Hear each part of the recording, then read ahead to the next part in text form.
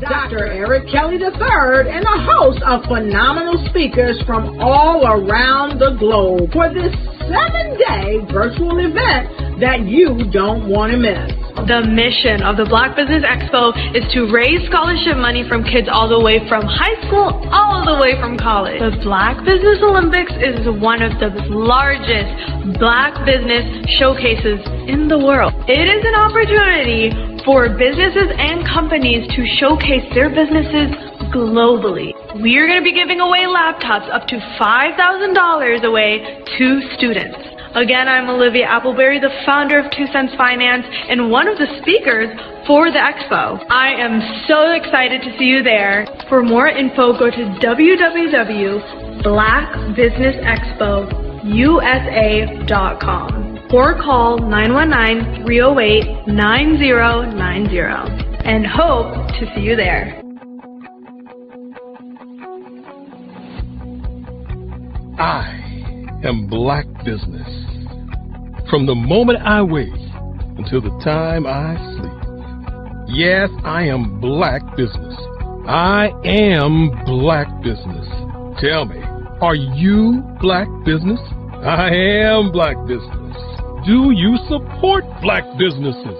Listen, I support Black business because I am Black Business. Black Business Expo, one of the largest business showcases in the history of Black business in the world. The world! Sign up today at www.blackbusinessexpousa.com or call 919-308-9090. I am Black Business. I am Black Business. From the moment I wake until the time I sleep, I am Black Business. I am Black Business. Are you Black Business? I am Black Business. Do you support Black businesses? I support Black business because I am Black Business. Black Business Expo, one of the largest business showcases in the history of Black America in North Carolina. Join Dr. Eric Kelly III and a host of phenomenal speakers from all around the globe for this 7-day virtual event that you don't want to miss. The mission of the Black Business Expo is to raise scholarship money from kids all the way from high school all the way from college. The Black Business Olympics is one of the largest Black business showcases in the world. It is an opportunity for businesses and companies to showcase their businesses globally. We are going to be giving away laptops up to $5,000 away to students. Again, I'm Olivia Appleberry, the founder of 2 Cents Finance and one of the speakers for the expo. I am so excited to see you there. For more info, go to www.blackbusinessexpousa.com or call 919-308-9090 and hope to see you there. I am Black Business. From the moment I wake until the time I sleep. Yes, I am Black Business. I am Black Business. Tell me, are you Black Business? I am Black Business. Do you support Black businesses? Listen, I support Black business because I am Black Business. Black Business Expo, one of the largest business showcases in the history of Black business in the world.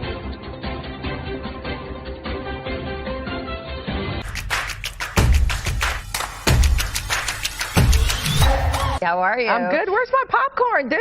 Listen, if you do a good job on this interview, you get some popcorn. That's the deal. That's the deal you make with your nugget. Ow!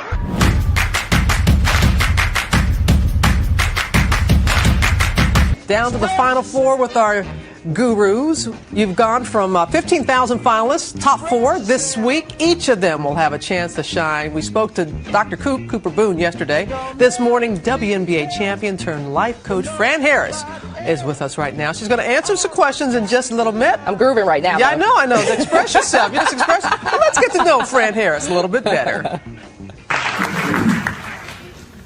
Love and happiness.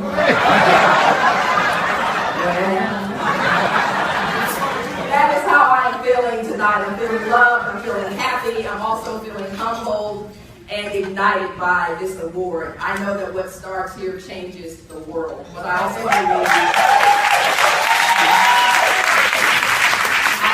believe that in order to continue to change the world, we must challenge what we do here.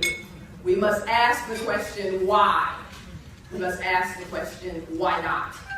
Why are there not more black instructors at the University of Texas?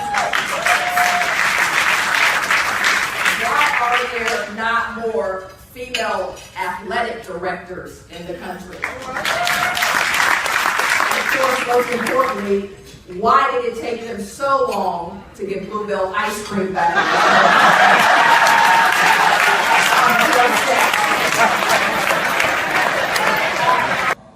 Absolutely. It's a great comparison to Steve Jobs. I mean, 2 years ago, Brian, nobody even knew who this guy was. It wasn't until I saw him on Oprah that I had any sense for who he was. I didn't know he was a senator. But that shows you the power of marketing and branding. I think there are resolutions to any problem. I really do. And sometimes it's not going to be the one you want. I mean, if you came to me and talked to me about your nugget, there's some things you're not going to want to hear.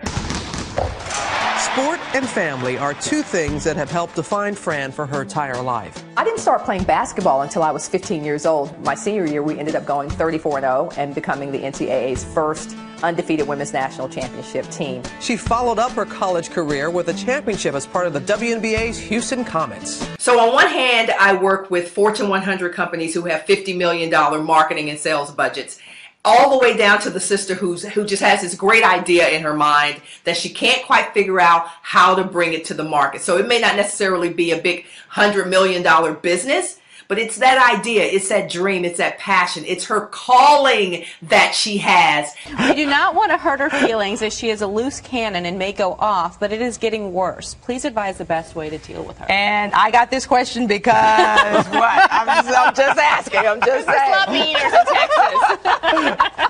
Let's get Fran all the really disgusting questions. I'm going to talk to you about the 3 C's of badass championship teams.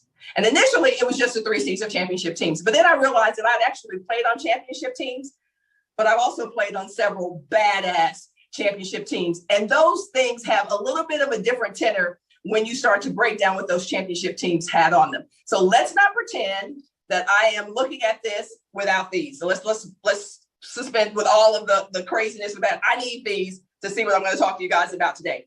So the 3 C's of badass championship teams. Let's start with covenants.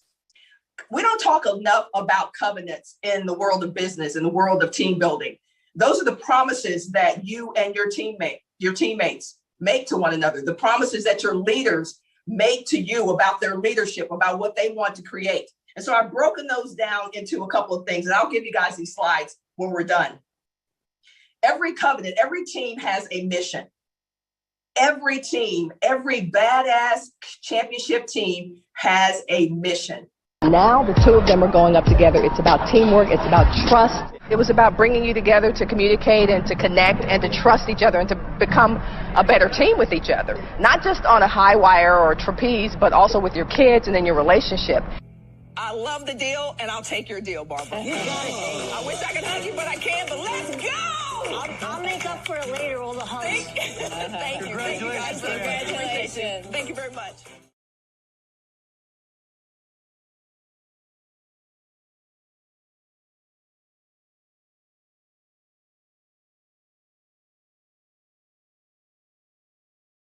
Over the past few years, we've seen the growth of existing and new initiatives focused on financial inclusion, building global networks, and reducing the wealth gap in response to the idea there's not enough seats at the table.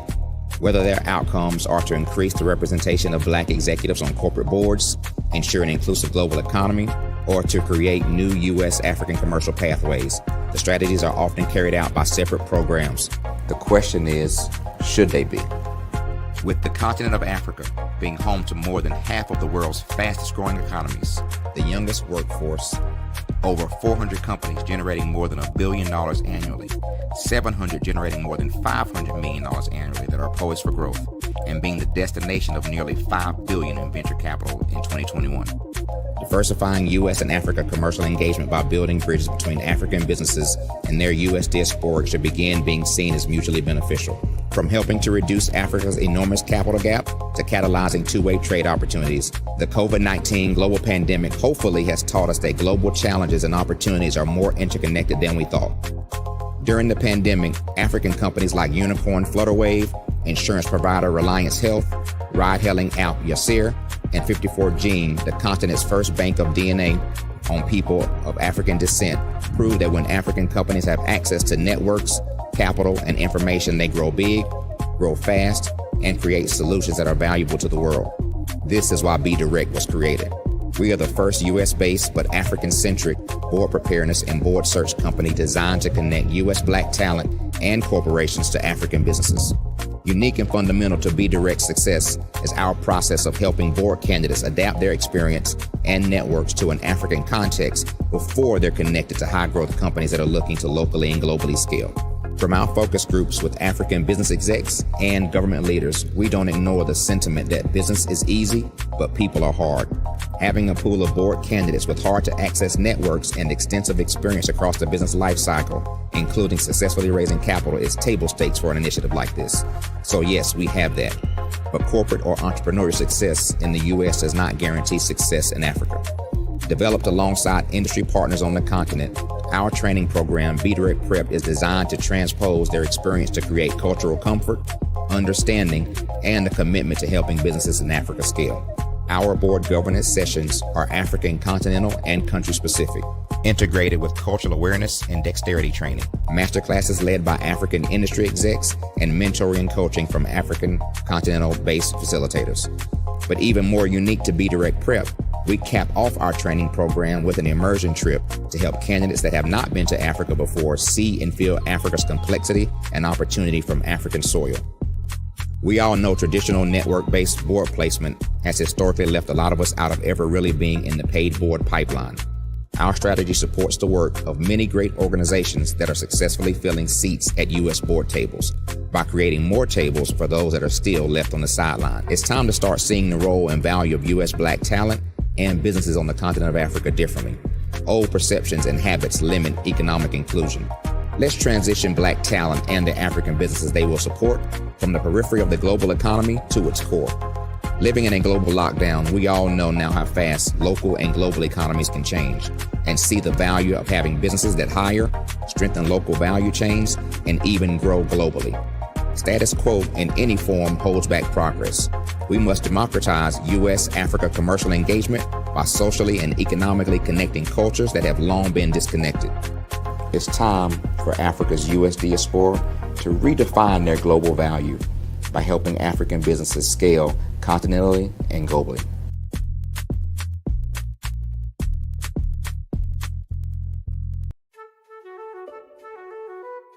This is Dr. Arnold T. Petsworth. He's the owner of Petsworth Vet World, a veterinary clinic in Hopton, Connecticut. His patients include dog, cat, frog, fish, Goldie, dog, and this alpaca. Due to doctor-patient confidentiality, we can't tell you their names. Business at Vet World was steady, and then quarantine hit. Neighbors brought new four-legged friends into their homes. Bunnies. Bunnies everywhere. Dr. Petsworth welcomed these new patients with open arms. The only problem? There were more appointments than he could manage. That's when Dr. Petsworth turned to his American Express business card, which offers spending potential that's built for his changing business needs. He decided to hire a new assistant, Julio, and with spending power built for business purchases, he used his card to furnish a new exam room. Together, Dr. Petsworth, Julio, and American Express Business made sure all the pets of Hopton got the love and care they deserve. And everyone was happy. Get the card built for business by American Express. Bravery is not the absence of fear, but the ability to overcome it. We stand for those who defy suppression, who speak out, and those who walk the road less traveled. Everyone deserves to be seen and their voices to be heard. we're sparking a movement, growing a community of creators united by the desire for freedom, choice, equity, and ownership. At Fanbase, it's all for one and one for all. We support each other to guide, promote, and uplift you in a place where you can unapologetically be yourself. A place where your voice, ideas, and creativity are not just welcomed, but celebrated. We are Black founded, minority funded, and supported by a diverse, inclusive, powerful community that believes in the strength of authenticity and individual choice. Regardless of success or background, we welcome you. The marginalized, the underappreciated, the successful, the superstar. We're for all who seek a space to express themselves freely, where they are rewarded for being their authentic, true self. We transcend labels because only we have the right to define ourselves. We are built for the brave, the culture, the creators, and for the future where everyone has a power to shape their own destiny, where all are empowered, voices are amplified, and freedom is embraced. For the first time, you have a chance to own the platform you helped make popular. It's a revolution, a movement in how we connect, create, and share. Everyone is a creator, and everyone has a fan base. Here, you can be you without limits.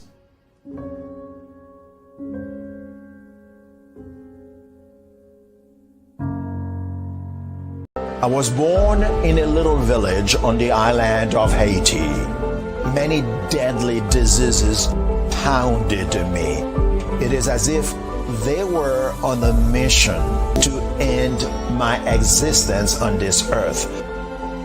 I refused to give up. In 1983, I left Haiti and came to the United States of America. And I came with $5, 2 shirts. I didn't speak any English. I came to Atlanta. I got a job. I was a doorman. I was a doorman with a dream. What I used to come on stage. I'd rehearse this moment that I'm standing in front of you. That's the power of a dream. Maybe today is the day you begin acting as if you already have it. And then step out with full force. Take a risk.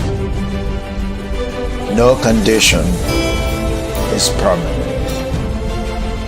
Don't let your situation distract you. You are chosen.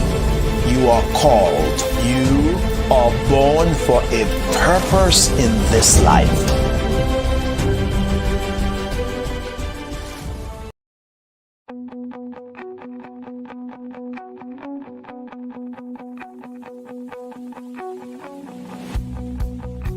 I am Black Business. From the moment I wake until the time I sleep. Yes, I am Black Business.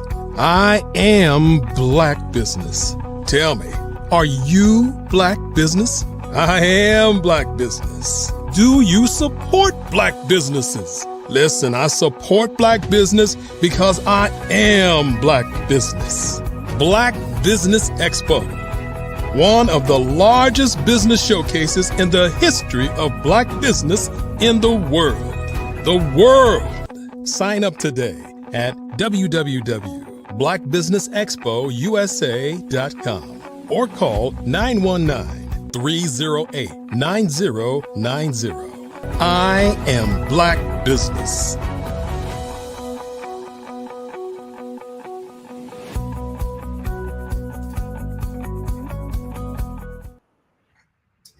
Good afternoon, business owners, entrepreneurs, thought leaders, and corporations. Welcome to the Black Business Network.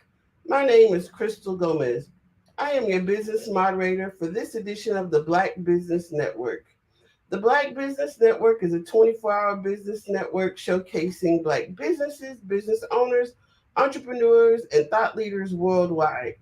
We have speakers from North Carolina, London, Singapore, Africa, Japan, and cities all over the United States.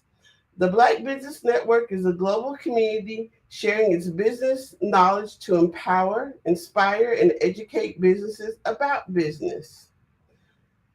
Andrea Edwards is a multi-best-selling author, devoted mother, and dedicated advocate for A21.org, committed to ending modern-day slavery and human trafficking. As a driven entrepreneur, she is the founder of the Table of Content Digital and Affiliate Marketing, Global Kids Speak LLC, and a founding member of Voice Matters Global LLC. As an accredited coach, speaker, mentor, and media personality, she discovered her power voice under the mentorship of the legendary Les Brown. She is further enriched by John Talrico's thinking into results methodology. She now empowers youth through public speaking, mindset transformation, and self-development. I present to you Andrea Edwards. Hello. Thank you so Hello. much for that amazing introduction. You're welcome. You're welcome. I look forward to learning more about you. Thank you. Thank you so much. Now, I am just excited to be here with you today to share about the power of storytelling because who doesn't love a good story? Now, I'm just not going to be talking about telling a good story. I'm going to be talking about the use of pathos, logos, and ethos. And what does these fancy words mean? Now, before I speak to you as a coach, author, speaker, just allow me to speak to you as a woman, one who had once stood in silence, afraid of her own voice. I was born in Guyana, which is in South America. I migrated to Barbados at a young age. And as a child, I had so many dreams. I dreamt of being a ballerina, a supermodel, a pilot. I had dreams that danced my heart.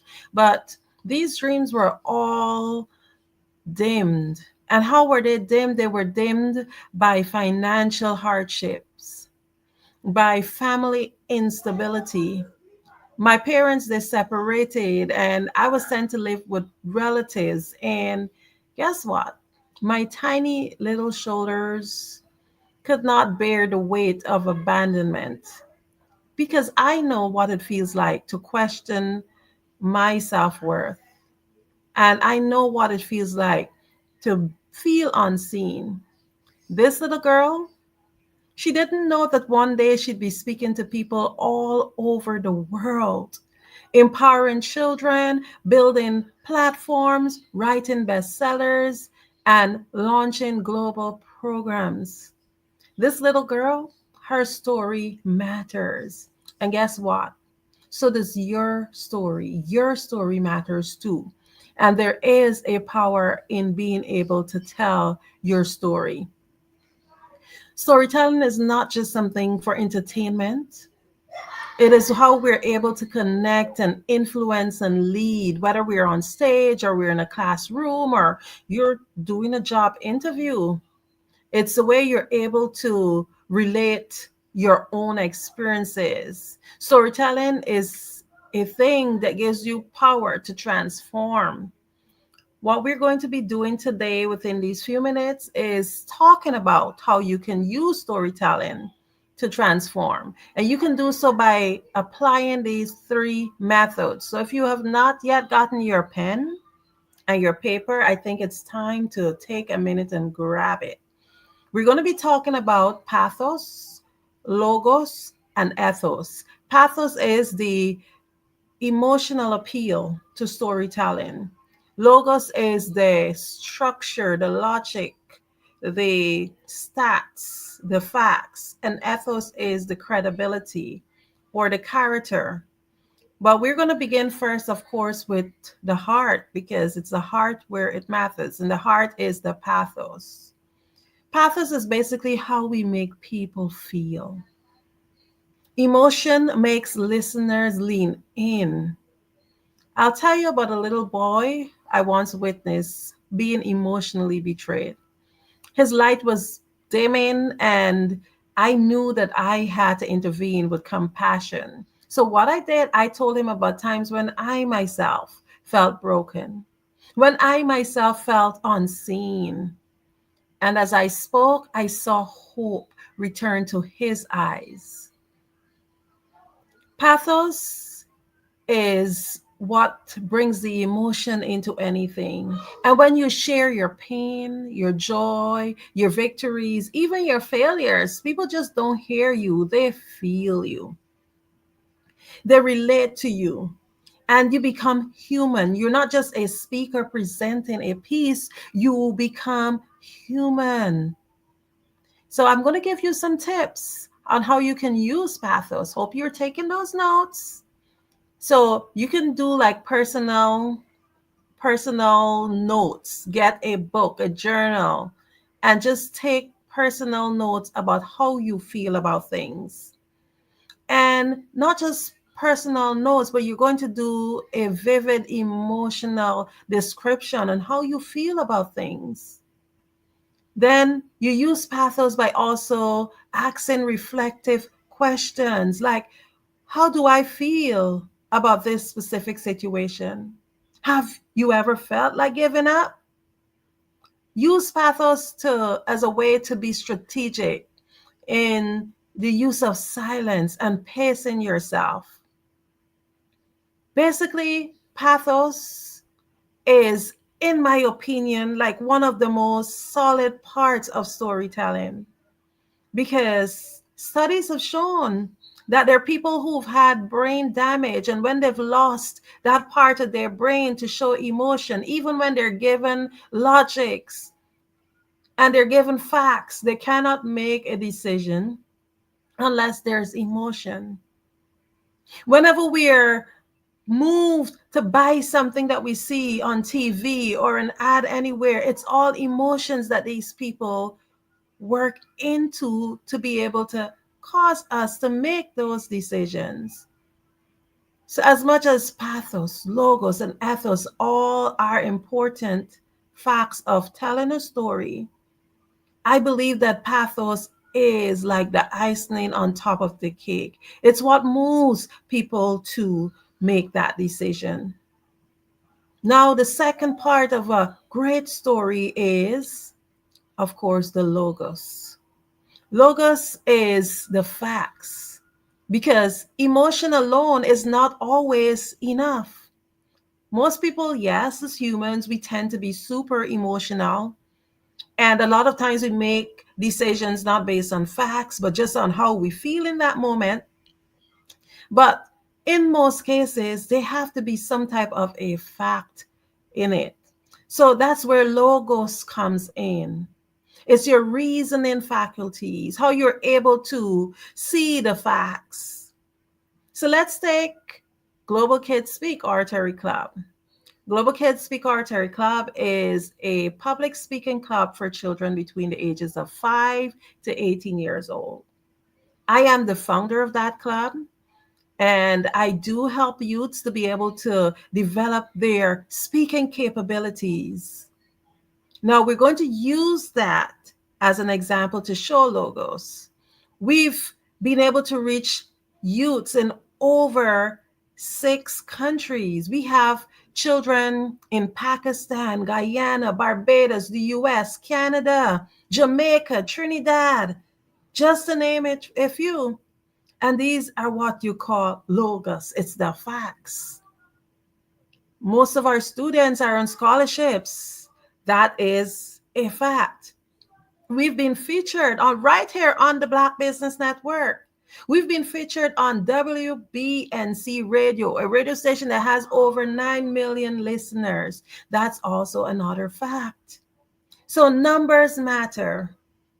We've had students who've been able to go through our program, and because of being in that program, they were able to go to other platforms and excel in public speaking. Those are facts. So how do you use logos? You use logos for statistics and trends, Or if you're doing a presentation, logos is how we do step by step. Step 1, step 2, step 3. All of those things are logos. Cause and effect. Or to address questions with reasons. All of these things are the logos part of a story. Now we're going to go to the third part of a storytelling. Whether you're writing this story, whether you're speaking this story, ethos is your credibility. Like, who are you? Who is this woman that think that she can come and talk to you about telling your story? Who is this woman that think that she can come and tell you how you can become a great public speaker? Ethos is the credibility. Why should others believe you? Not just because you have a mic or a degree or a title, but because your actions reflect your words. I'm here not because I'm perfect. I'm here because I've done the work. Year after year, I've mentored kids. And not only have I mentored kids, but I have been mentored by the GOAT himself, the greatest of all, Les Brown. He mentored me. He taught me the skills in public speaking. I prepared myself. I humbled myself. I committed myself. So ethos is earned through consistency. It's earned through authenticity, through experience, and through values and action. You gain trust by sharing your resume and also by your resilience. Have you been able to stand up? So I want you to just picture speaking to teens who are in crisis. You begin your story, one of depression. That would be pathos because there's emotion. Then you share 3 proven steps on how you can overcome this crisis, and that would be logos. Then you remind them that this is your lived experience. You yourself were a teenager. You yourself have been through, or even if you haven't gone through, you have a child who've been through, or you've been dealing with other children who've been through similar situations. But that would be your ethos. Now, you're not just speaking, but you're moving people. So when pathos touches the heart, logos informs the mind, and ethos earns the trust. And there is when your story becomes transformative. Now, I want you to just ask yourself, what is your story? What is that story that you have within you that someone is waiting to hear? What truth do you have that you hold that could liberate someone else? Someone out there is waiting. They're waiting for your story. They're waiting to be told, to be reminded that they're not alone. Many times we are afraid to speak up. We're afraid to share. But I just want to encourage you to share now. Share your brokenness, because part of the pathos path is being vulnerable, being able to show your scars, share your lessons, because your lesson might be the solution for someone out there, something that they're going through. And being able to tell your story, you are able to win your audience. Because people now, they buy from people that they can connect to. People don't want to buy from corporations which are faceless. The people who support you the most are the people who know your story. They feel you as a person. You've been able to bridge that gap between your life and their life, and they feel you and they support you. And that can only be done in the power of storytelling.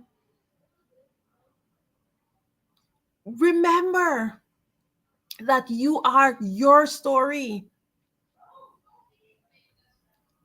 If you want to be able to monetize, you have to be able to become vulnerable. I'm not saying that you go out there and you tell every single thing, but there are certain parts of you you have to be willing to let go and share with the world, share with your audience so that they can see that you are a person, that you are human. Because we're all humans. And part of being a human being is to make mistakes, the air. Part of being a human being is being perfectly imperfect. If you want to be able to sell to your audience, you have to be able to bridge that gap. If your audience believes that they cannot reach you because you are so perfect, then they will not be able to connect with you. They will feel as if they're not deserving to be around you because you are in a different category that they're in. You cannot relate to them. Imagine trying to sell something to someone who cannot relate with you because they believe that you have not actually gone through their story, their struggle. You won't really understand what is it like to be them. And can you imagine being vulnerable, being open, telling your story and bridging that gap? Helping your audience, even if they themselves, they're not experiencing that same story, but you may be able to help them to feel your story through the use of your words. Now, let's get into that a little bit more.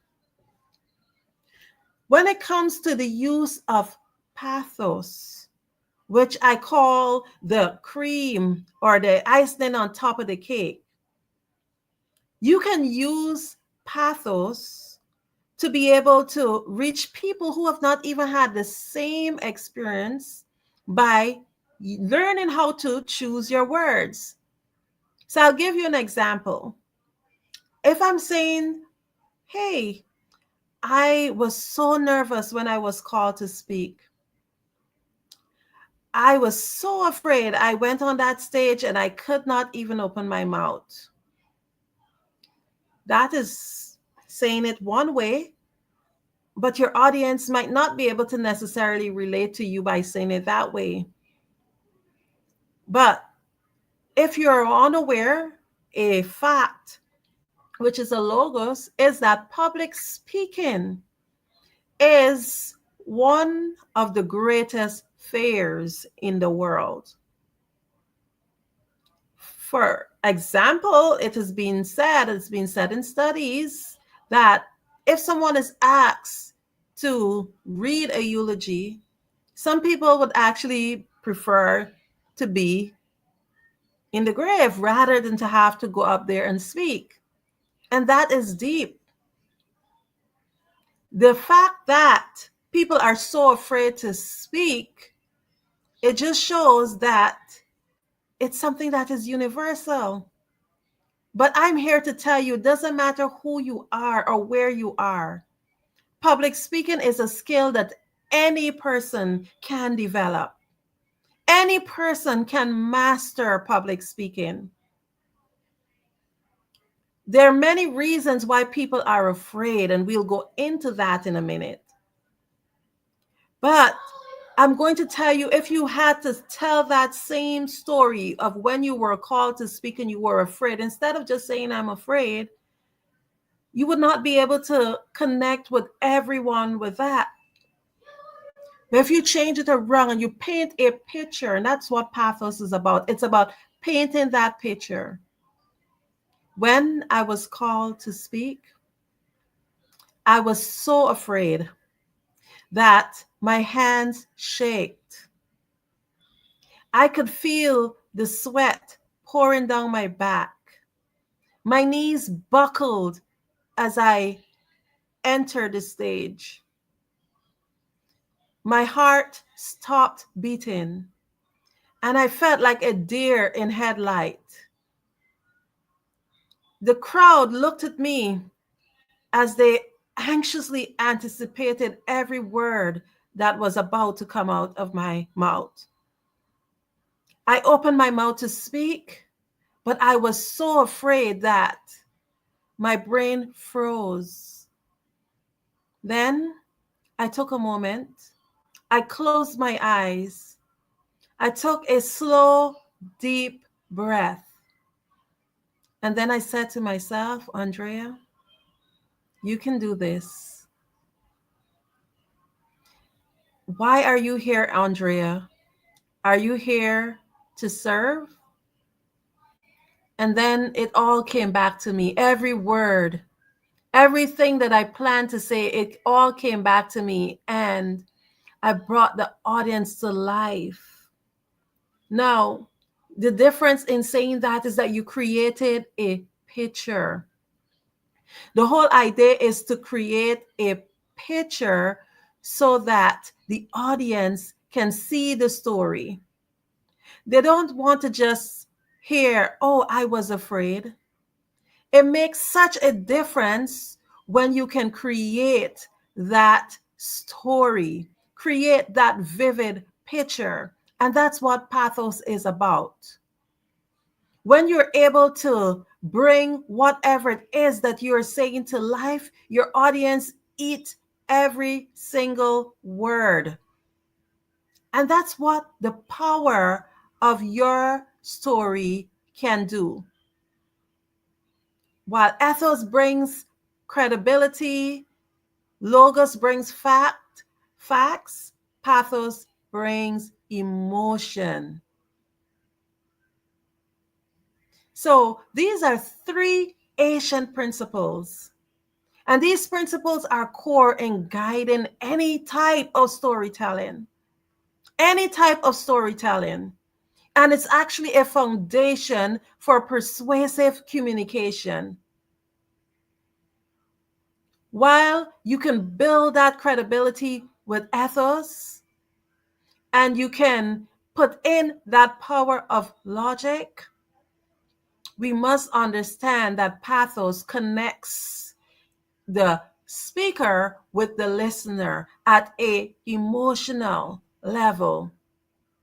Pathos actually taps into things like our joy, our fear, our anger, sadness. And those are the things that connects each of us as humans. We've all had those emotions. When we're able to tell our story and let the audience know when we felt fear, anyone can relate to that. When we felt hope, anyone can relate to that. Because at the end of the day, people may forget the details on the data or the statistics, but they will never, ever, I guarantee you, forget the way you made them feel. Humans are emotional creatures, and they're driven by emotions. And as I mentioned before, it's based on a psychological study. Neuroscience has revealed that our decisions are deeply rooted in feelings. Our emotion can overpower rational thought. And I want you to be honest with yourself. When you think about it, it's the truth. Our emotions overpower rational thought. So in my opinion, pathos is the most powerful element in storytelling. In the world of marketing and advertising, everything is based on emotion. The most successful advertisements are not the one that list what the product can do. It's the ones that tells a story, an emotional, heartwarming story, or a message that taps into our fears. Sometimes FOMO, or fear of missing out. Sometimes we just want it because everybody else have it. And it's a strategy. It's the strategy that ads use to help people to buy, to donate, to support. It's something that always works. The emotional connection. Maya Angelou says people will forget what you said. People will forget what you did, but people will never forget how you make them feel. When you tell a story that evokes strong emotional response, you are building that gap between you and your audience. One that goes above the exchange of information. One that fosters a connection. Why do you think some customers keep coming back to you when everybody else is selling the same thing? That's because you've built a connection. They come back because it's you. So if you're out there and you have a business, if you're on social media, you have a platform, whatever it is you're doing, connect with your audience. Be authentic. Let them know that you are human. Build that connection. Be real. Do not be superficial. Allow them to see you as you are. And that will build a connection that will last. They will always remember how you made them feel. And how you can do that is by always leaving everyone with a sense of increase. Now, I'm going to give you a little example, another example of the difference of telling a story with and without the use of pathos. For example, my grandmother passed away last year. She was 86 years old and had lived a full life. We held a funeral for her memory, and that is pathos. That's without pathos. Now imagine if you put emotion into it. Hear the difference. She was only 86 years old. I still hear her soft laughter echoing my mind. The way she'd hum her favorite song while cooking. When she held my hand, it felt like warmth and wisdom wrapped in one. Losing her left an emptiness I cannot describe, but I carry her love with me every day. There's such a difference in the two, because I could literally see the grandmother. I could literally hear her singing. I could see her in the kitchen moving around. I know what it feels like to feel the hand of someone who loves me on my hand. And although it's not my grandmother, I feel right now in this moment as if I've lost her.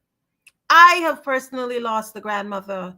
So I definitely can connect with anyone who would tell a story in this way. I just want to remind you that it's important to ensure that you master your story. What is it? What is that story that you have that someone is waiting to hear? What is that story that you have not written as yet? What is that story that you have that is waiting to change someone's life, yet you're holding on to it? I encourage you to take these steps.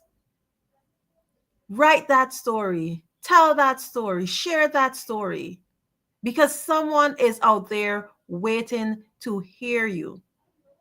Tell the story of the mountain you climbed. Your words could become a page in somebody else's survival guide.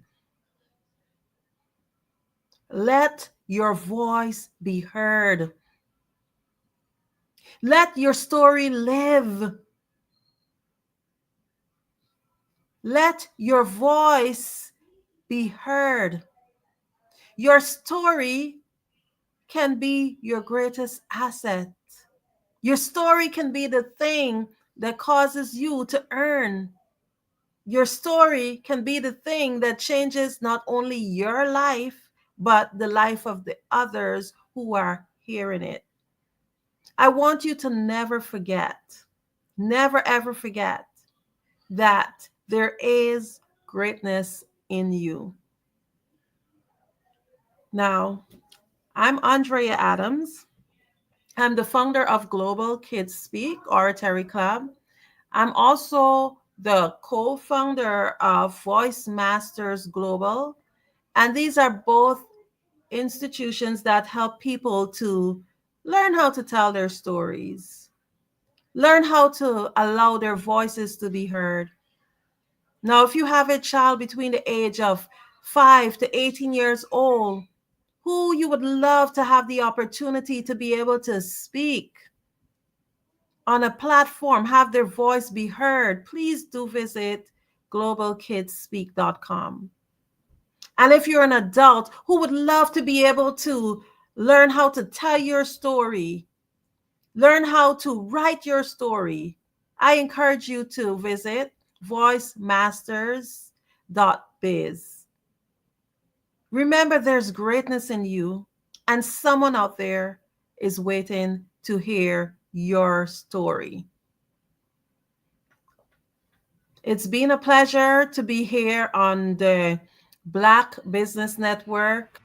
Again, I'm Andrea Adams, and thank you so much for giving me this opportunity to be able to share with the audience about the power of storytelling.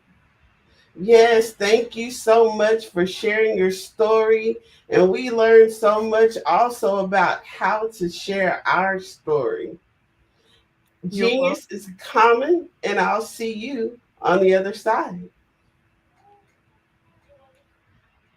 The Black Business Expo's mission is to raise funds for high school seniors going to college or K-12 entrepreneurs. The expo is a fundraiser for students.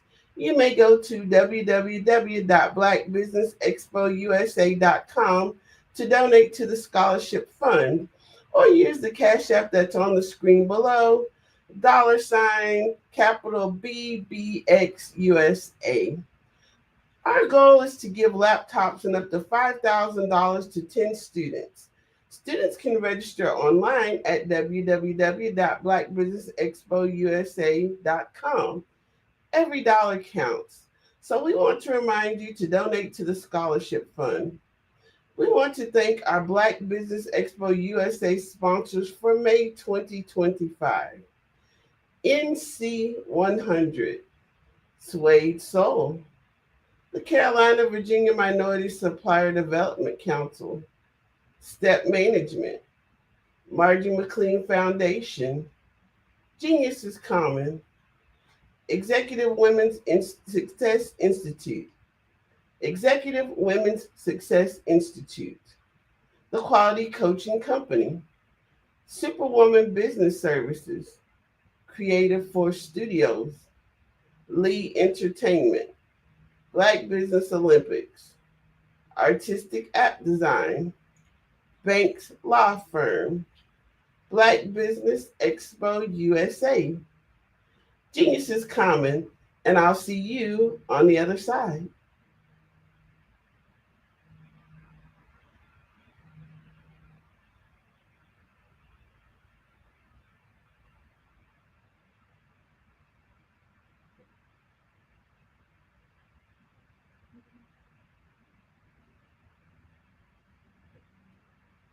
I was born in a little village on the island of Haiti. Many deadly diseases pounded me. It is as if they were on a mission to end my existence on this earth. I refused to give up. In 1983, I left Haiti and came to the United States of America. And I came with $5, 2 shirts. I didn't speak in English. I came to Atlanta. I got a job. I was a doorman. I was a doorman with a dream. What I used to do, I used to come on stage. I'd rehearse this moment that I'm standing in front of you. That's the power of a dream. Maybe today is the day you begin acting as if you already have it. and then step out with full force. Take a risk. No condition is permanent. Don't let your situation distract you. You are chosen. You are called. You are born for a purpose in this life.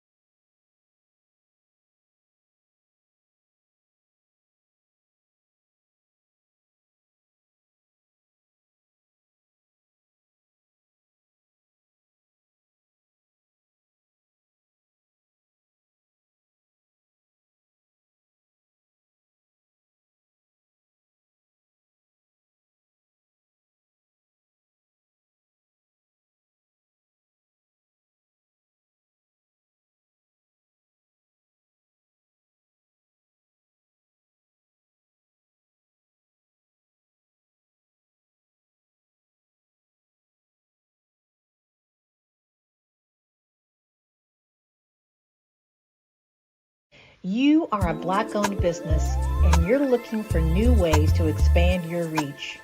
Or you're a creative and you have an amazing story that needs to be told, seen, and heard. Well, at Fave Unite TV, we're streaming the diverse and authentic narratives of Black American culture.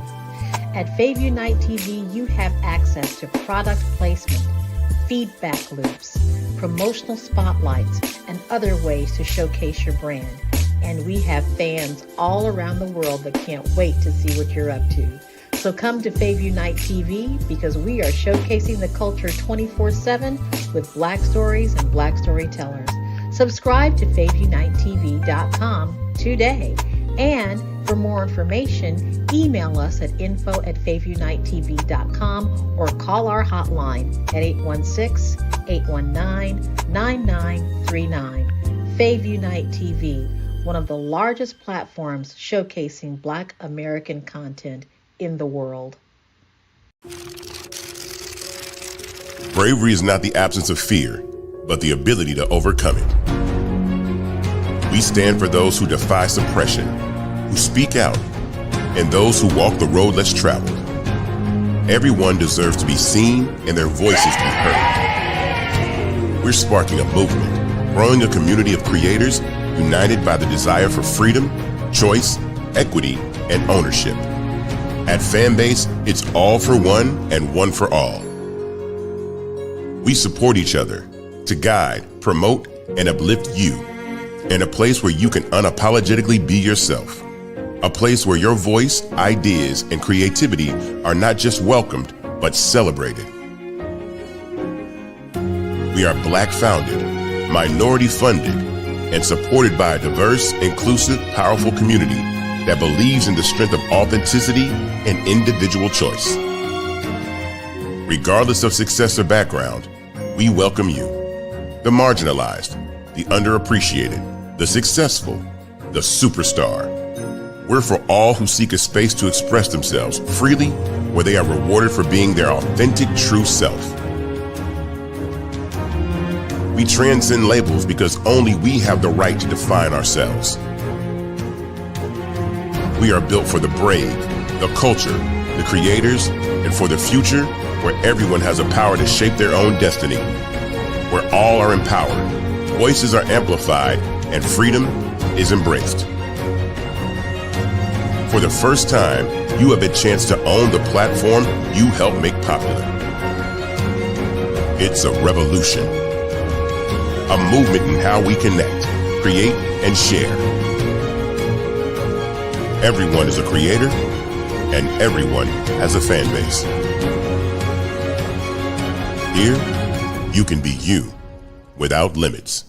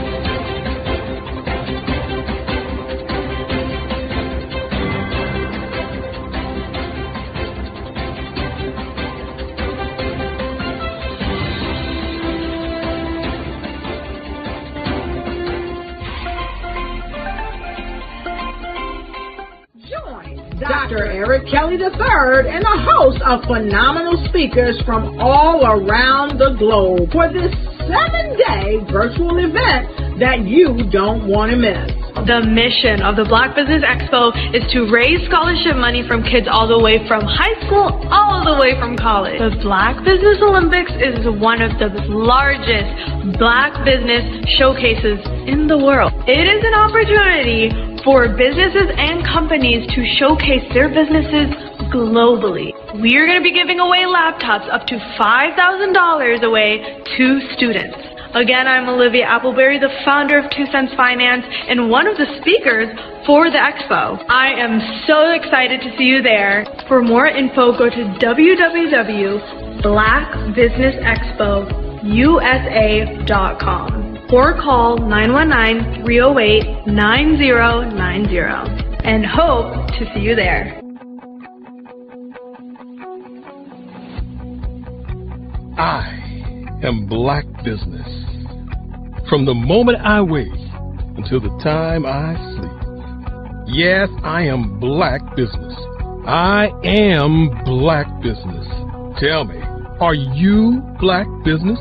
I am Black Business. Do you support Black businesses?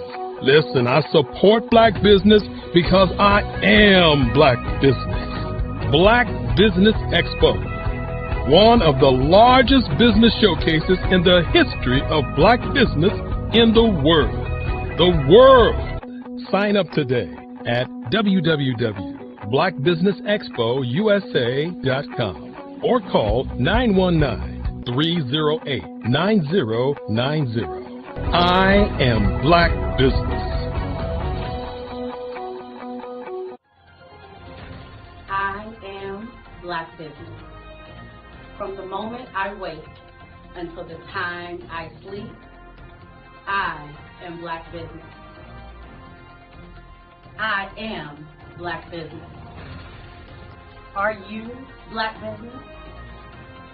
I am Black Business. Do you support Black businesses? I support Black business because I am Black Business. Black Business Expo, one of the largest business showcases in the history of Black America in North Carolina. Join Dr. Eric Kelly III and a host of phenomenal speakers from all around the globe for this 7-day virtual event that you don't want to miss.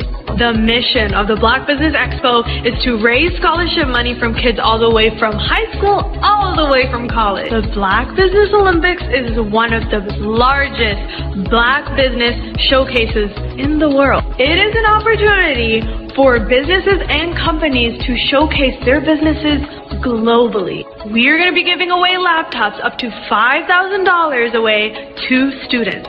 Again, I'm Olivia Appleberry, the founder of 2 Cents Finance and one of the speakers for the expo. I am so excited to see you there. For more info, go to www.blackbusinessexpousa.com or call 919-308-9090 and hope to see you there. I am Black Business. From the moment I wake until the time I sleep. Yes, I am Black Business. I am Black Business. Tell me, are you Black Business? I am Black Business. Do you support Black businesses? Listen, I support Black business because I am Black Business. Black Business Expo, one of the largest business showcases in the history of Black business in the world.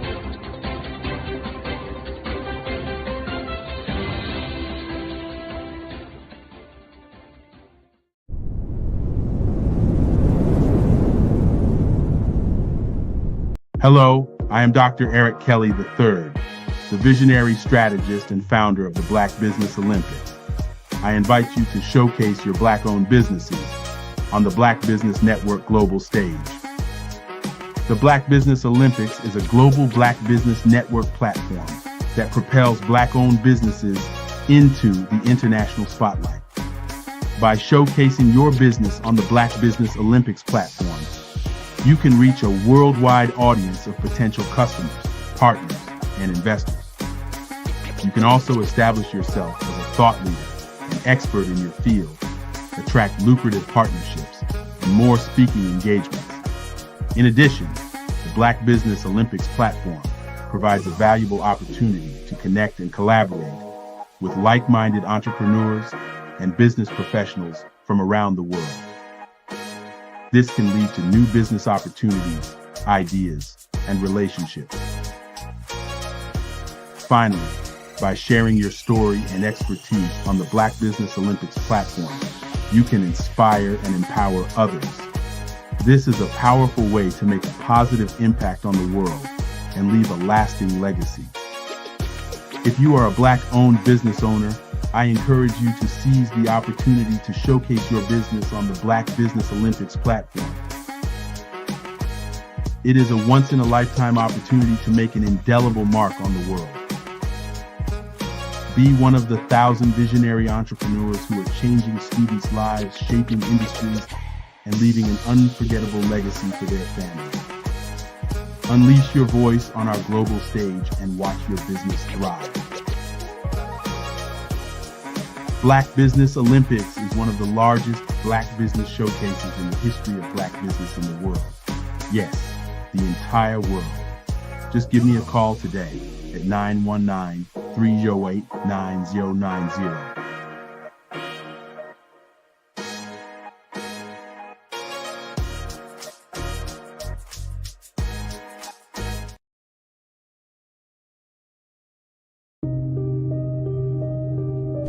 The Black Business Expo is changing my life.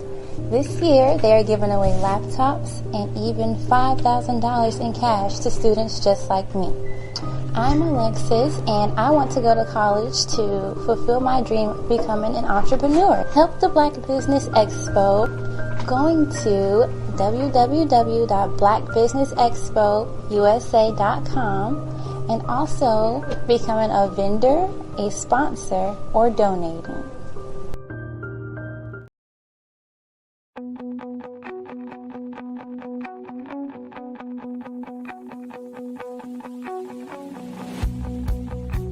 I am Black Business. From the moment I wake until the time I sleep. Yes, I am Black Business. I am Black Business. Tell me, are you Black Business? I am Black Business. Do you support Black businesses? Listen, I support Black business because I am Black Business. Black Business Expo, one of the largest business showcases in the history of black business in the world. The world! Sign up today at www.blackbusinessexpousa.com or call 919-308-9090. I am Black Business.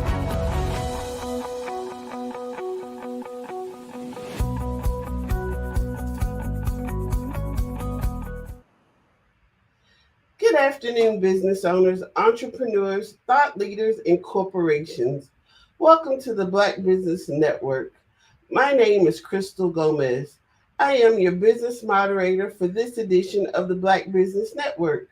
The Black Business Network is a 24-hour business network showcasing Black businesses, business owners, entrepreneurs, and thought leaders worldwide. We have speakers from North Carolina, London, Singapore, Africa, Japan, and cities all over the United States. The Black Business Network is a global community sharing its business knowledge to empower, inspire, and educate businesses about business. We will be doing a fireside chat with Reverend Maurice L. Butler. Reverend Maurice L. Butler is the founder and CEO of DX Tech Solutions. The DX Faith Network is a live stream TV and events management platform created to amplify faith-based and nonprofit voices addressing critical social cause issues, streaming across the web, mobile, Roku, Fire, and Apple TV. Their mission is to provide transformative, value-driven content for the BIPOC communities globally.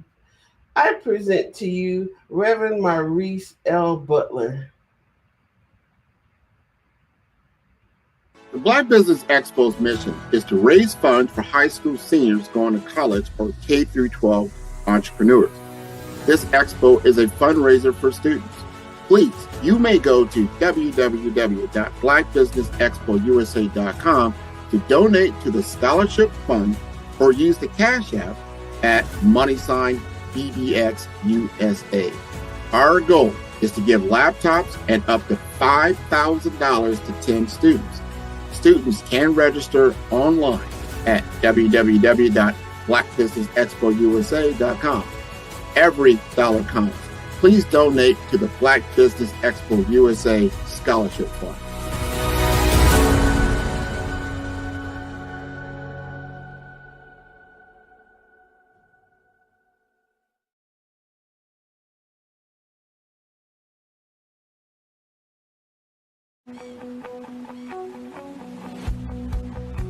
I am Black Business. From the moment I wake until the time I sleep. Yes, I am Black Business. I am Black Business. Good afternoon, Mr. Butler. How are you this afternoon? I'm well. Kristen? How are you? Good, thank you. Well, I look forward to learning more about your community. All right. So if you could please tell us, what are some of the most significant functional areas where many small business leaders are failing to keep pace with technology innovation? Okay, well, thank you for asking that question. One of the, a few of the areas that we are most concerned about, and this is from the consulting side of the business, which is DX Tech Solutions. And basically what we're looking at are the business development, marketing, and sales areas, as well as how small businesses perform products and service development activities, how they look at their product service and delivery, as well as their HR, administration, and customer services. Wonderful. So why have you listed business development, marketing, and sales as the first functional area? Well, Crystal, one of the things that we must recognize, and particularly those of us that are Black-owned businesses, because we have not historically, in many cases, been formally trained in terms of business, but business has everything to do with generating income. If we're not generating income, so we don't have a good business development plan or marketing strategy or sales plan, it's very difficult for us to generate the revenue, which is the lifeblood of most businesses. And so without a strategic business development and marketing and sales plan that leverages technology, business leaders in many cases are just aimlessly trying to grind it out to find opportunities without utilization of some valuable and empowering tools and resources. So why is it that you believe that small business owners are so behind in adopting and using technological solutions in the functional areas that you mentioned? Well, if you look at, again, and again, I want to give some context behind my answers, because we need to understand that businesses are owned by different generations. And so if we look at those that are from primarily the baby boomer generation, many of us are not technology literate. And so we have some difficulties adopting technology because we really don't understand technology. And so if we look at the younger generation who are using technology and incorporating it in their businesses, they're flourishing in some wonderful and creative areas. So I wanted to just give some context in terms of the question, because small businesses that particularly are product sales oriented, whether it's from the baby boomer generation, Generation X, Y, or what have you, product sellers and resellers have a more robust adoption of technology versus service-oriented companies. And that's where our main focus is, in looking at those organizations that are providing professional services and how are they adopting and using technology to drive business into their organizations. And then if you look at the way that leads are generated and how we are actually finding opportunities, technology plays a tremendous role, in helping us to do lead generation as well as qualifying prospects and so forth. But we need to just understand that, again, based on the generation, some of us are behind the curve, in terms of adopting and utilization of technology broadly and within our organizations. So with that in mind, what do you recommend as a solution to help Black-owned small business owners catch up and keep with the pace of technology, as it's a critical, business tool and resource? Well, Crystal, I'm glad you asked that question, because one of the things that we need to recognize as Black business owners and executives is that we have to, at that leadership level, at least have a good understanding and knowledge base of technology. And so I'm suggesting that everyone should have at least a technology management consulting firm or consultant that's working with them to basically help them understand, to provide the education and training that's critical to not only the leadership but teams at every level, to make sure that before we adopt or procure or even deploy technology in the environment, that the leadership has a great understanding of what that really and truly looks like. Yes, so please tell us why a technology management consultant is important. Well, again, if you look at the way most organizations, small businesses, whether they are Black-owned businesses or even others, adopt technology, they rely on pretty much their staff or someone that they know to recommend technology or technologists.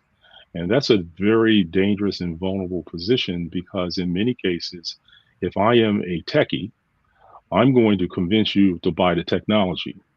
I'm not necessarily going to look at overall your business goals and objectives and try to help you understand how to adopt the technology that aligns with your business objectives and or goals.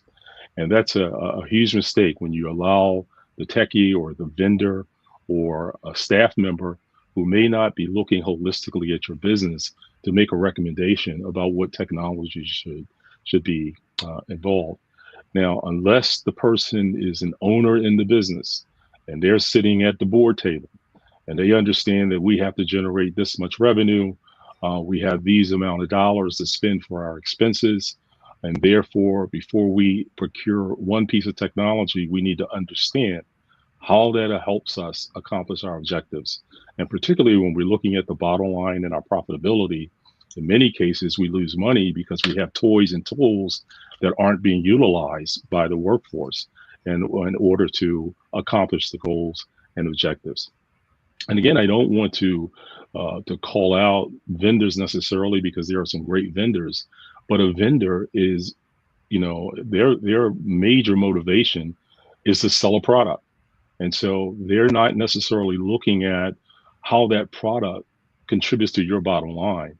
They're looking at the fact that I'm going to be able to sell that product into your environment, okay? And there are benefits for me doing that. And then, so a technology management consulting firm or consultant is objectively looking at and helping the leadership understand the whole purpose of adopting a particular technology or solution for their environment. What does that look like? And if the leader does not understand what that looks like in terms of the cost, as well as the benefit, and doing that cost benefit analysis, they're very vulnerable in terms of making some huge mistakes.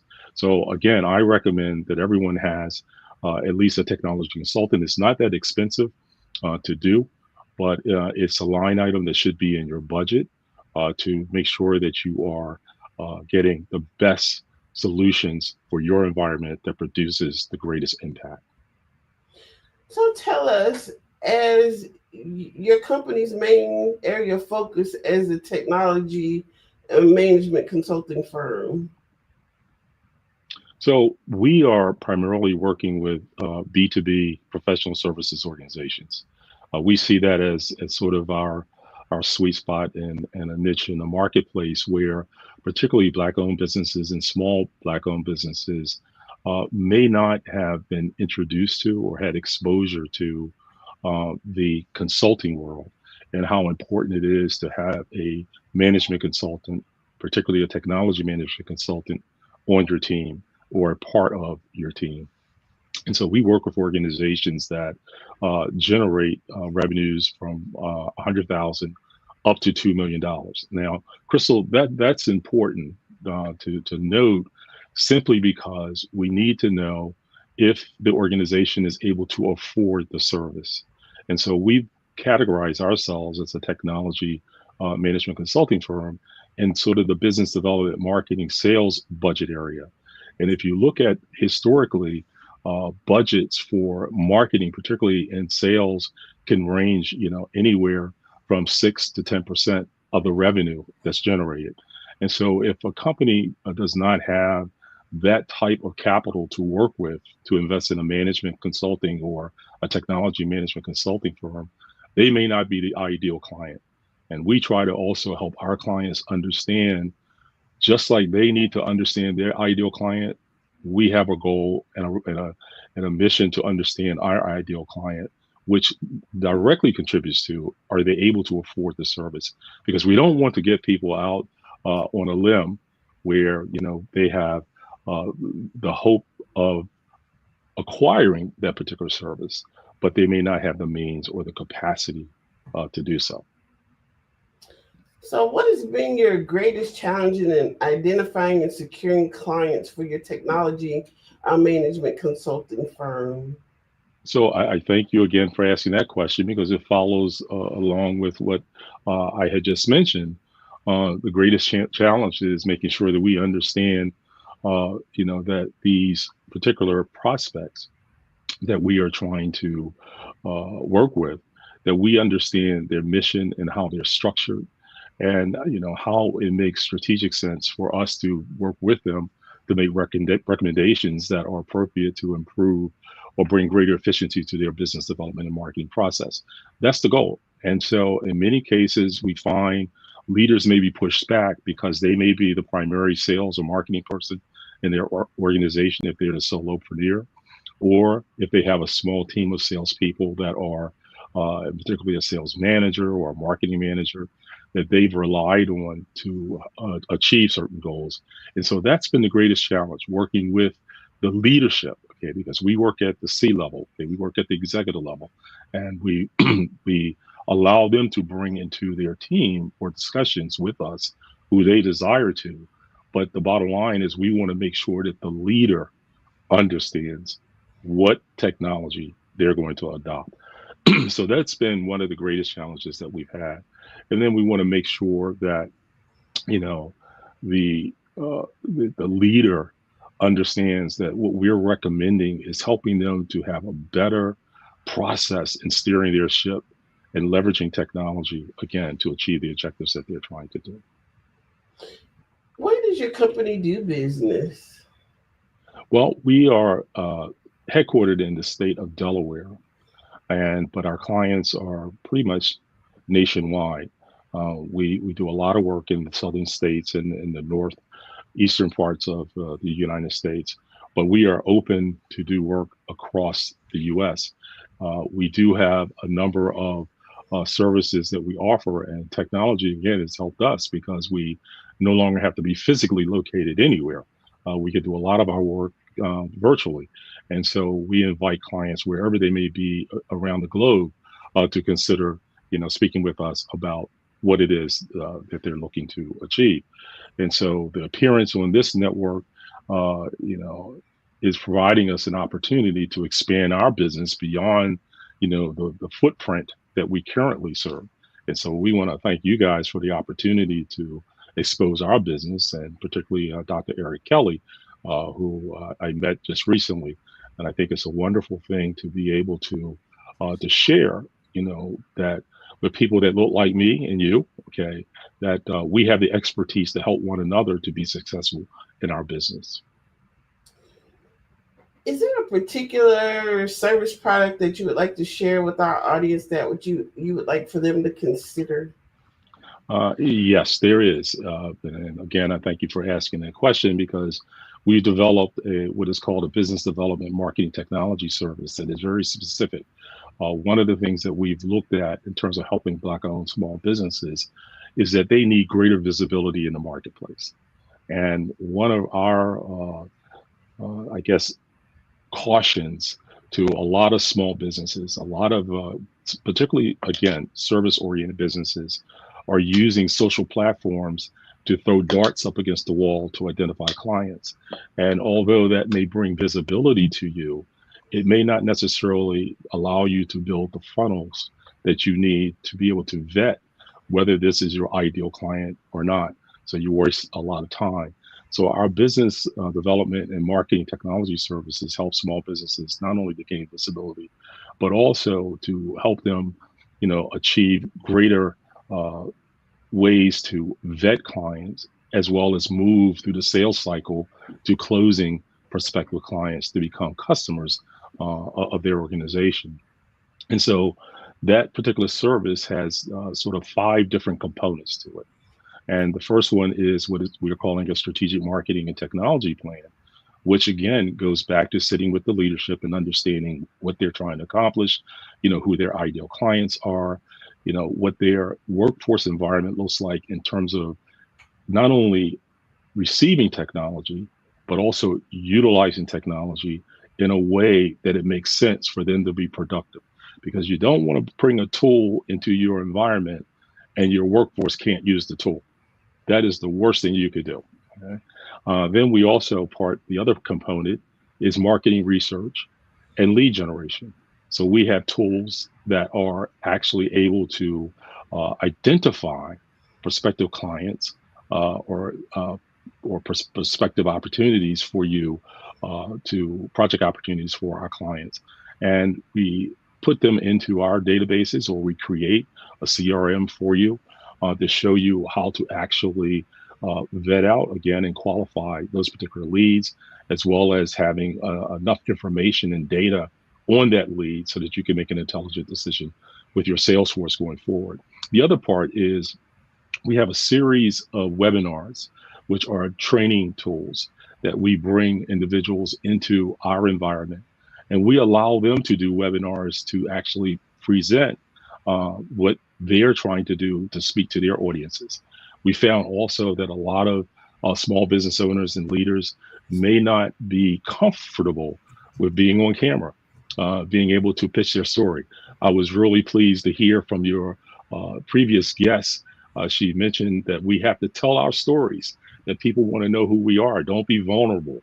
And so if I'm the owner of the business, somebody wants to know who the owner is. I'm not just buying from an avatar, but I'm buying from a real person. So we allow people to come on and to sort of experiment, okay, while also providing an education and training through our webinars. It's a way for them also to create content that they need to then publish to the various platforms or social media platforms or other platforms.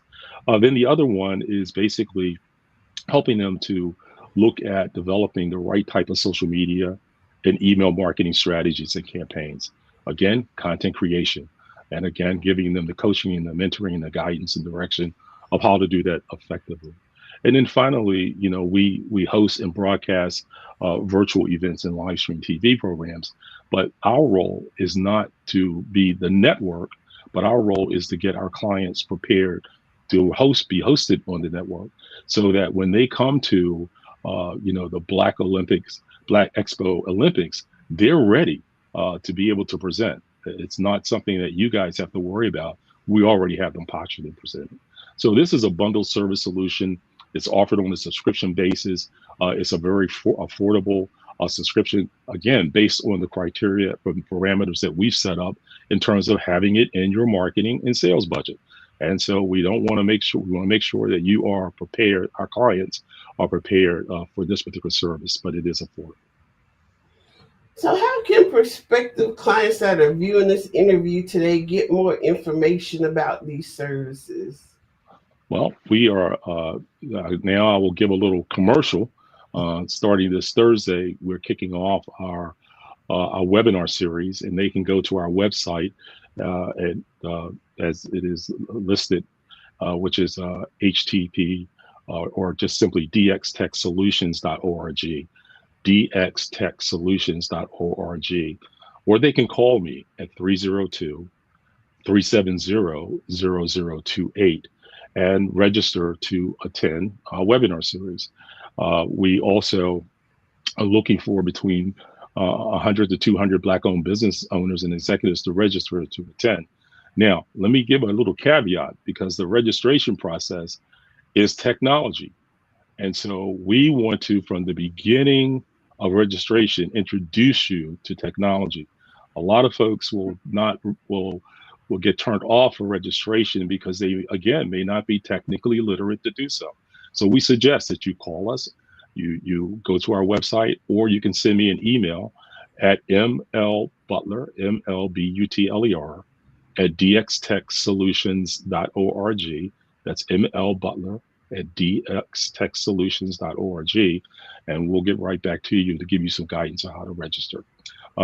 This workshop is basically, it's free, and we're looking for an opportunity to consult with those business leaders that would like to learn more. So we're offering for the first 25 persons that register that are attendees to this presentation to come, and we will provide an hour of free consultation about the services that we offer.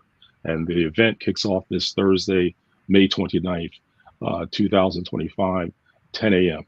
Eastern Standard Time. And so we hope that everyone that's listening will at least, again, contact me at mlbutler at dxtechsolutions.org, or call my number 302-370-0028, and come on and be a part of what we're trying to help you to do to be more productive, successful, and profitable in our small Black-owned businesses. So let's look at the big picture now. From your vantage point, what are the top functional areas where we're falling behind, and why does it matter more than ever? You listed business development, marketing, and sales first, but why are these areas particularly critical for small business survival and growth in today's economy? Well, if you don't have money, you can't do anything. You can't develop a product. You can't hire a sales force. You don't have, you can't pay for the utilities or any of the technology that you have. So you have to be focused on selling and developing business. Period. That's if you're not looking at and if you look at the research in terms of particularly professional services organizations, there is an average amount of monies per project, per deal that you should be making, and you need to know what that is.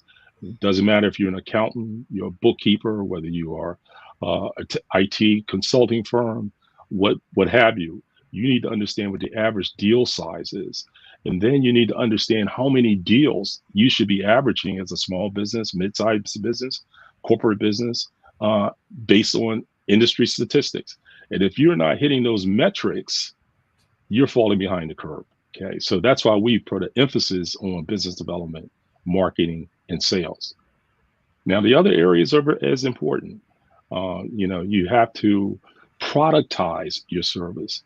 So you simply can't come up with a service idea, but it's all over the map. It's not productized, so people really can't understand it. So you have to be very clear and concise, and that's what productization does.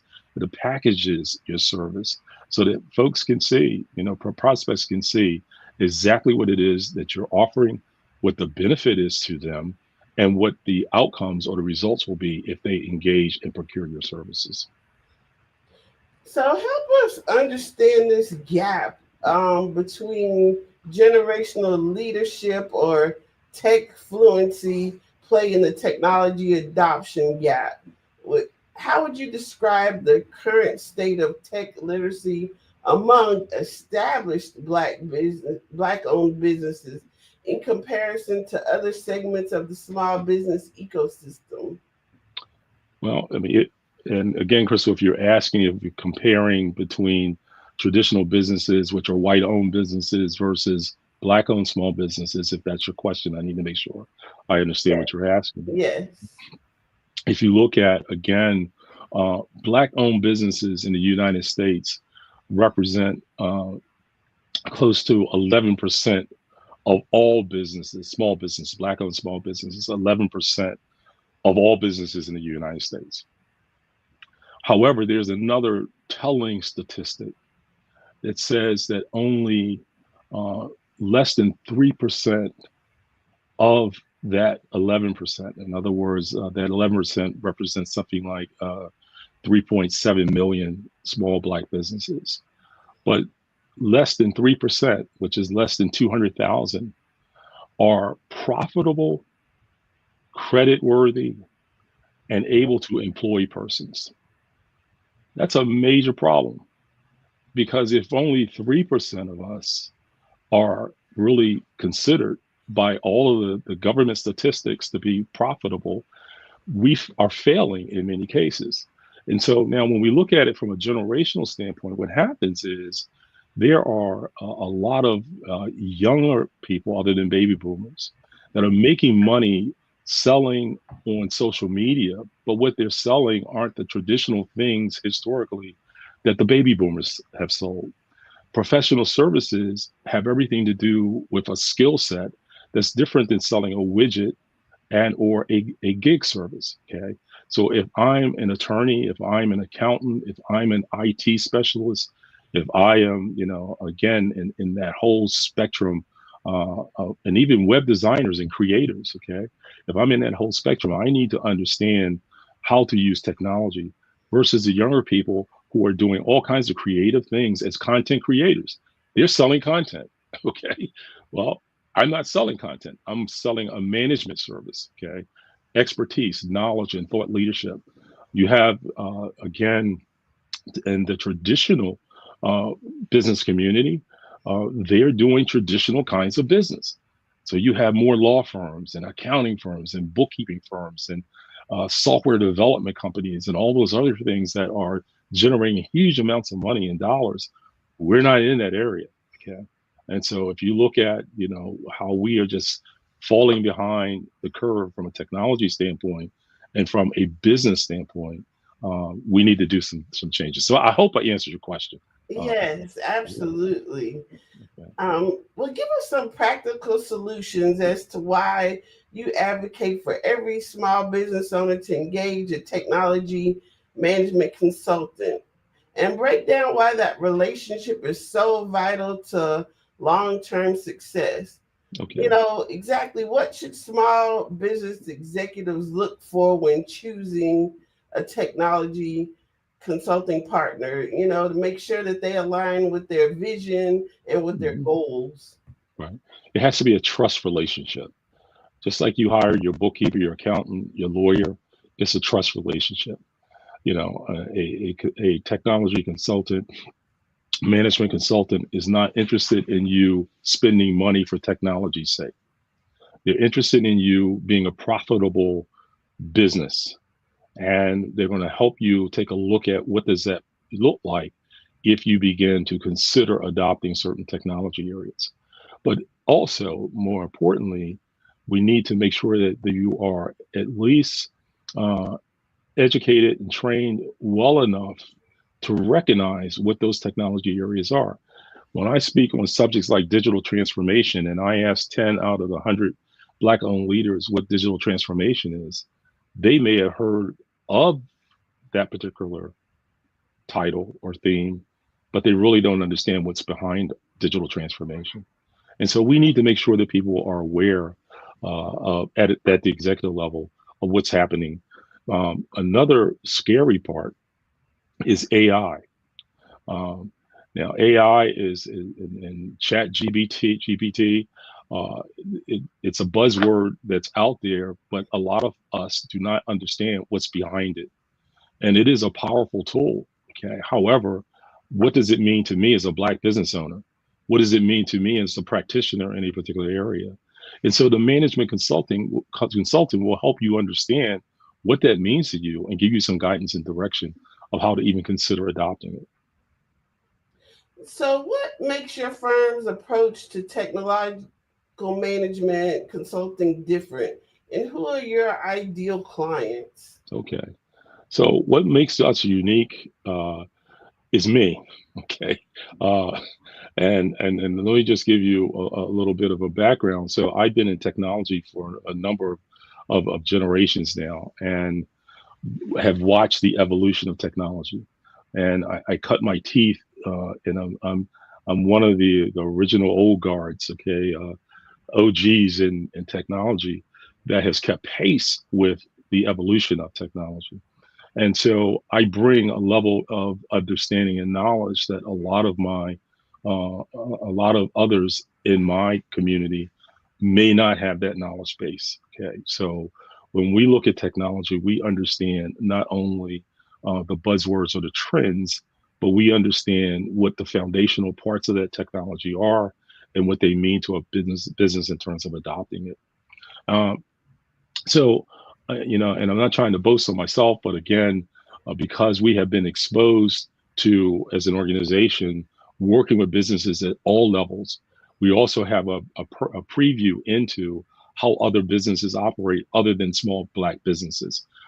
Having worked with businesses at the federal government level, the Department of Defense level, commercial clients, nonprofits. So we have a very broad, you know, knowledge base, okay, of how technology works in each of those different use cases and applications and organizations. So that's what we bring as a unique organization to the marketplace. So what's been your biggest challenge in helping small businesses see the value in investing in technology strategy, right, and how have you navigated these conversations? Right. Well, again, first of all, before we even engage in a conversation, we do our research in terms of who you are as a business. And there is a lot of data out there on every business primarily. And so if we see that, you know, you may not fit into a potential or prospective client profile that we've identified, we're not going to even have a conversation with you, okay? But if there is an idea that you do fit, we invite you to then begin to have a conversation with us in our webinar series, okay? So that we get to establish a relationship with you and understanding of what you're trying to achieve, and also being able to share with you what we are able to do. So it's like a dating process, okay? We don't try to marry you out of the gate. Okay, we try to understand who you are and want you to understand who we are, and to see if there is some common ground for us to come together in a collaborative union partnership, okay, to have a mutual benefit for one another. Now, the challenge with that, again, in many cases, and again, I'm not saying this is every case, but in a lot of cases, we as a culture have not used management consulting in our businesses. So we really don't understand what that means. I had the wonderful opportunity to partner with and collaborate with organizations like a Booz Allen in Hamilton. And I asked somebody, what is a Booz Allen in Hamilton? Oh, who is that organization? They're one of the major management consulting firms around. And, you know, there are think tanks that are out there. We as a culture don't understand how they actually move and think and frame and shape how people behave in business, politics, and other areas and arenas of our country. So those are the challenges in terms of exposing, first of all, us to what we don't know. That's it. You have to be exposed to, and then you give them an education about it, and then we move to the next step. So, given that, how do you address the concerns from business owners who want the results but don't have a budget or understand the true cost of business development and integration of technology? Well, we want them to do first of all, the tests on their own. If you're not profitable, if you're not growing, you should be seeking a consultant to help you. Okay. And so if you've made $100,000 last year, but 99,000 of that 100,000 was an expense, and you only took home $1,000, you should be giving us a call right away. Okay. If you have everybody on your payroll that you're paying, but you don't have any profit that you're putting in your bank account, you should be calling us right away. Okay. So those are sort of the metrics off the top that you need some help. Wow. So tell us more about your new bundle service that's focused on business development and marketing technology. You know, okay. What makes it impactful? What makes it impactful is we're going to be bringing you some data and statistics, and then mirroring those data and statistics to your current business. And it's like coming into a doctor's office. Okay. I mean, I'm getting a little older now, so I'm a little hesitant about going to doctors because they will uncover some things that I may not want them to uncover. It's the same kind of psychology. Okay. But we must go because something is going to crop up. And so, you know, you need to use that kind of psychological thinking that, wait a minute, I really need to understand where my business truly is. And then what am I really trying to accomplish? Another piece is, if I'm only making 100,000, am I satisfied with just that 100,000, or am I trying to grow my business to 200,000 next year? And then if so, what does it take for me to do that?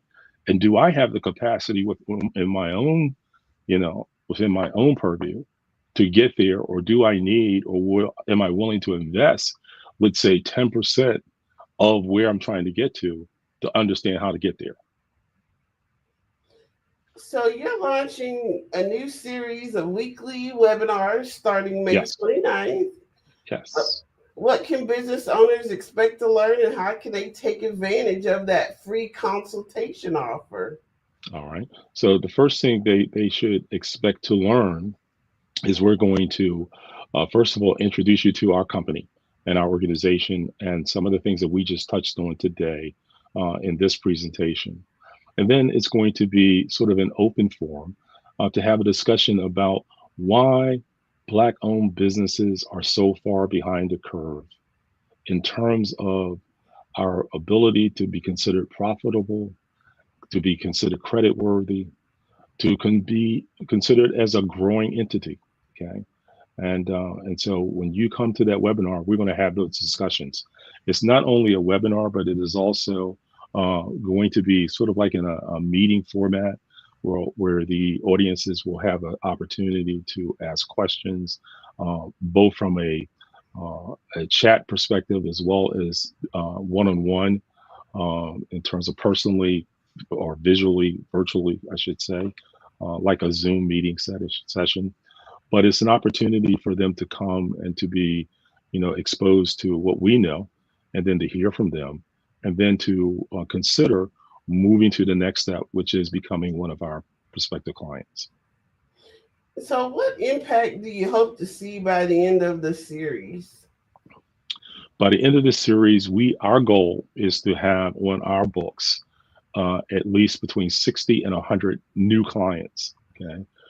So at the end of this series, which it's going to be from May the 29th through August the 23rd, we hope to have at least 80% of that new business growth on our books by the end of the summer. Wow. Well, what's one piece of advice you would give the small business owners who've been hesitant to adopt technology in their operations? Give us a phone call and let's bring you to the table to just give you a preview into what you may be missing, or to understand the gap that may be between you, what your understanding of technology is and what it's not.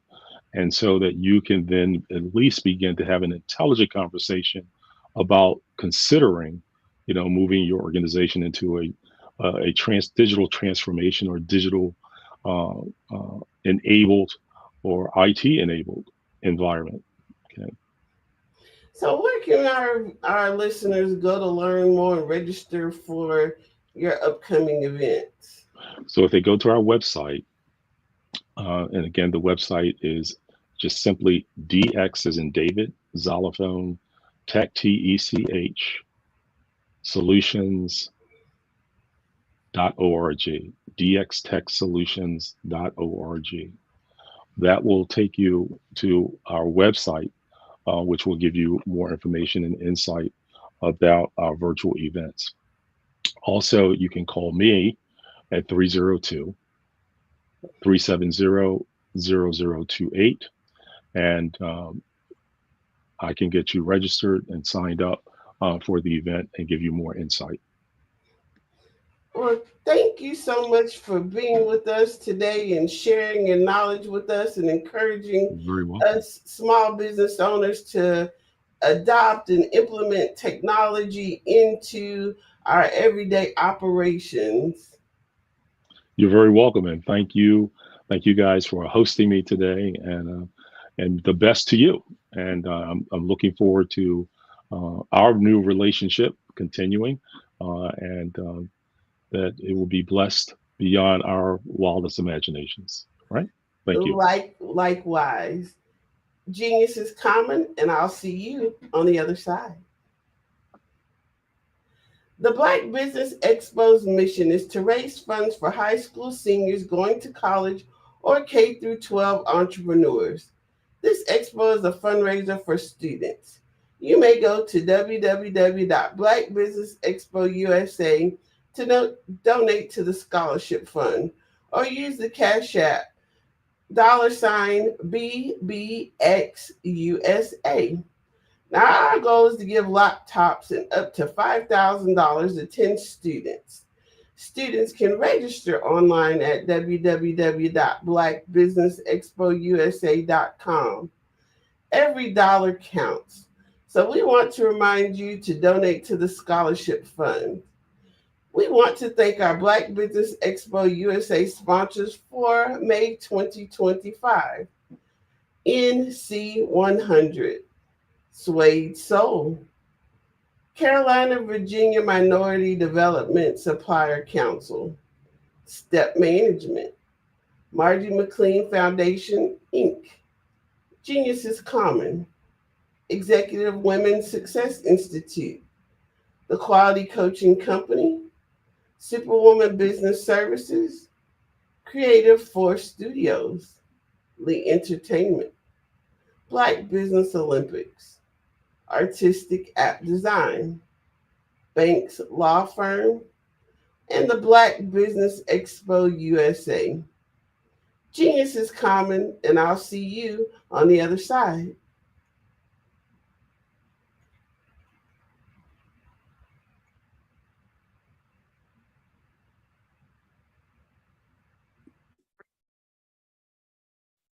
Hello, I'm Dr. Madeline Ann Lewis, President and CEO of the Executive Women's Success Institute. And my genius is helping women accelerate the path to success. You know, I was blessed to have strong women in my life who encouraged, motivated, and pushed me to do my best and to never even think about giving up on my dreams. So I say to women, we must show up to rise up. We have talents and potential, but who will see them if we don't speak up and get noticed? I know that women are a tremendous resource on this planet, and there is nothing more fulfilling than helping a woman tap into her full potential. I do this because I want to be a part of helping as many women as I can to show up, to rise up. I do this because genius is common.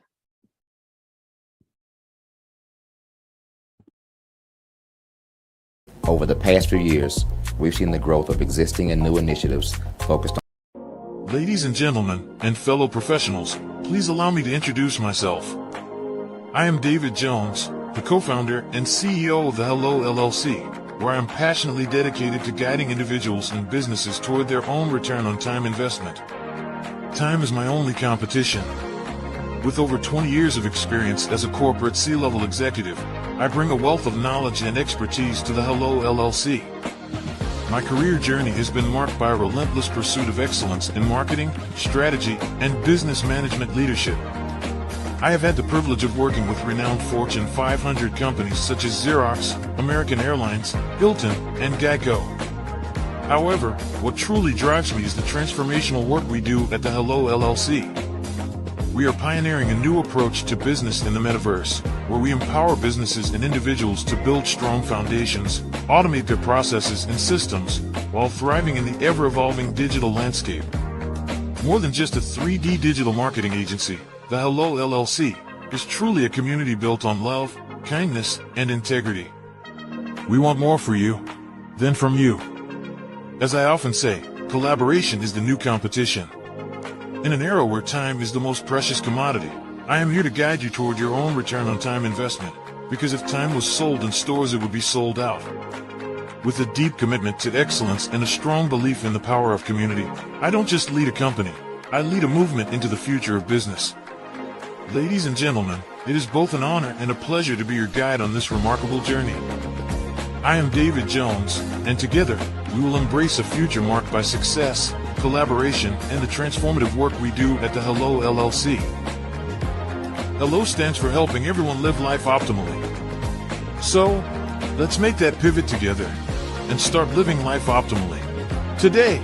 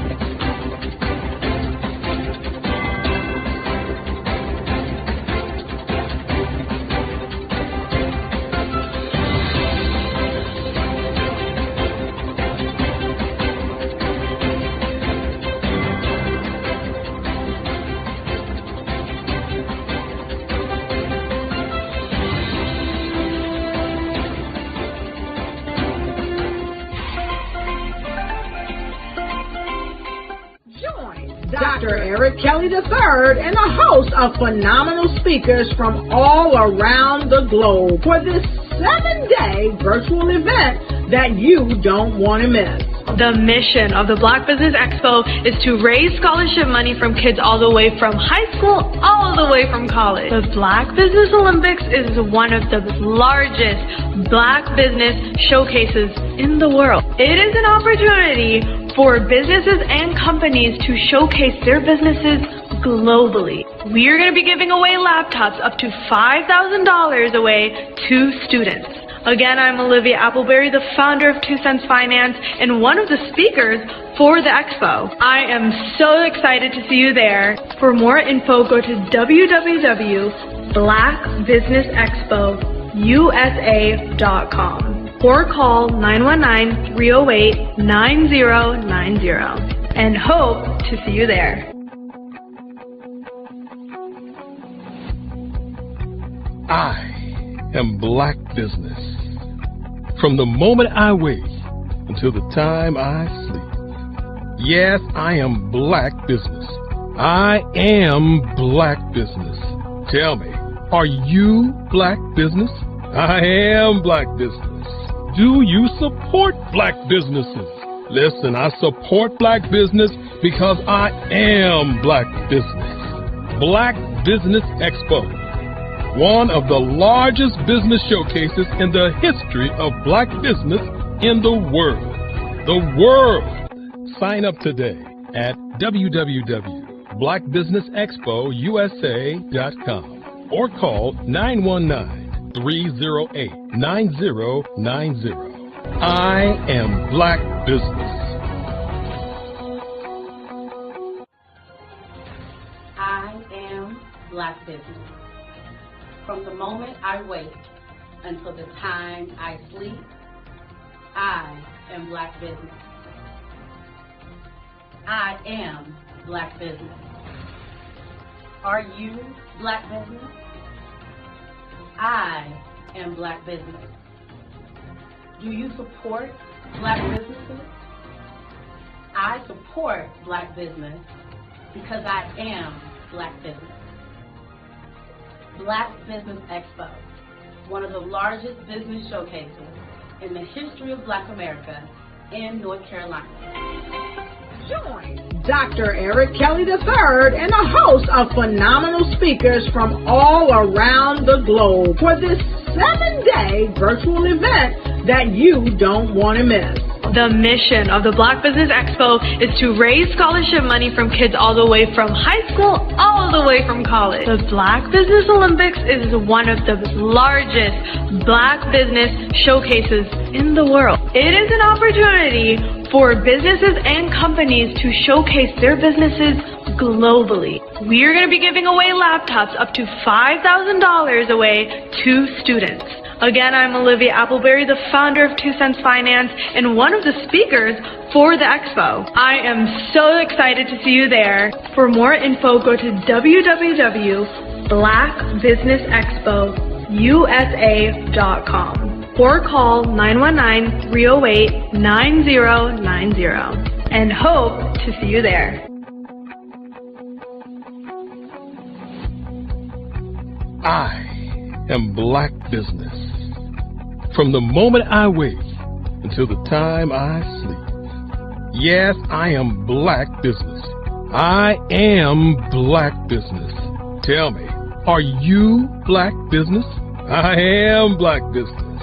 Do you support Black businesses? Listen, I support Black business because I am Black Business. Black Business Expo, one of the largest business showcases in the history of Black business in the world.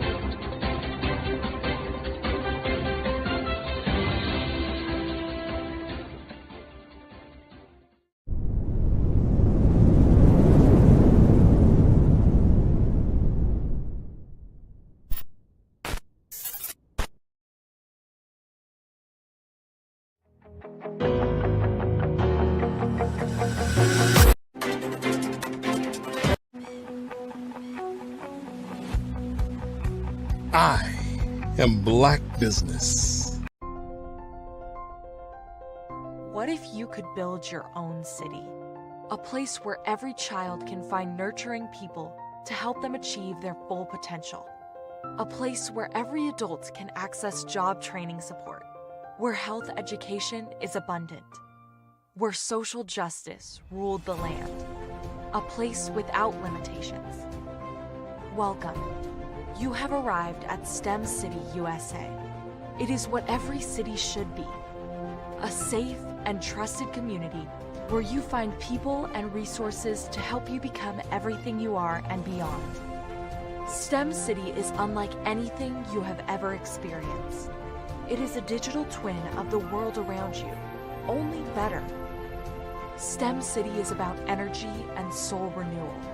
It is more than a digital world. You can almost feel the power of live cultural events, music, and theater. STEM City promises a better future for children with caring mentors and hands-on activities with dedicated tutors to support our youth. STEM City is your passport to a healthy lifestyle with weekly events addressing our community's many issues. STEM City is your financial well-being with helpful information on wealth management, career advancement, job training, and so much more. STEM City is the community you deserve. It is the city where your dreams can come true. STEM City USA, a place in the sky that is accessible to all who reach for the stars.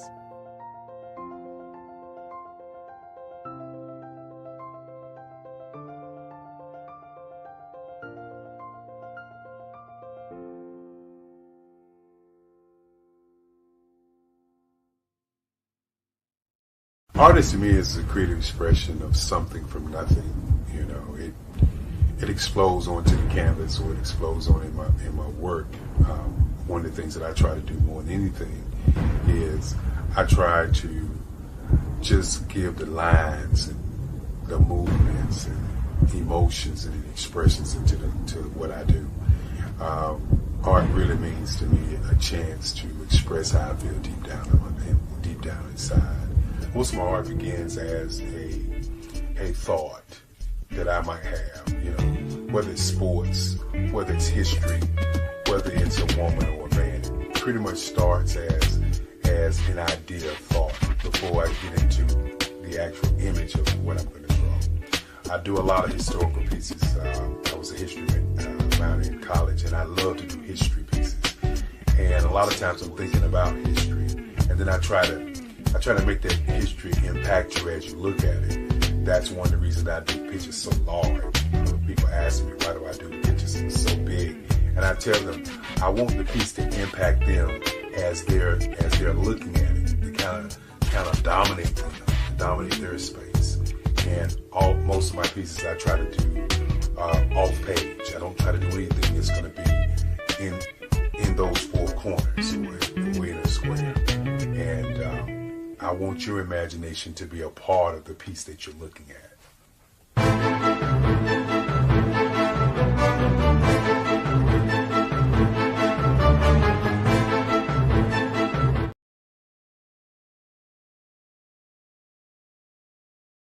Welcome to Intentionality with Dominique, the show that helps business owners become valued and in-demand suppliers in the marketplace to scale their businesses. Let's start today's show with host and intentional connector, Dominique Simpson-Milton. My favorite question to ask, but what would you say is the difference between working in your business versus working on your business? Oh my goodness, it's a mindset for sure. And prior to working with the council and working with you, I don't even know that I placed as much emphasis and importance on it. But now I understand the importance of working on the business, which is that business development, strategic planning, taking that 30,000 foot view, you know, every 6 months and definitely at least once a year to find out what's working well, what's not, pivoting if there's a need to pivot, adding new verticals. Like that's working on the business. Working in the business is the day-to-day operations. Putting out fires in the day-to-day, responding to emails, that type of thing. And working on the business is setting a strategy based on what's going on in your various industries. What are the trends, and making sure that you are doing the steps to stay in front of those trends. As you grow and as you evolve, I'd say there are a couple of things to that. One is if you are in the weeds every single day, and quite frankly, when you start a business, there's not a lot of, it's hard not to be, right? Because you're probably small when you start. There are probably not enough resources for the things that you have to do. That's normal. But as you grow and as you evolve, you start to understand that if your view is here, then you cannot gain the perspective to see all of the interrelationships and all of the opportunities and all of the strategic maneuvers that you should be doing in order to grow your business in step functions as opposed to incremental. Well, working in the business is doing everything. You wear all the many hats. Working on the business is finding out what hat you like and then being able to put in processes, systems, people that will help complement your skills. Chasing the dollars, trying to make sure payroll is done. You have enough work to cover payroll and $2 or $3 in your pocket. The next thing you know, year after year, you're in a rat race. You've never been trained to develop your business or to take it to another level. As long as I can focus on where we are going, because no one else is doing that in the company except for me. So if I can see, here's where we're going, and I need all 10 of y'all to come with me, then if we all do that together, then the business grows because everyone is focused on the thing they're supposed to be focused on. Love that. Yeah. I think for a lot of business owners, particularly when you're just getting started, you're wearing multiple hats. I tell people all the time, I was always letter E, all of the above, when we used to fill in those multiple choice tests. And even now I still do a lot, but what is really great is that right now I'm in Richmond. My team back in Raleigh is handling everything. I don't have to pick up the phone. I don't have to check that email because I know that they can take on whatever is being thrown at them. Take time to slow down in order to speed up. Invest in CVM SDC developmental programs each year to grow your business. Working in equals maintaining. Working on equals growth. Visit cvmsdc.org for more information on our development programs. Email us at info@cvmsdc.org. Absolutely. So our coaching program help people that have the lack of time, that lack strategies, and lack the confidence to go after their dream life. So we help them implement tools. We help them implement, I love to leave the inherited lack of finances or the education behind finances. But it wasn't until I lost my firstborn, my only son, that life changed for me. And where I was going after it all, living the corporate life, hit my 6-figure income, and living in my dream house with my dream man, driving my dream car. Wow. I nearly lost it all when I lost my son. And so I realized it only takes one financial catastrophe that can change your entire life. That's what made me start All New Beginnings. Because no matter what's going on in life, there's a new beginning. And because of that, we develop a program called Wise Minded. My little slogan is, don't just dream it, let's live it. If they want to connect with you or work with you, what is the best ways for them to be able to do that? Well, for my social media guru, you can connect with me on every single social media platform as Tanya T. Rose.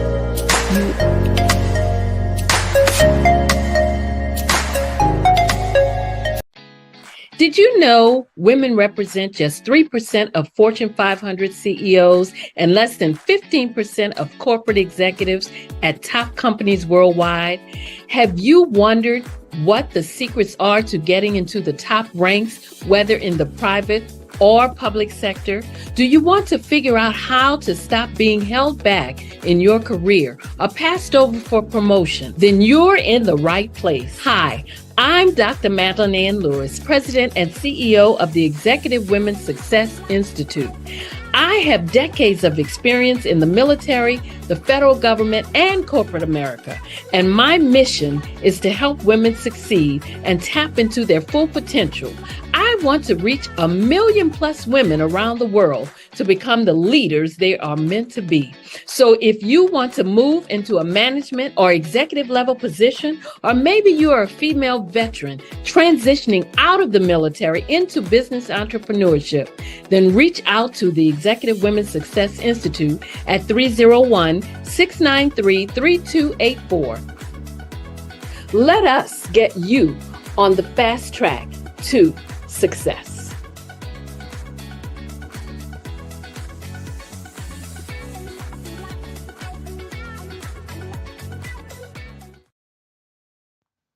Genius is common, and my genius is nutritional strategy.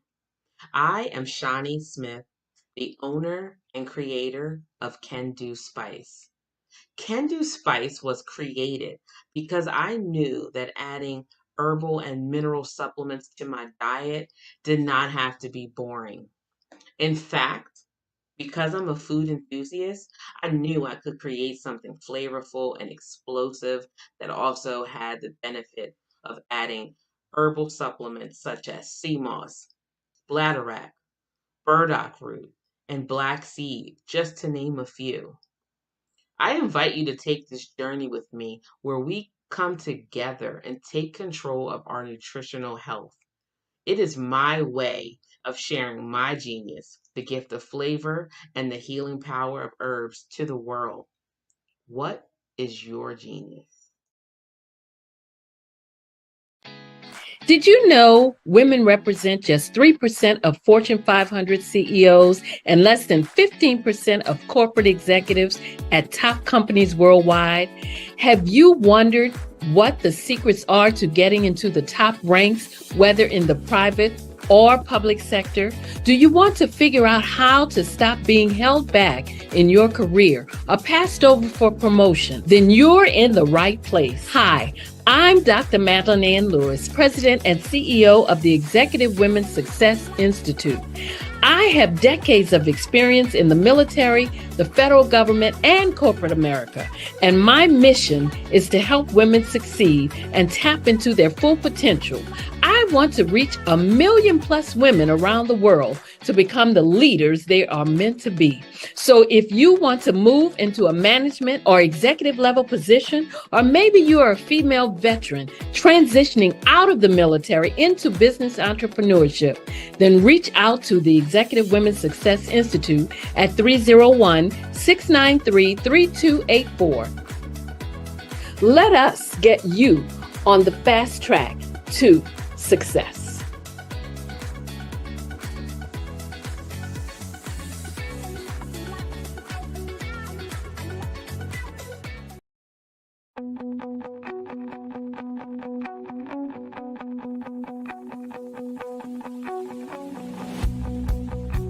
I am Black Business. From the moment I wake until the time I sleep. Yes, I am Black Business. I am Black Business. Tell me, are you Black Business? I am Black Business. Do you support Black businesses? Listen, I support Black business because I am Black Business. Black Business Expo, one of the largest business showcases in the history of Black business in the world. The world! Sign up today at www.blackbusinessexpousa.com or call 919-308-9090. I am Black Business.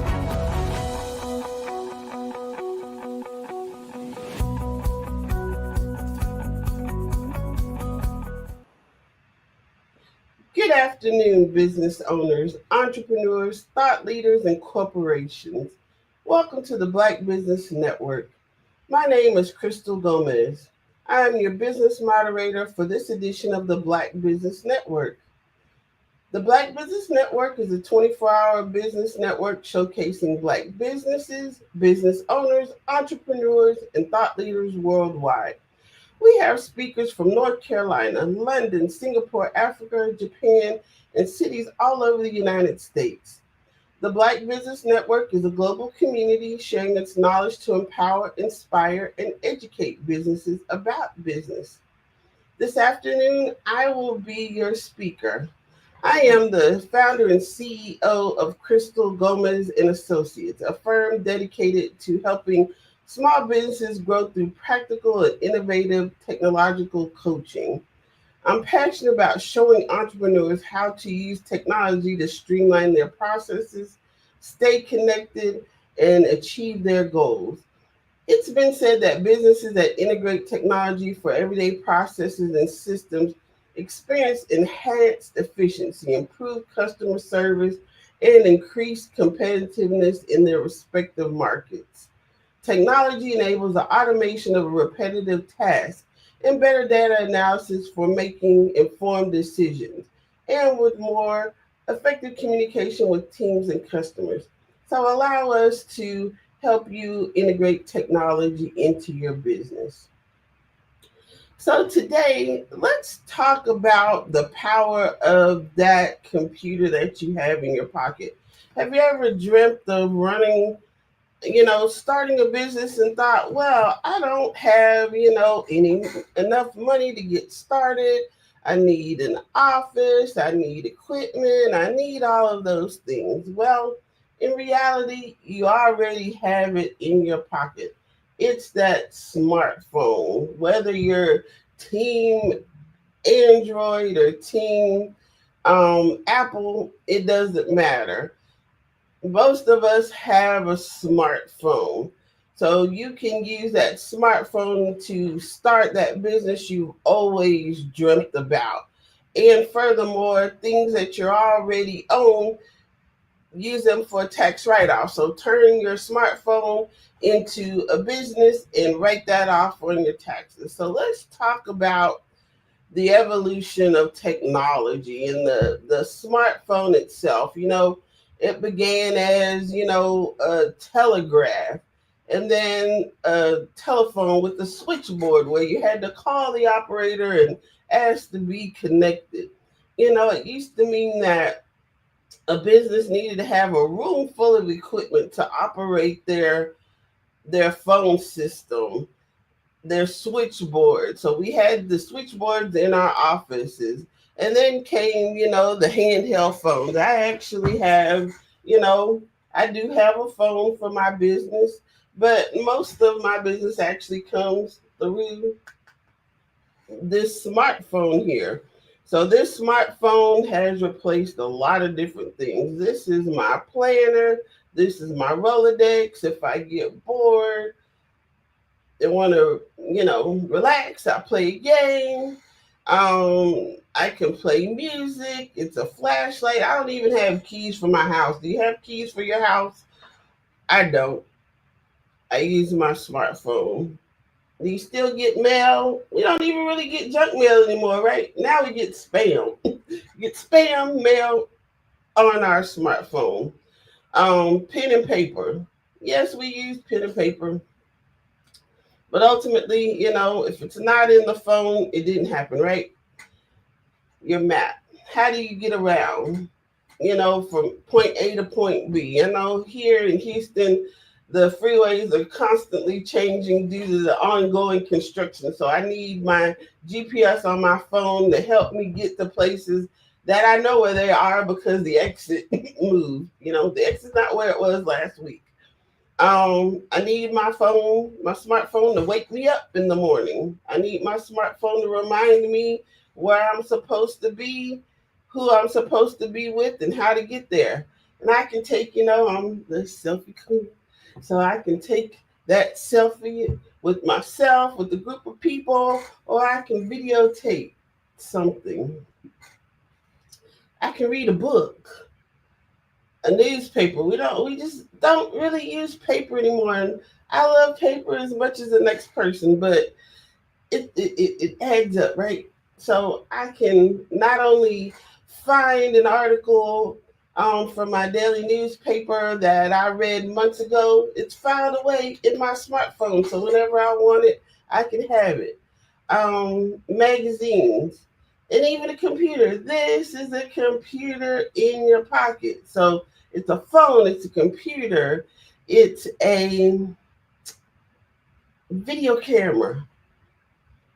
It's everything. So technological innovations were initially there to make life easier, more enjoyable and fun, but that same device can be the ultimate business tool. So there's no excuse. If you've been thinking about it, meaning to do it, there's no excuse. With myself and other speakers here at the Black Business Olympics, we're here to help you make your dream a reality, but you've already got the tools inside of yourself. It's your dream, what you do, coupled with the technology. So let's talk about that. So what exactly is technology? You know, AI, computers, social media. It's nothing more than a different way of communicating, a different way of being organized. And becoming a business owner requires that you have different habits than that of being a consumer. So we're going to take off our consumer hat and we're going to put on our business owner hat or tiara or fascinator, whatever you prefer. And let's switch to being a business owner. So in order to effectively connect as a business owner, there's lots of ways. So one of the more traditional ways is been to give yourself, you meet someone and you want to give themselves your business card, your calling card. So on the business card, you literally would have your name, the address of your business, and your phone number. So these days, your card may not have a physical address because you don't have a physical location. Instead, you have a web address and an email address. But we still have the phone number, right? We should have a phone number where they can reach out to us. And maybe your card has turned from a paper card to perhaps a digital card. Now, the great thing about having a digital card is that you can disseminate more information than just your name, phone number, email address, or physical address. You can now show someone your products.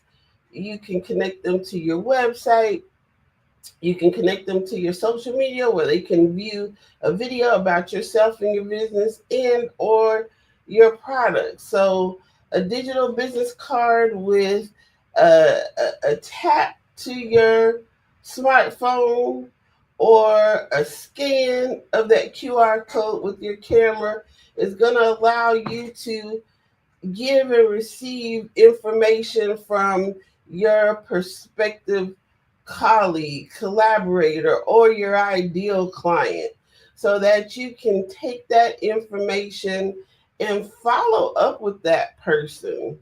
But let's talk more about the digital business card. So there's many different platforms out there. And the main feature and the most thing important is when giving and receiving a business card, yes, you always want to have something to give that person, but I ask you, is it more important to give or receive the information?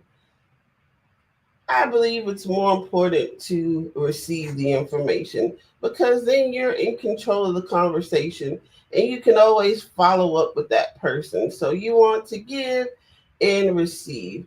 Now, in giving your digital business card will allow you to capture the lead's information and start a sales funnel where you're going to follow up with somebody. Maybe the automation kicks in. So, for example, if you meet me, you're going to see my digital business card. I'm usually wearing a necklace that has with a lanyard with my digital business card on it.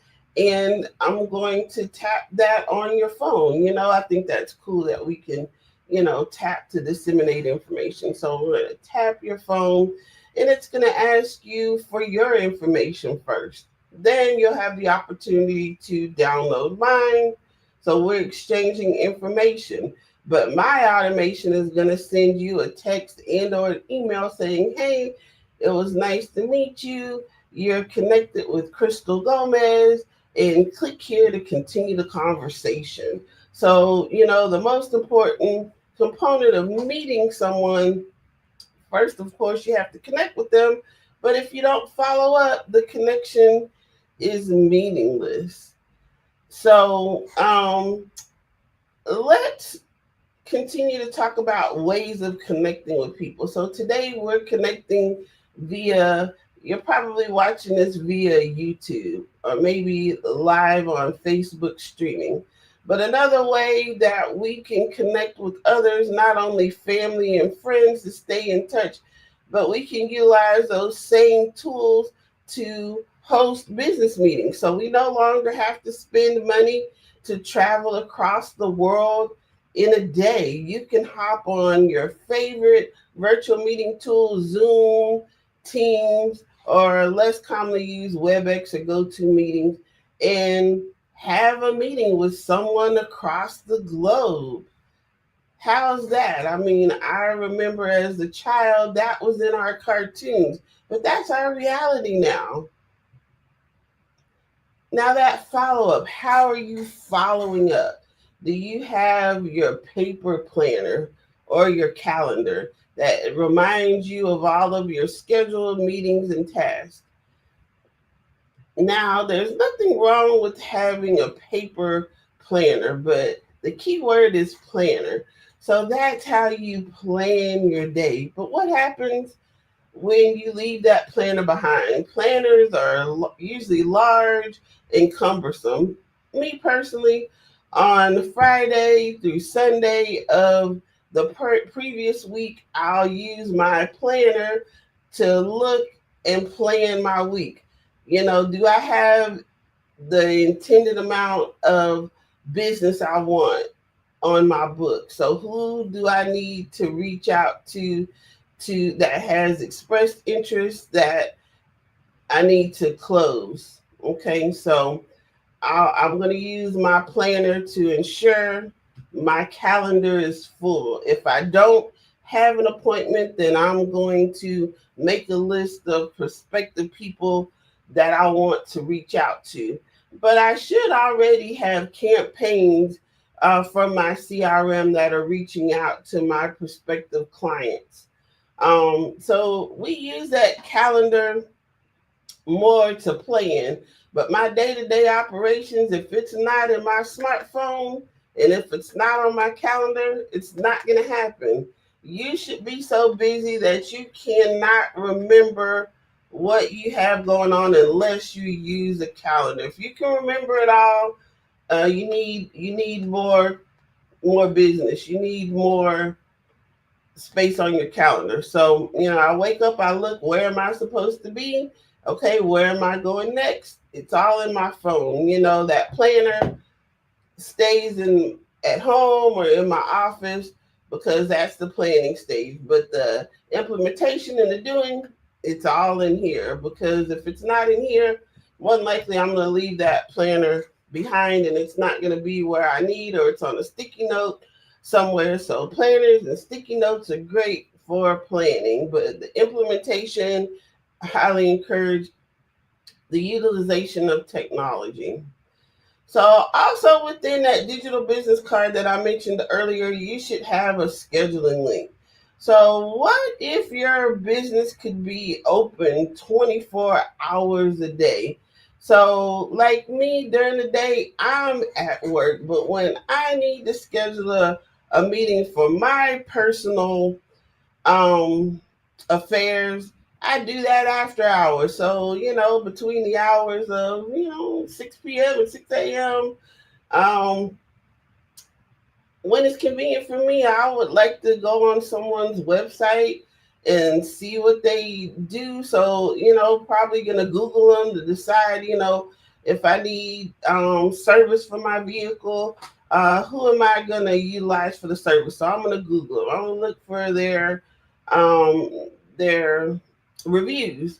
And then I'm going to choose a service provider, and then I'm going to book that oil change or whatever service you need, tire rotation. I'm going to book it, probably somewhere between the hours of 8 and 10 p.m. or maybe later. I want to be able to have the ability to look at their schedule because during the day I'm busy in my business. I don't have time to stop and call and hold. It's more convenient to have a scheduling link for me as a consumer. Remember my consumer hat? But on my business owner hat, I need to do the same. If I want to compete with businesses that are larger than me, then I have to do the things that they do. Remember, I mentioned having different habits. So, what we may like or dislike as a consumer, we have to take that into consideration as a business owner, but more so do what other businesses do. What is the expectation of the consumer on you as the business owner? So don't you want to wake up and see that you have 3 clients on your schedule that you didn't have before you went to bed? So let's take action to close more business. And the way we take action to close more business and all of the things that I mentioned before was with the use of a technology tool called a CRM. So a CRM stands for Client Relationship Manager. So what that basically is, it's a souped up address book. So you have a list of all your current clients, a list of your prospective clients, and you can see where they are in the sales. Are they a lead? Are they a customer? When was the last time you spoke with them? What did they discuss? What were they interested in? Have you sent them information about your business and encouraged them by having a call to action to take action and close business with them? Because oftentimes, if you simply reach out to someone, you send them an email, you send them a call, rather you call them or you send them a text, oftentimes you'll find that they've been thinking about you, but they could not locate your contact information for whatever reason. And they've thought about what you previously discussed and they're ready to do business. So in reality, it takes 8 to 10 touches before you close business with someone. You don't necessarily meet someone, you tell them what you do, and they're like, great, I've been looking for that. Bam, let's do that. That's great when that happens. But for most clients, you do have to nurture them. You have to build a relationship with them rather, before they can know, like, and trust you to do business with them. So in nurturing that relationship, you're going to call them. You should be sending them email campaigns about what your business does, introducing yourself. Perhaps you're sending them a promotion.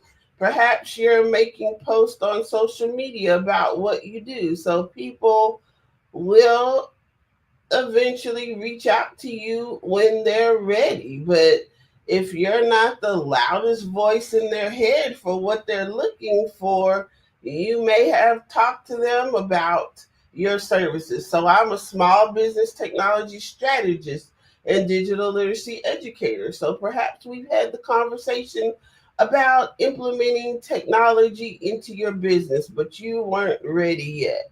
But however, you continue to network, you continue to look at social media, read different articles, and they keep talking about this AI thing and this social media thing. And you're like, oh, I just don't like it. I understand.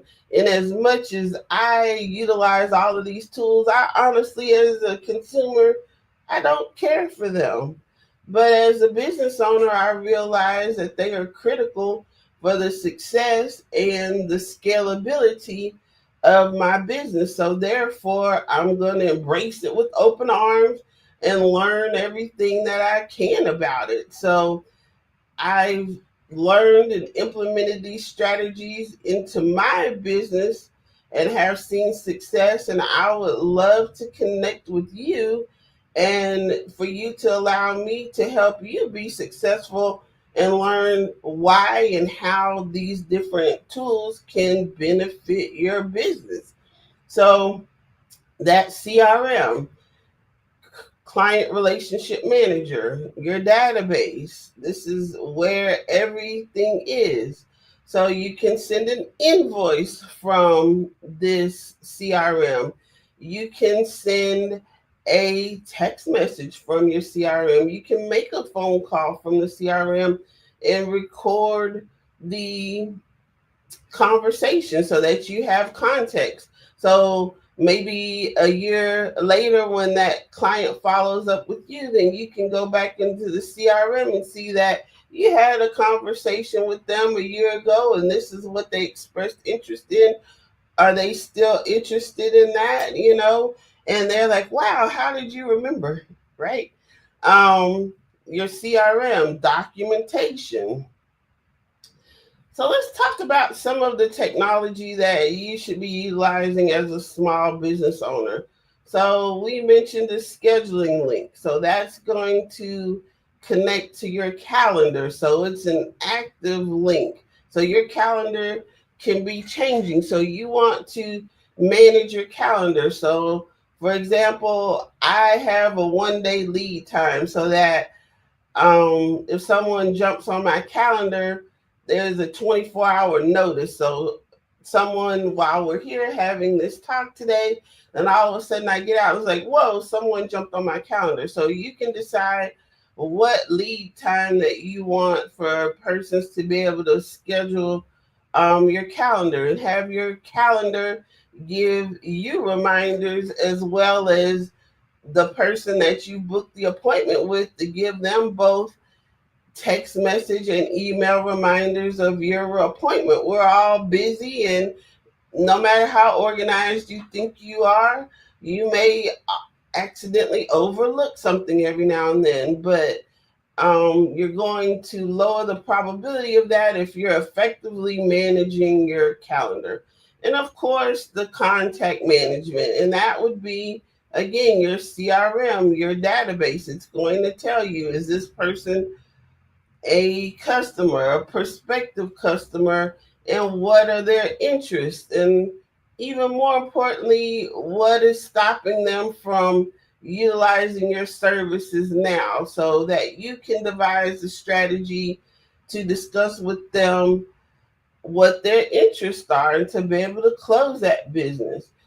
We discussed the digital business card. So the use of digital business cards and QR codes. You see that QR code right down at the bottom of the screen there that you can hold your phone up and scan it and learn more about the Black Business Network and the Black Business Olympics and Black Business Expo USA. So instead of having to, and of course, it's on the screen, Black Business Expo USA. If you're old school, type it in, but, scan, tap, and it's going to take you directly there and eliminate the frustration of typing that in incorrectly, because that's long and the probability of you mistyping it is very high.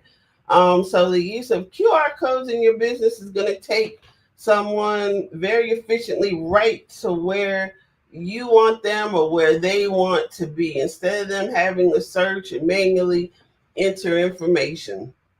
The use of virtual meeting tools. So travel the globe, save on electricity and wear and tear on your vehicle.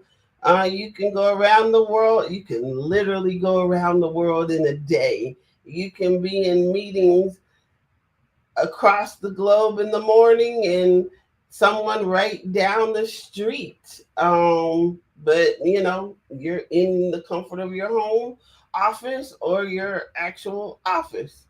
The use of social media to bring visibility to what you do to your prospective clients. And social media reaches far beyond just the people that you know in your city. If you have a business where you can operate nationwide or worldwide, social media will allow people to find you and see what you're about. Now, one of the biggest things with the utilization of all of these things, do you have cybersecurity protocols in place? Because just like in our home and our office, we put locks on our doors to prevent access from unauthorized persons. We have to implement certain technological cybersecurity measures to ensure the safety of our clients and our businesses' private information. Disaster preparedness. So I'm not sure where you live, but here in Houston, we have different seasons. And one of the biggest ones that we have to prepare for every year is hurricane season. So as a homeowner and as a consumer, and both as an employee, I have to also prepare my business for disaster. Because what happens when we have our hurricanes, it's a given that every year we're probably gonna lose about 3 to 4 days to 7 days a week where we have to shelter in place in our homes and we cannot get out because we're flooded, but our house is not flooded. So we're fine. We're safe in our home office. So I don't have to cancel that virtual meeting that I had with someone in Chicago or New York or Africa or in India or wherever. And they don't understand when I do cancel because it doesn't affect them where they are. So, given that you have, electricity and internet, you can keep your meeting that you had scheduled with those persons. Maybe some of the in-person meetings you have locally would get rescheduled, but you can continue with those virtual meetings because the reality of it is when you have an opportunity to speak to someone, of course you can reschedule, but there's a 50-50 chance that meeting's going to happen if it's rescheduled. I mean, just honestly. So let's say the internet's out, the lights out, you have your smartphone, you should still be able to host that Zoom meeting from your smartphone. So it takes a little skill, but if you're prepared, you can switch gears. I have to tell you, the first TV show that I appeared on, I had some technical difficulties and I had to be able to pick up and move because I set up everything here in my office, because my home office was not adequate. The speed of the internet is not good. So I'm here in my office. 30 minutes before the shows begin, whoop, lights went out in the entire building. It's like, okay, great. What am I going to do?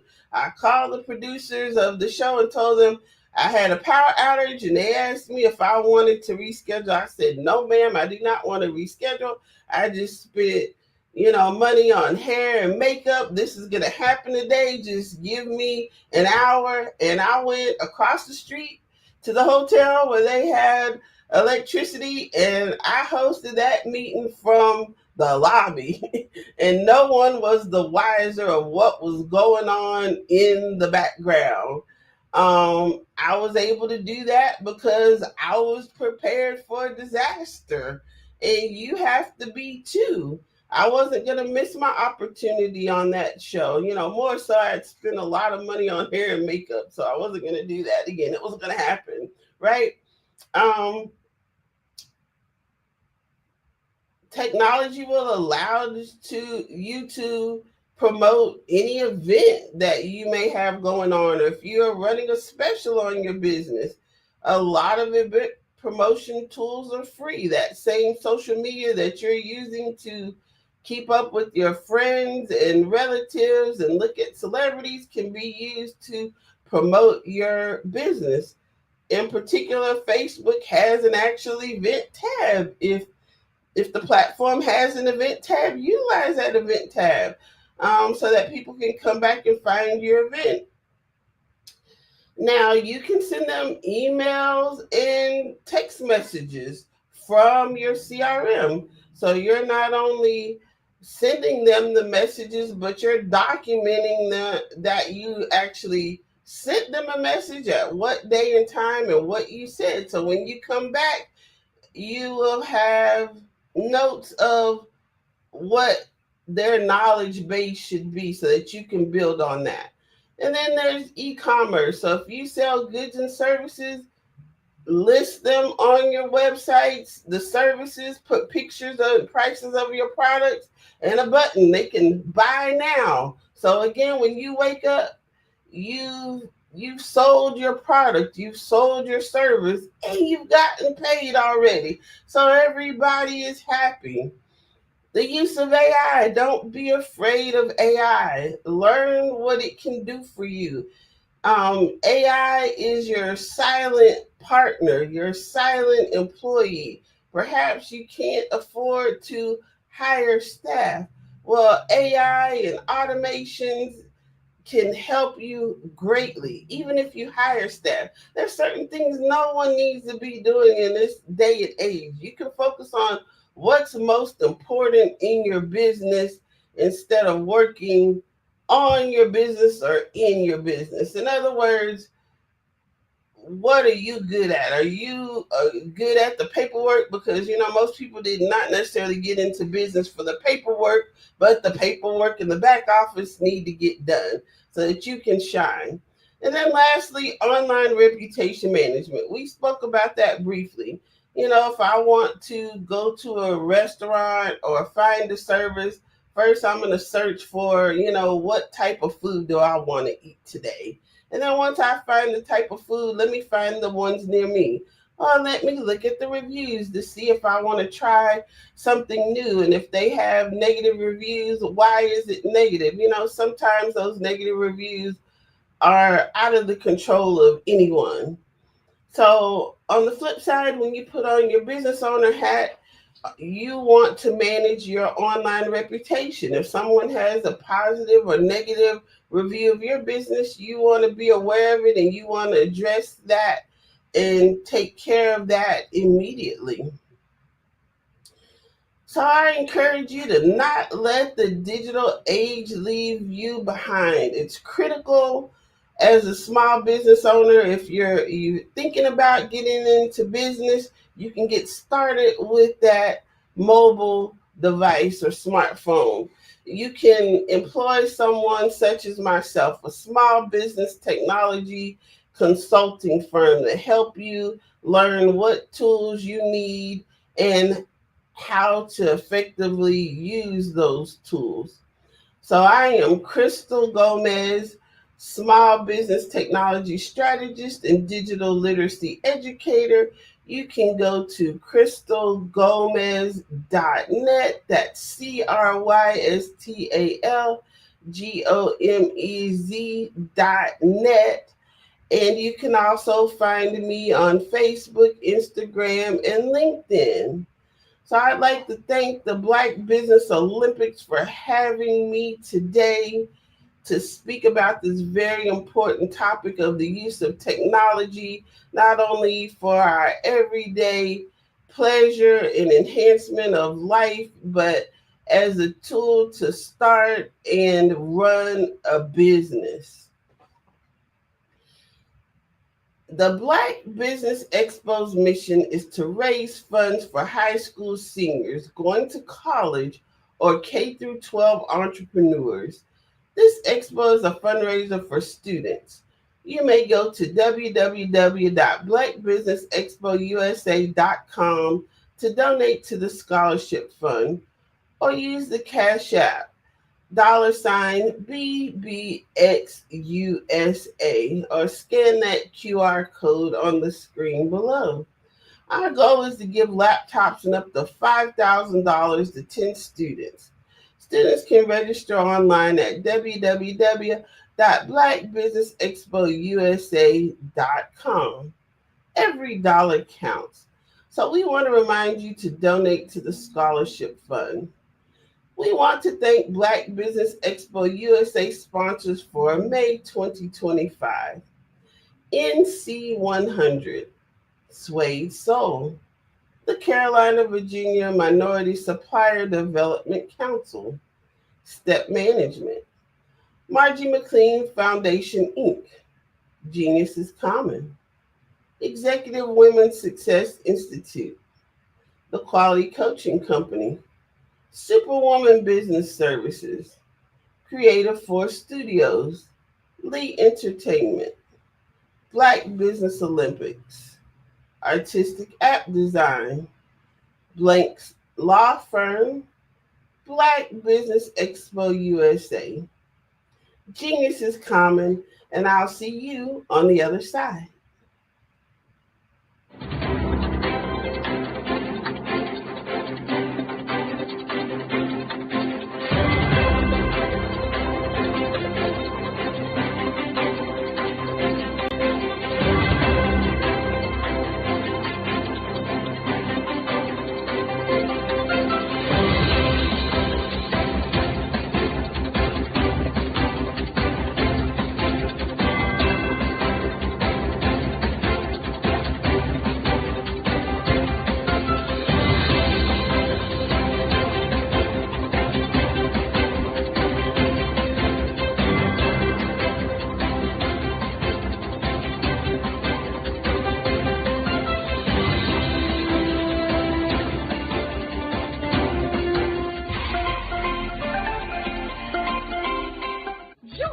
Dr. Eric Kelly III and a host of phenomenal speakers from all around the globe for this 7-day virtual event that you don't want to miss.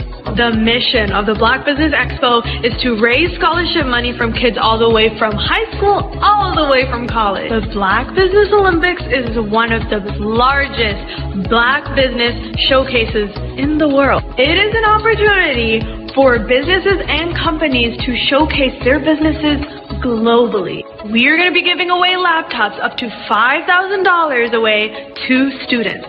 Again, I'm Olivia Appleberry, the founder of 2 Cents Finance and one of the speakers for the expo. I am so excited to see you there. For more info, go to www.blackbusinessexpousa.com or call 919-308-9090 and hope to see you there. I am Black Business. From the moment I wake until the time I sleep. Yes, I am Black Business. I am Black Business. Tell me, are you Black Business? I am Black Business. Do you support Black businesses? Listen, I support Black business because I am Black Business. Black Business Expo, one of the largest business showcases in the history of Black business in the world. The world! Sign up today at www.blackbusinessexpousa.com or call 919-308-9090. I am Black Business. I am Black Business. From the moment I wake until the time I sleep, I am Black Business. I am Black Business. Are you Black Business? I am Black Business. Do you support Black businesses? I support Black business because I am Black Business. Black Business Expo, one of the largest business showcases in the history of Black America in North Carolina. Join Dr. Eric Kelly III and a host of phenomenal speakers from all around the globe for this 7-day virtual event that you don't want to miss.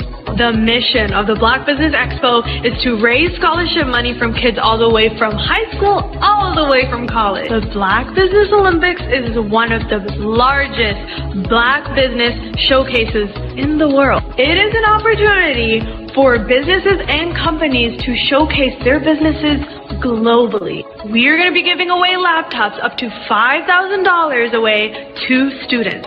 Again, I'm Olivia Appleberry, the founder of 2 Cents Finance and one of the speakers for the expo. I am so excited to see you there. For more info, go to www.blackbusinessexpousa.com or call 919-308-9090 and hope to see you there.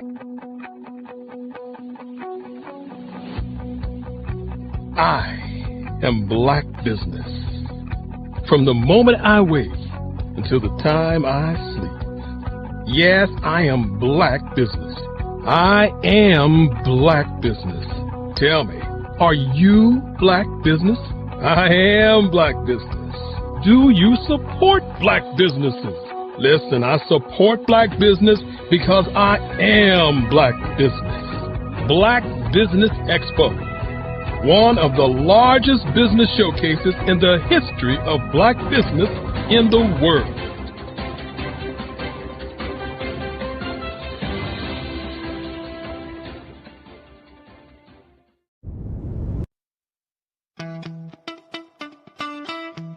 How many times have you been asked to help someone you didn't even know, a student, a business entrepreneur, or did you ever even ask, where did they end up? That business, that friend, that entrepreneur. Well, just maybe they ended up in a gang, bankrupt, homeless, or worse, dead. Maybe they turned to crime, drugs, and alcohol. Did you ever wonder? Did you destroy their dream, or was your life always so easy? At the Black Business Olympics, we started a movement to help students complete. Give them hope and foster success. Help them to leave their dreams of providing laptops, computers, and up to $5,000 in scholarship funds. Today, we ask you to help a student, a business owner, or an entrepreneur to realize their dream by sponsoring them, supporting them, and buying from them. Consider this. With $1.6 trillion in our Black community, we only ask for a small donation for our students, our businesses, and our entrepreneurs. And you can change a life today. So I ask you, what are you going to do? Sit on the sideline and watch our students in high school be losers, miss out on their dream from lack of resources? Or are you going to donate to the movement and change their future and yours as well? Give us a call today at 919-308-9090. Change their life by investing with action to the Black Business Olympic Fund. The Black Business Olympics, one of the largest business showcases of Black business in the history of the world.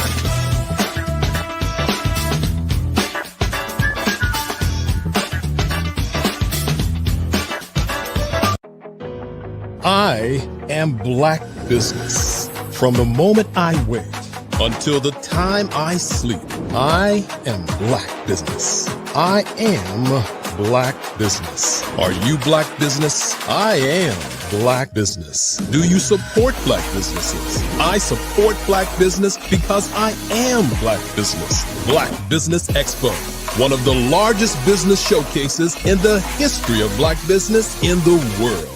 Sign up today at www.blackbusinessexpousa.com or call 919-308-9090.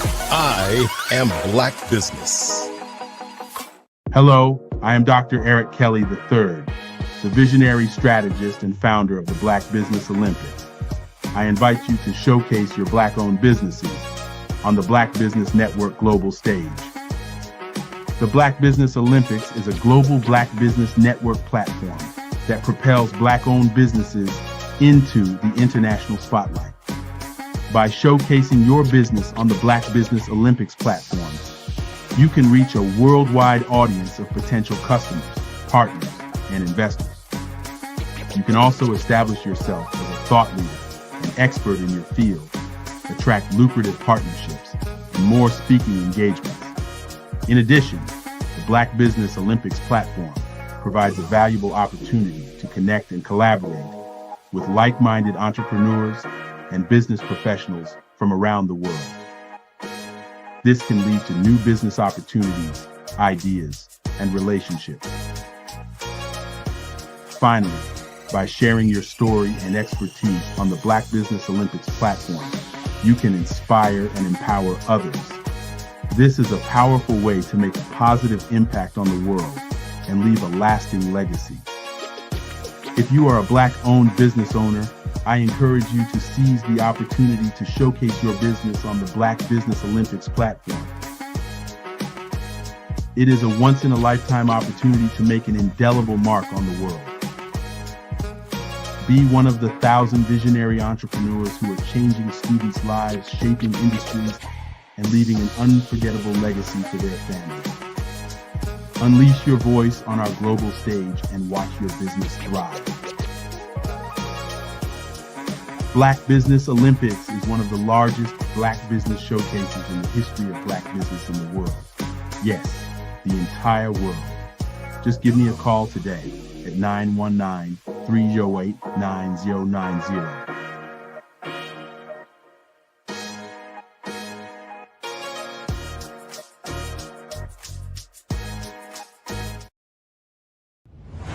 Social media is evolving. It's more vibrant, more colorful, more energetic, and so are you. It's not just photos anymore.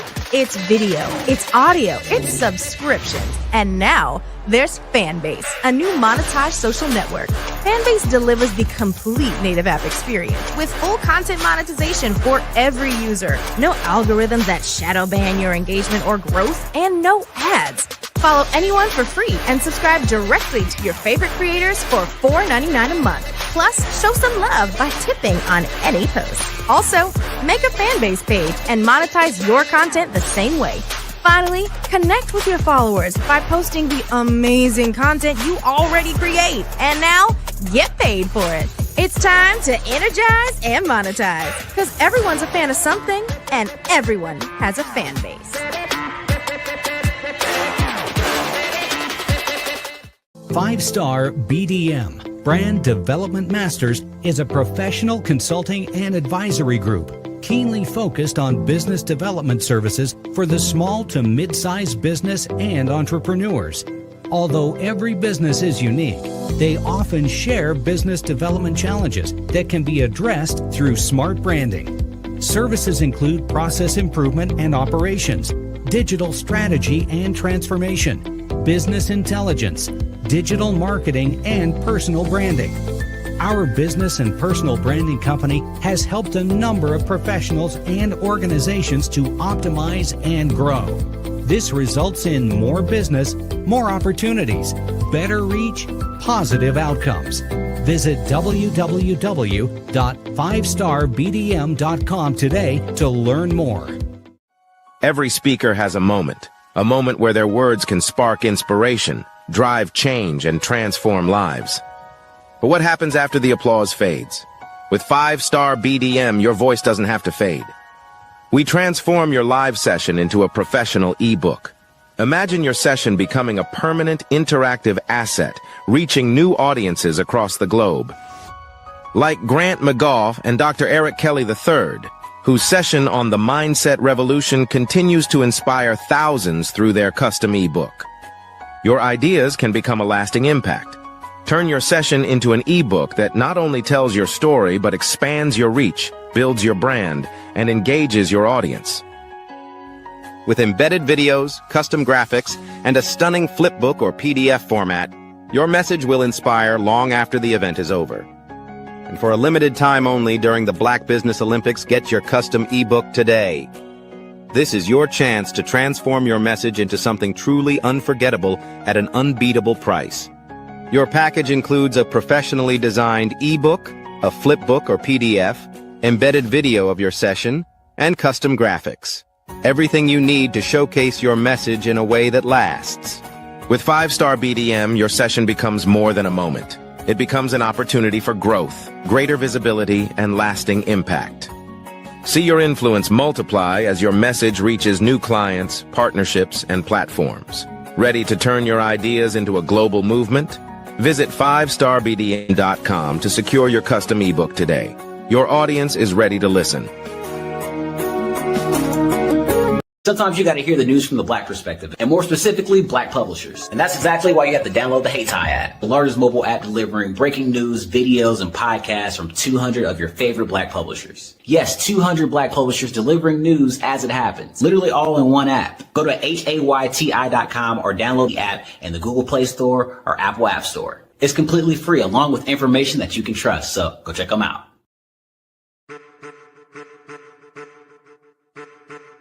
I am a child of the Most High God.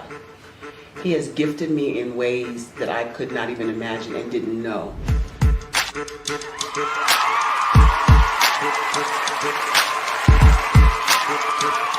There was a time when I didn't know who I was. I listened to other people tell me who I should be, what I should do. I listened to people telling me that I should be a boutique owner, that I should be a construction manager, that I should be a laborer. Have you ever felt like you should do something else, be something else, go somewhere else, be wherever you wanted to be, and you felt like you were in a box? Anybody in the room? And you couldn't get out? Anybody in the room? And you kept trying to go and you couldn't get out? Anybody in the room? But let me tell you, you need to rock the box. Rock the box.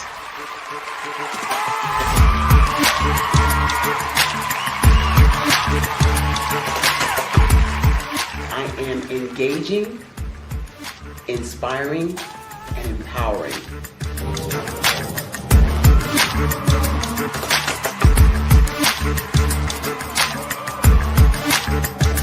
I would give you everything I know.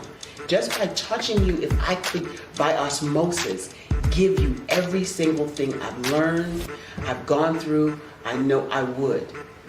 We know that's not possible, but as it is possible, I love to share information with people. Some of you out there, people have told you that you can't be, you can't have, you can't do. But I will tell you, like Kinston said, you can, you must, and you will.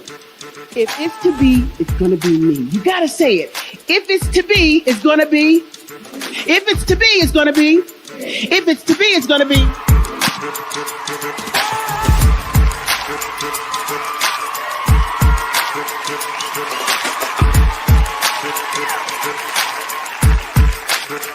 Barbara is because she believed what her mama said about her and not what other people told her.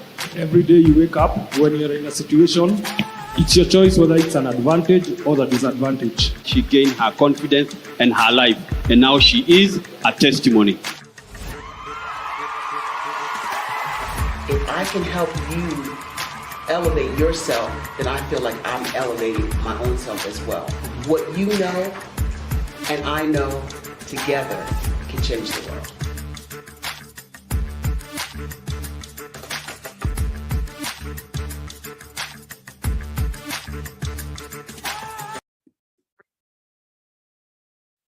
Hello, I'm Dr. Madeline Ann Lewis, President and CEO of the Executive Women's Success Institute.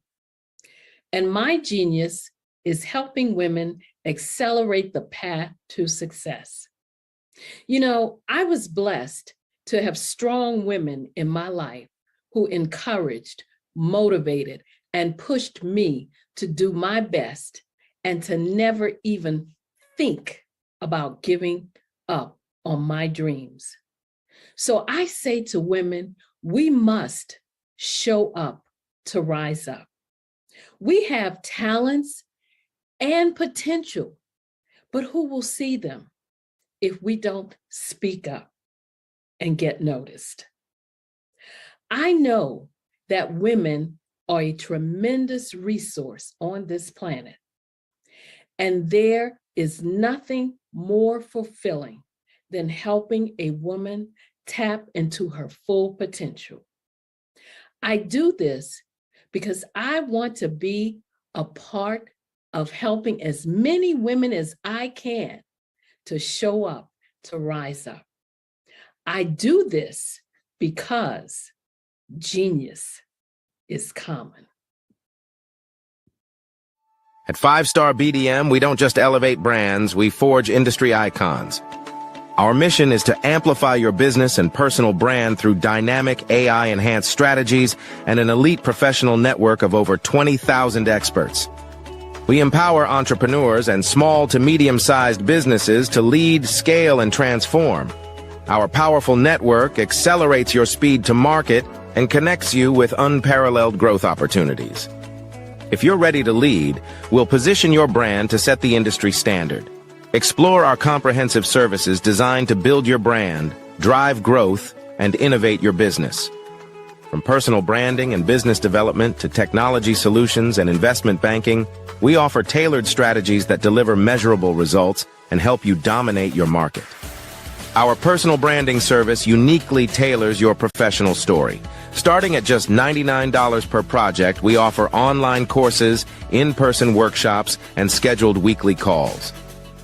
Perfect for individuals beginning their personal branding journey, we help you craft a legacy that commands attention and respect. Strategic plans and execution are at the heart of our business development services. We focus on sustainable growth, helping you secure funding, scale operations, and expand your market reach. Our expertise ensures your business thrives in competitive environments.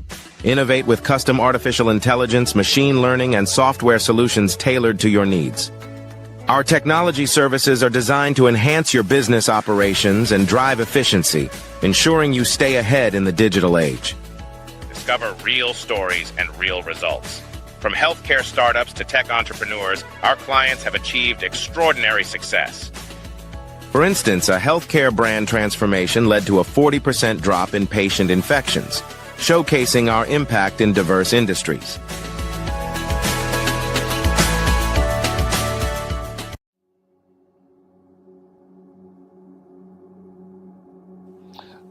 I was born and raised in southeastern West Virginia, the coal fields. My father was an AME minister.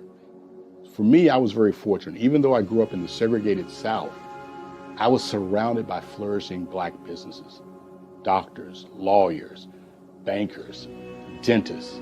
They were all there and they were all successful. And I guess that's part of my dream, is to see that success come back. My name is Joseph Simmons, and I am the founder of the Center for Micro-Entrepreneurial Training. We have this moment in time where we can change the trajectory of people.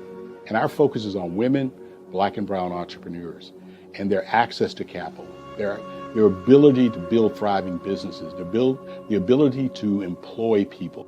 There's a study that showed that in those three communities, especially Black and brown communities, $1 stays in those communities for 30 minutes. In white community, $1 stays in their communities for 8 hours. So think about it. For you in a Black or brown community to get gas, to get food, to go to a restaurant, you've got to leave your community, take those dollars out of that community and take it to another community that's already being well served. So if we can reverse that, if we can go from 30 minutes to an hour to 2 hours, that's progress. That's what we need to do. I was with SCORE. And then in May of 2020, of course, the events happened in regards to the murder of George Floyd. The other thing that I was experiencing was the denials of federal funds for small businesses. And it revolved around one thing. These businesses were not being prepared for grants and for government programs. And I came up with the idea for the Center for Micro-Entrepreneurial based off those two things. Morgan Stanley had a report out in 2020, first quarter, and they talked about there were 3 groups that were massively devastated by COVID-19 on their business. That was 1, women, number 2, Black, and number 3, brown entrepreneurs.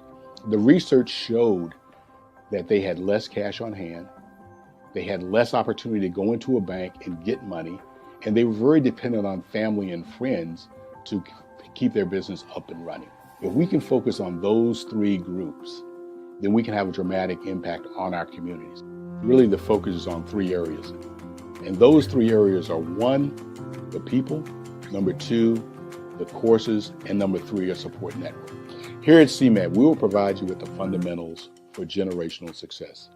And you will be creating a vibrant community by attending our 5-day immersive training course.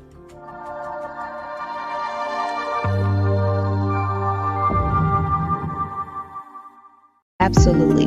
So our coaching program help people that have the lack of time, that lack strategies, and lack the confidence to go after their dream life. So we help them implement tools. We help them implement, I love to leave the inherited lack of finances or the education behind finances. But it wasn't until I lost my firstborn, my only son, that life changed for me.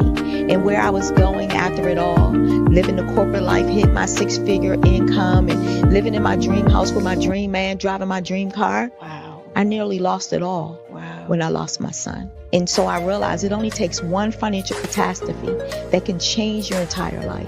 That's what made me start All New Beginnings. Because no matter what's going on in life, there's a new beginning. And because of that, we develop a program called Wise Minded. My little slogan is, don't just dream it, let's live it.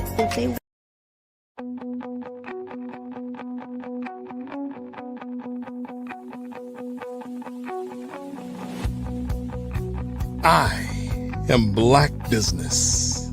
From the moment I wake until the time I sleep. Yes, I am Black Business.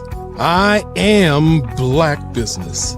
Tell me, are you Black Business? I am Black Business. Do you support Black businesses? Listen, I support Black business because I am Black Business. Black Business Expo, one of the largest business showcases in the history of Black business in the world. The world!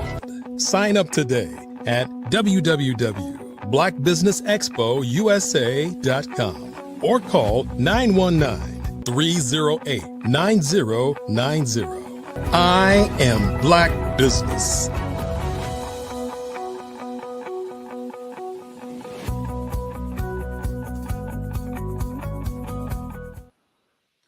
Good evening, entrepreneurs, thought leaders, and corporations. Welcome to the Black Business Network. My name is Grant McGaw, CEO of 5-Star BDM and host of the Follow Brand podcast and TV series, and I am your business moderator for this evening on the Black Business Network. The Black Business Network is a 24-hour business network showcasing Black businesses, business owners, entrepreneurs, and thought leaders worldwide. And we have speakers from North Carolina, London, Singapore, Africa, Japan, and cities all over the United States. The Black Business Network is a global community sharing its business knowledge to empower, inspire, and educate businesses about business. And today's speaker, we have Kiera, who is the founder and CEO of Kiera Creates, a brand built on resilience, artistry, and innovation.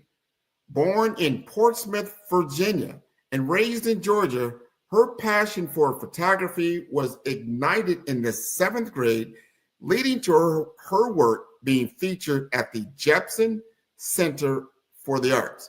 As the eldest of 4, she embraced leadership early, shaping her journey as a creative entrepreneur. And through Kiera Creates, she continues to inspire and uplift others using her talent to tell powerful stories and capture moments that matter. And her dedication to artistry and innovation makes her a rising force in the creative industry. So let's welcome Kiera Weish to the Black Business Network. How are you doing today? I'm well, and yourself. Thank you for having me.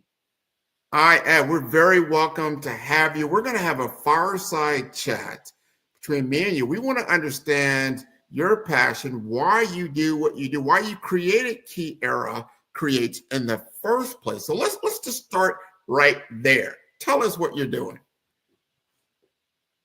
So with my business, Kiera Creates, pretty much what I do is I help the customer unleash that creative side in themselves. So it's no matter whether if you're honoring a memory or a legacy or cherishing, highlighting a special moment in life, I help that customer take that moment and put it in something that is so extravagant, so unordinary, that lasts a lifetime. I love that. I love it. So what you're talking about when you say you're a creative, you're in the social media marketing world as an influencer. You're helping people to grow their business and then understand, which I always found to be that one of the biggest problems with a small business is understanding their audience. Tell us what you're doing. How are you unique in that world? So understanding the audience, I can also speak from experience. That is definitely one of the trickiest parts about building your presence on social media, especially when it's so saturated. It's definitely so saturated. It's easy to get overshadowed. But for me, I just like for people, my audience, I love it when they're able to actually tap into my world. So giving them the ability to see the process from beginning to end, it because we're all guilty of it. We're all guilty by association of watching some type of video in which we are like, okay, well, what is this going to turn out to be? So that is one of the things that, like, that's one of the reasons why I love doing what I do, because it allows the customer or the viewer to just, even if they do or don't, but it allows them to just tap into the process, to become a part of the process in that moment, especially for the review. So strong. A lot of my audience. No, go ahead. I want you to continue because that's so important. Continue on, because the audience portion of what you're talking about, most people, they understand themselves, they understand their business, but they don't really understand their audience at the same level, and they should understand it even better than they understand their own business.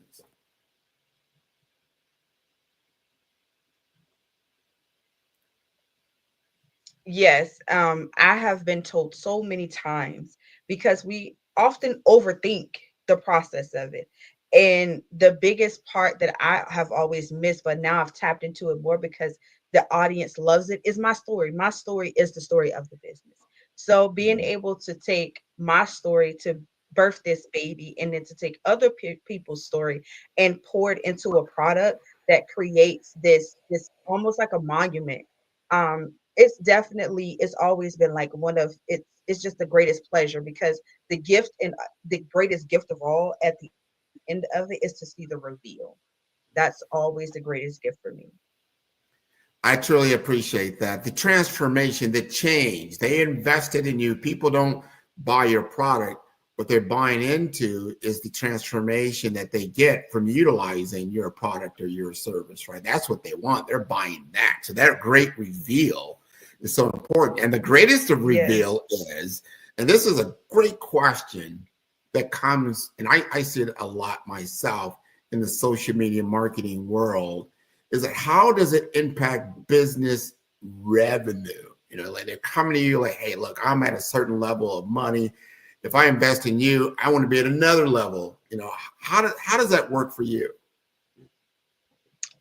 Excuse me. But for me, it's the reach. To be able to not just reach on a national, but a global, because the media is all around us. It's no matter where you are, no matter who you may come encounter with, media is all around us. And I feel it feels so warming to know that I have, reached third world countries as far as just the viewing, even if there is or isn't a purchase, but to just know that someone viewed the video and they loved the transformation and they absolutely enjoyed watching the final outcome, and then the response that came after it, that just means the world to me. So important, because that's going to drive, at the end of the day, that's going to drive business results. You're reaching a wider market. And before, as people think through, they had a brick and mortar mentality, right? What their presence, their marketing say, hey, location, location, location. Well, now in the digital world, and I want people to really take note of this. In the digital world, look who is the top players in business in the world today. Everybody is talking about Elon Musk, and look what he did just by developing a digital platform from PayPal, right? And look at what he's been able to create from that. Now, that's not nothing new, because people have been transacting money forever, but he gave it a new spin, and that got him to where he's at, right?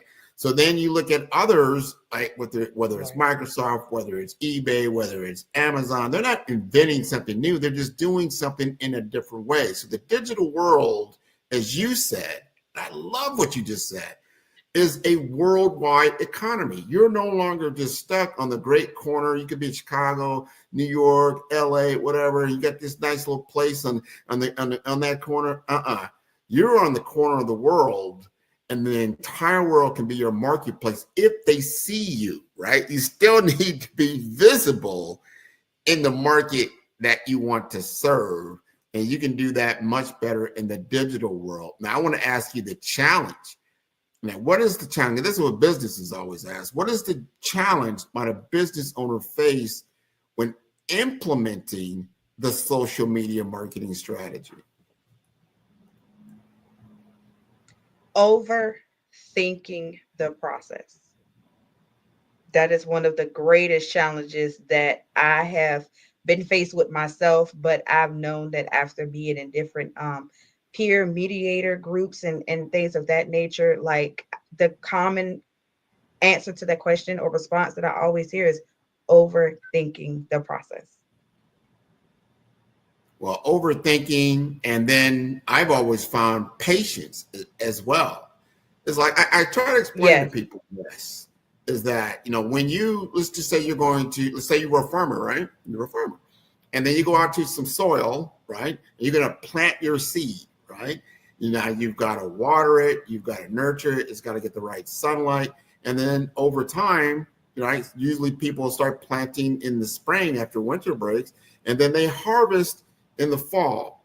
Well, that's like a 6-month process. People want this is pulling up to a McDonald's. Overnight, right now. Yes.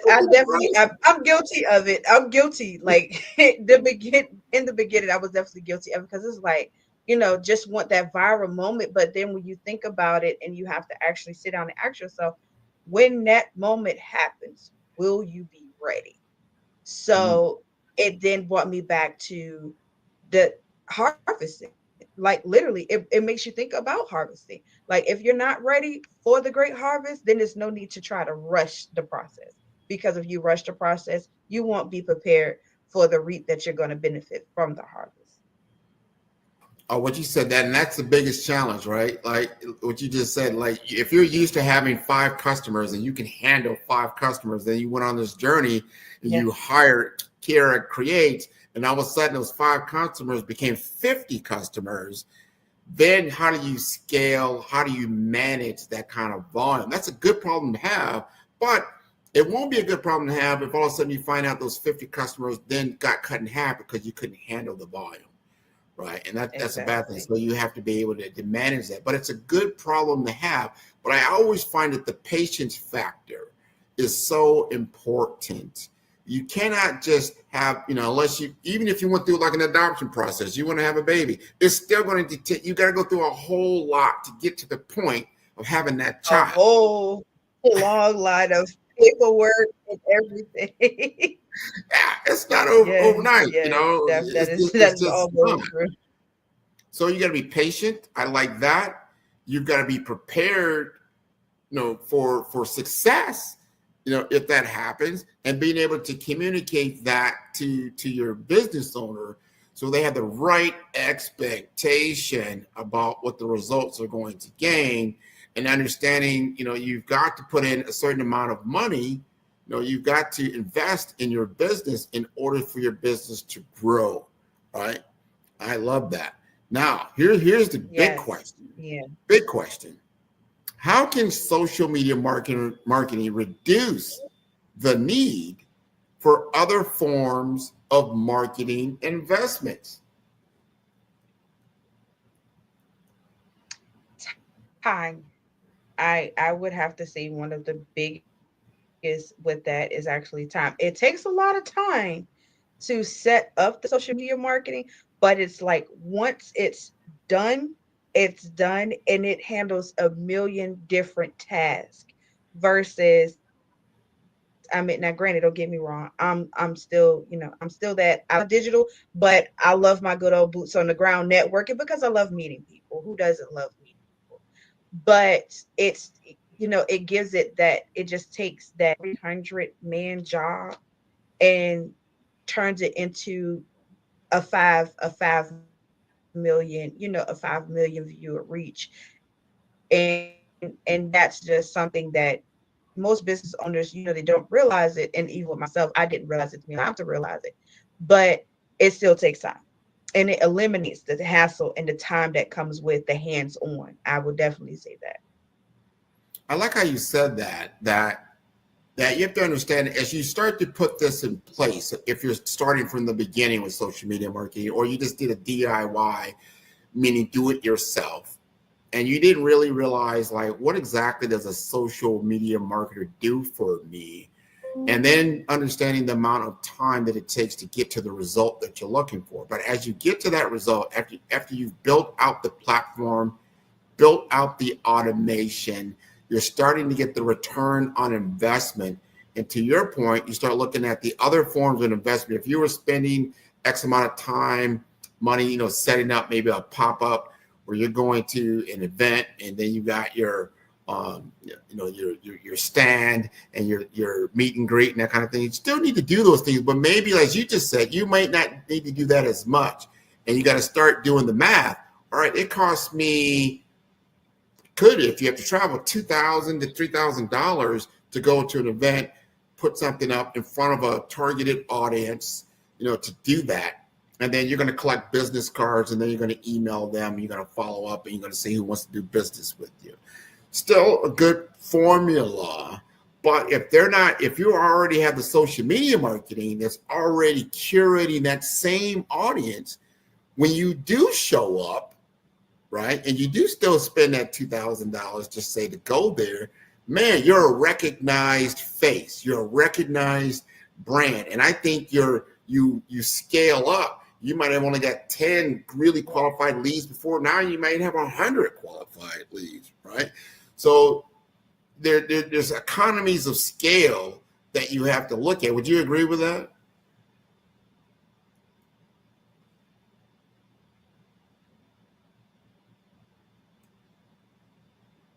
I would definitely that because I know as far as trying to some type of boots on the ground type of situation to go to the digital world, it's definitely costly. Like, it's the boots on the ground situation is more time consuming and more costly than it is to actually do it on a digital platform. However, what I can say is it feels good when you do set up for that in-person event, and then someone walks over to your booth and is like, wait, I've seen you on XYZ social media platform. So then you're like, oh, wait, you're actually doing something. It's just that joyous side, like, okay, it's working, it's coming. It's not as, at a level that I want it to be, but it's getting there. So my work and dedication is actually paying off. And that's always the end goal for me. And that's always the greatest reward for me. No matter if it's 5 million people or 5 people, to know that someone recognizes my work, knows my name, and can actually remember my brand, I'm fine. Like, I'm fine. So you said that the 5 letters, that is big: brand, BRAND, brand. And this is another common mistake I have found. People, when they think about their brand, they're thinking about their logo, they're thinking about all the aesthetics, some of the content that they have.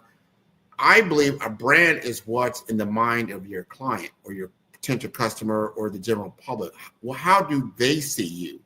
That's your brand, right? When you think of Nike, you think of the shoes, and then you see the logo, and then you have a perception about that particular shoe without even thinking about it. They have a great brand recognition, right? And this is how you feel about what that is. If you see the Black Business Network, you have a certain, until you experience it, you might not even know what it is. If you just see the lettering, you may not know. But once you experience it, that brand goes with it. Now you've experienced it. You've been a speaker on this show. You know what it's all about. It has a brand now. It has a living force. And that brings us to the question, is what impact does user-generated content have on a business owner's ability to market their products?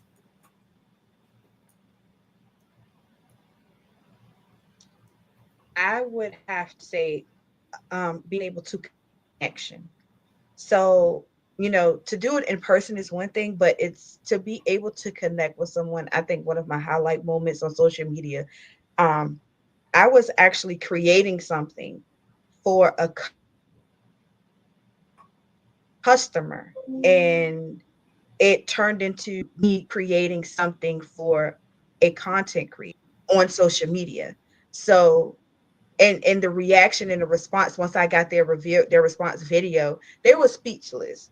And then another person, they're all strangers, but another someone commented and they were like, this is amazing, I would like to purchase one. So to be able to reach and actually be able to speak to someone and connect with them in a way that they're looking for this connection, but you and I, the creator, understand exactly what it is that they're wanting in that moment or needing in that moment, that'll help them get through or help them honor or cherish or whatever the case may be. Like, I'm able to be that problem solver right then and there. I love that. I love that. Well, 'cause that goes right into what we want to talk about is taking that feedback. You're getting your feedback. You got feedback back from the client, and how that shaped the direction of your product or service. Because you like, you know what, I got this great feedback, or I discovered something different, and now you can shape a whole new type of creative because customer behavior is constantly changing. Something else comes up, they start to look at things, differently. You only got a short window of attention span with somebody. I think that's a common mistake I see. Like, you know what, this was working. You see that with social media darlings or whatever you want to call them these days, is that they say, I've been doing it this way and it worked, and I got all this viral following and whatnot, and I kept doing it. But now the client, or the way that they look at marketing, is short form snippets, or it could be something else, and you're not doing that, and now you're losing your audience, and you don't understand why, but you haven't taken the feedback to look at that. Tell us more about that. So feedback, it has played a big part in building a social media presence, to be honest.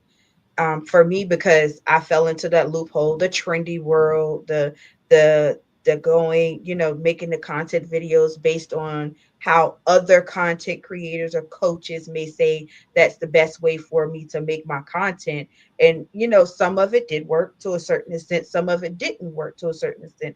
And it's like the process videos attracted certain people, and then the response and what I call the call to action videos attracted other people as well. So what I did, I kind of like took the two and blended them together. I still do a process, but it's like, now so let's make it interactive, because I'm all about interactive. I have been in the interactive field for quite some time, because interaction is how I'm able to create this grand illusion of like the finished touch on the product, is by having a customer interact throughout the process. Like, it's not just to come to me and this is what you need. It's actually, you come to me, we kind of brainstorm this together, and then we go back. If we need to go back to the drawing board, we go back to the drawing board. If not, then I know that we have met that common ground, and I have exceeded the expectation of what the customer actually had in mind.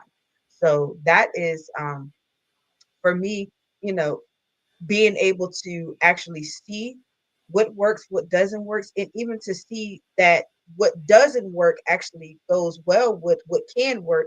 And then we have this big old creative bomb.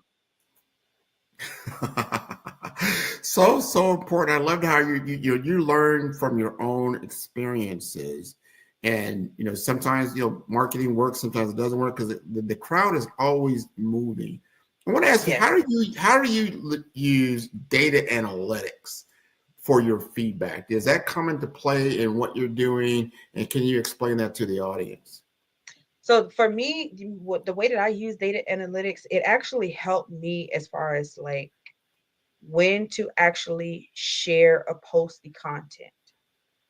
Because that is one of the biggest struggles, especially when you are trying to cross or share content, build an audience between multiple platforms. So, for example, if I share something on Facebook, it may be great to do it 3 times a day, your typical, AM, lunch, PM. afternoon, evening travel home. Whereas and that could be Monday through Friday, whereas on a platform as TikTok, Sunday through Tuesday, Sunday through Wednesday is just a slow, people are just like aimless scrolling, just a joyous occasion, but people are actually more triggered to purchase something or to actually be in the search for something from that Thursday night, give or take Friday morning, all the way up into Sunday, because like that's the leisure time for the world. Friday, Saturday, Sunday. Friday is the end of the work week. We're relaxed, we're ready to go, we're ready to let our hair down and have fun. Saturday, let's go out and about, or just find something to get just because. So it does take a lot of actual time to put those numbers and crunch that time down. But once you actually get to understand it and put it into play, it becomes easier. But once again, time is what is the main ingredient to it all. It's just time.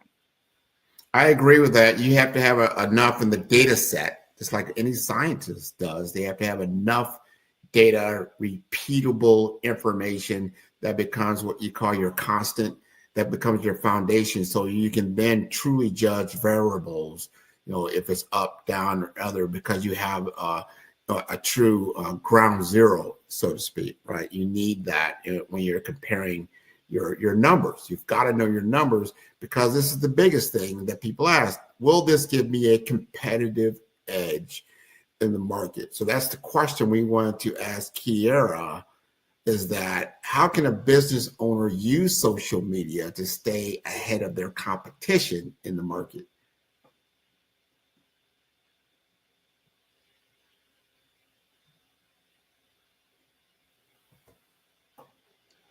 Simply being themselves. Being them social media, whether you're a business, especially when you're a business owner, quicker because they're able to relate to you. Like whether it's the stay-at-home mom, whether it's the military spouse, whether it is the traveling, remote work from home employee, no matter what, like there is a way that you can connect with them, and you just have to figure out how to connect with them. But everyday life, especially, in the way of the world, we all are trying to find this avenue to actually find a way to figure out what is it that can actually help us to relax, relate, and release. So to be able to pull up some type of social media platform and watch a video, and then here it is, I'm making the product, but I'm actually telling you how my typical day goes. So it's not only are they viewing the process of the product, but they're actually getting to know me and like, okay, well, this is an everyday person. This isn't just someone that just became an overnight sensation. This is someone who actually still has an actual a scheduled day in life that they still have to follow. And that's what I've noticed a lot of the audiences love. Like they just love to be able to connect with the creator. I love what you just said. I see this question so much. They say, well, do I have the personal brand and then the business brand over here? And I often tell them, well, are you two people or are you one entity? So you could be one entity, but you have two different focus, right? So I love how you just said, here I am as an individual, as my personal brand, but here I am demonstrating the business brand, whatever it may be. So you have both personas working simultaneously, and that believability goes skyrocket. Most people don't go to the Walmart Facebook page or their website for the most part. But if I see Kiera, you like going inside the Walmart and talking about her experience about, hey, this is how I found this good product, and it was only $9.99, it's on sale right now, and I'm walking out and I'm getting back to my kids. Doesn't that sound a little bit better than just watching a dry commercial? It does. Yeah, It I does. really And I think appreciate like that. that's why I love Tabitha Brown. She's always been one of my favorite. But what I love lately is how her brand has been growing and growing and growing. And she's actually going into the store and she's like, you guys, oh, look at this. Look at this. Oh, you see this? This is my new this is my new that. And I love that because she's still giving everyday her, but it's still bringing insight to the brand and to the product.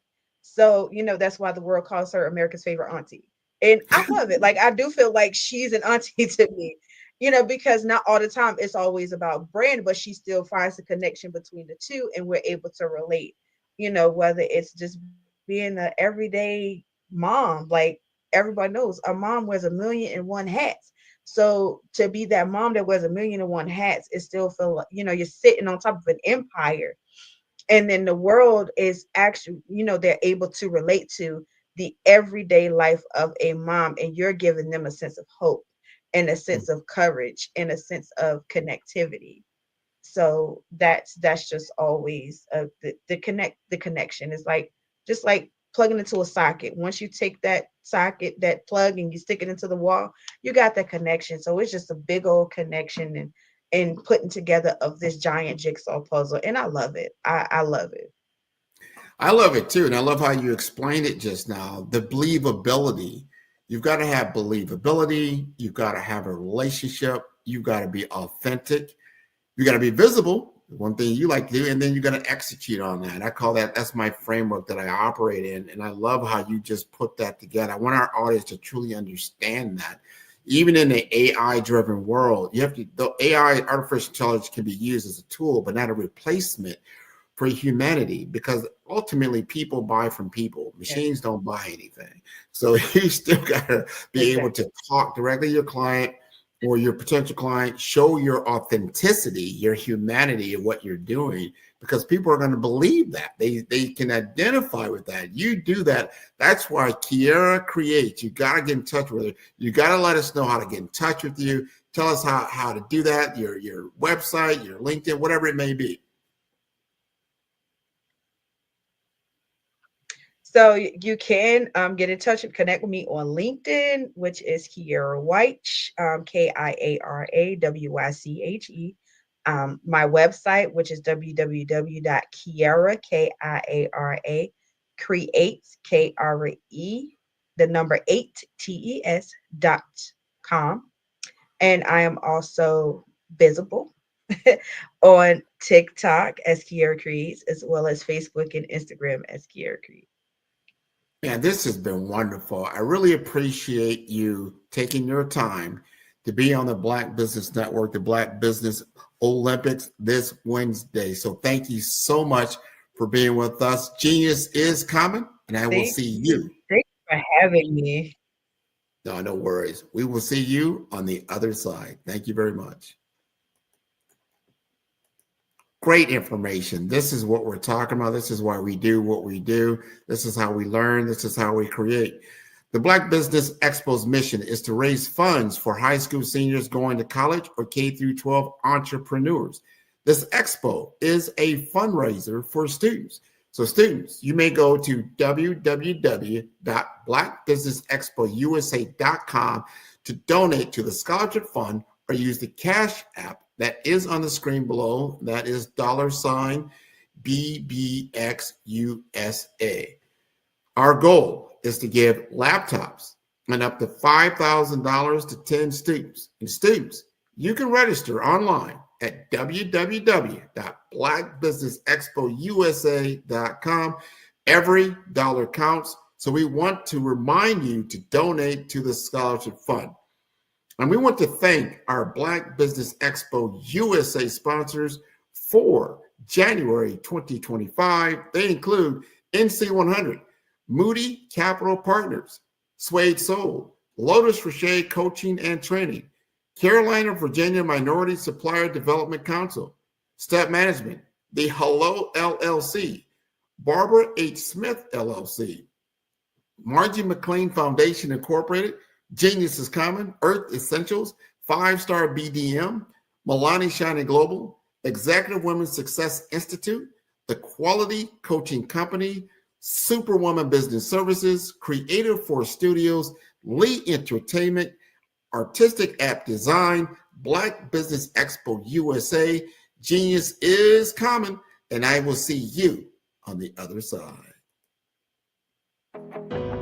I am Black Business. From the moment I wake until the time I sleep, I am Black Business. I am Black Business. Are you Black Business? I am Black Business. Do you support Black businesses? I support Black business because I am Black Business. Black Business Expo, one of the largest business showcases in the history of Black business in the world.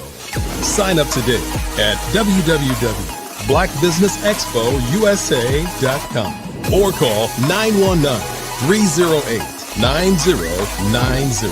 I am Black Business.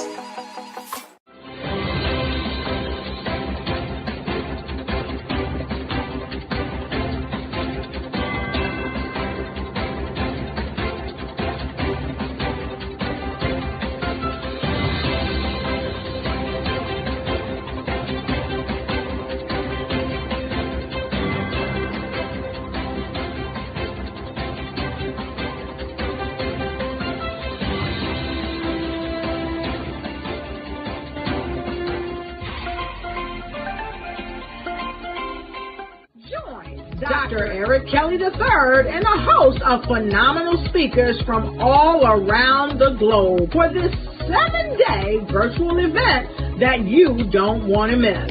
The mission of the Black Business Expo is to raise scholarship money from kids all the way from high school, all the way from college. The Black Business Olympics is one of the largest Black business showcases in the world. It is an opportunity for businesses and companies to showcase their businesses globally. We are going to be giving away laptops up to $5,000 away to students.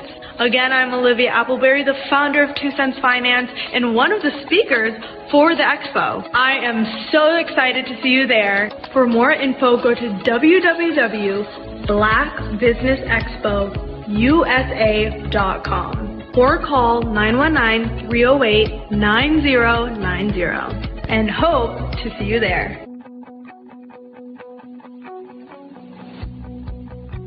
I am Black Business. From the moment I wake until the time I sleep.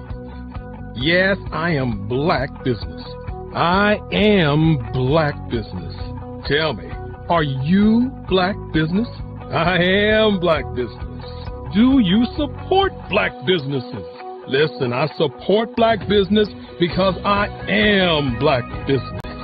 Black Business Expo, one of the largest business showcases in the history of Black business in the world. The world.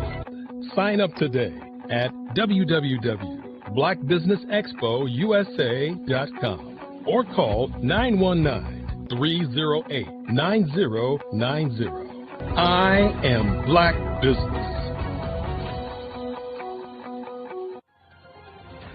I am Black Business. From the moment I wake until the time I sleep, I am Black Business. I am Black Business. Are you Black Business? I am Black Business. Do you support Black businesses? I support Black business because I am Black business. Black Business Expo, one of the largest business showcases in the history of Black America in North Carolina. Join Dr. Eric Kelly III and a host of phenomenal speakers from all around the globe for this 7-day virtual event that you don't want to miss. The mission of the Black Business Expo is to raise scholarship money from kids all the way from high school, all the way from college. The Black Business Olympics is one of the largest Black business showcases in the world. It is an opportunity for businesses and companies to showcase their businesses globally. We are going to be giving away laptops up to $5,000 away to students. Again, I'm Olivia Appleberry, the founder of 2 Cents Finance and one of the speakers for the expo. I am so excited to see you there. For more info, go to www.blackbusinessexpousa.com or call 919-308-9090 and hope to see you there. I am Black Business. From the moment I wake until the time I sleep. Yes, I am Black Business. I am Black Business. Tell me, are you Black Business? Black Business Expo, one of the largest business showcases in the history of Black business in the world.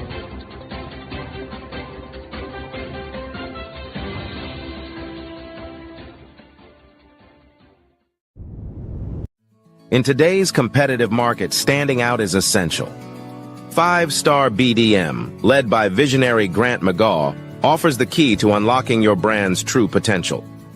With innovative strategies and a passion for empowering businesses, 5-Star BDM is transforming personal branding and business development, moving brands from merely competing to dominating.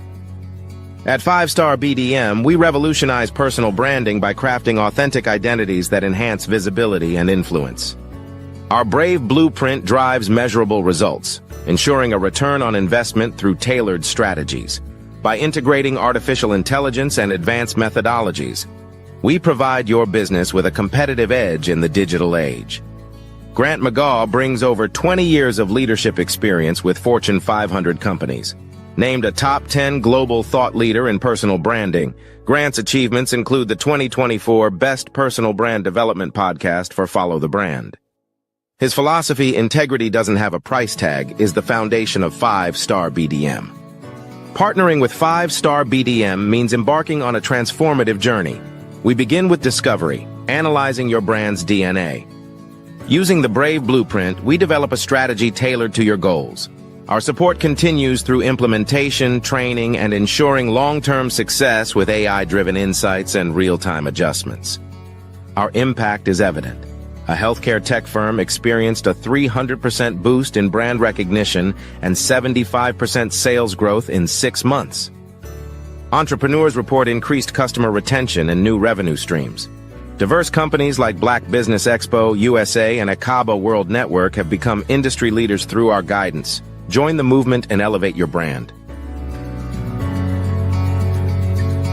I was born in a little village on the island of Haiti.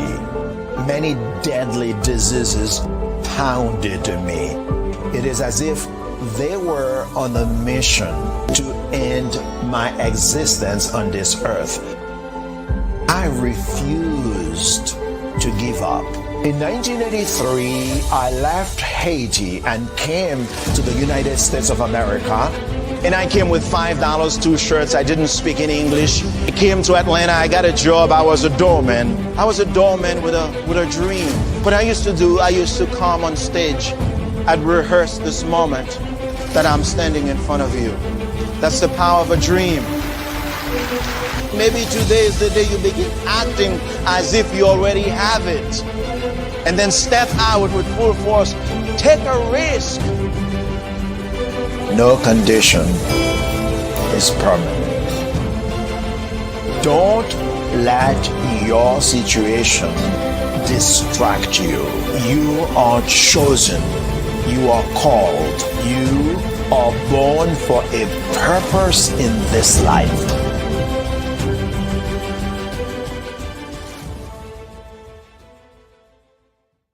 Grant McGaw, CEO of 5-Star BDM, is turning heads in the healthcare and information technology sectors with his groundbreaking approach to personal branding and business development. By challenging conventional strategies, he's setting a new standard for how executives present themselves and their businesses to the world. McGaw's expertise isn't just about standing out. It's about strategic guidance, generating leads, and building networks that propel executives beyond their competition. His focus on authenticity allows leaders to leverage their unique stories, driving exponential growth and success in their industries. Beyond branding, McGaw is a fervent advocate for diversity, equity, and inclusion in the workplace. He's committed to helping organizations cultivate environments where innovation and collaboration thrive through inclusive cultures. And for those eager to dive deeper, McGaw hosts the Follow the Brand podcast.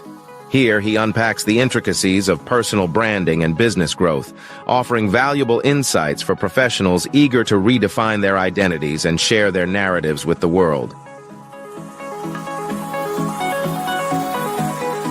Sometimes you got to hear the news from the Black perspective, and more specifically, Black publishers. And that's exactly why you have to download the Hey Tie app, the largest mobile app delivering breaking news, videos, and podcasts from 200 of your favorite Black publishers. Yes, 200 Black publishers delivering news as it happens, literally all in one app. Go to HAYTI.com or download the app in the Google Play Store or Apple App Store. It's completely free, along with information that you can trust, so go check them out. Hello, I am Dr. Eric Kelly III, the visionary strategist and founder of the Black Business Olympics. I invite you to showcase your Black-owned businesses on the Black Business Network global stage. The Black Business Olympics is a global Black Business Network platform that propels Black-owned businesses into the international spotlight. By showcasing your business on the Black Business Olympics platform, you can reach a worldwide audience of potential customers, partners, and investors. You can also establish yourself as a thought leader and expert in your field, attract lucrative partnerships, and more speaking engagements. In addition, the Black Business Olympics platform provides a valuable opportunity to connect and collaborate with like-minded entrepreneurs and business professionals from around the world. This can lead to new business opportunities, ideas, and relationships. Finally, by sharing your story and expertise on the Black Business Olympics platform, you can inspire and empower others. This is a powerful way to make a positive impact on the world and leave a lasting legacy. If you are a Black-owned business owner, I encourage you to seize the opportunity to showcase your business on the Black Business Olympics platform. It is a once-in-a-lifetime opportunity to make an indelible mark on the world. Be one of the 1,000 visionary entrepreneurs who are changing students' lives, shaping industries, and leaving an unforgettable legacy for their families. Unleash your voice on our global stage and watch your business thrive. Black Business Olympics is one of the largest Black business showcases in the history of Black business in the world. Yes, the entire world. Just give me a call today at 919-308-9090.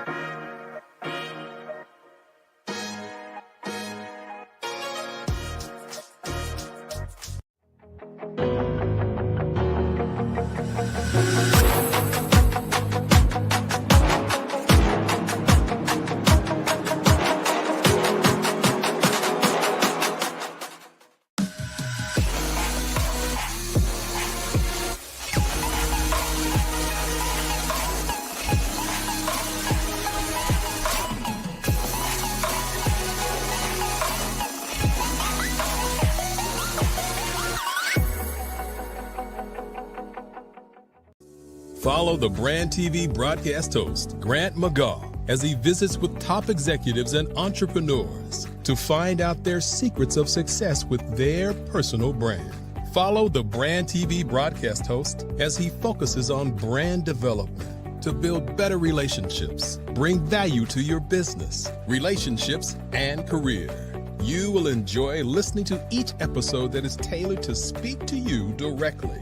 If you're looking for this type of clarity in terms of building your brand, you have tuned into the right station.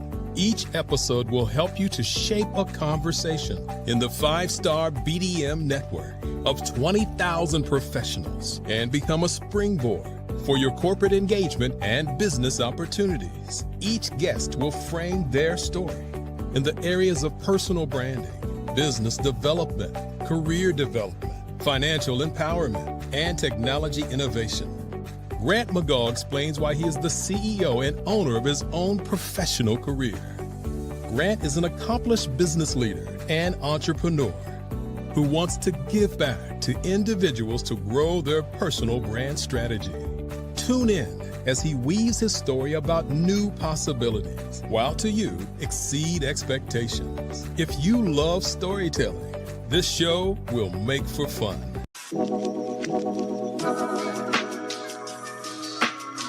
The African company and the African CEO is making a conscious decision to bring on someone external to the continent versus bringing on someone who is from Ghana or Kenya or South Africa. And so the skill sets of the people that we take through our executive leadership training program and ultimately on the placement, obviously have to be extremely high caliber. So what we look for are corporate executives at the vice president to C-suite level, as well as Black entrepreneurs.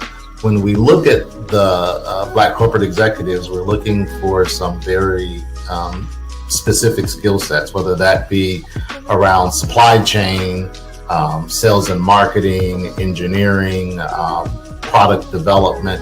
We want our folks to be able to add immediate value to the corporate board, right? And the other thing is, even if they don't necessarily have specific industry experience, they're bringing a diversity of thought.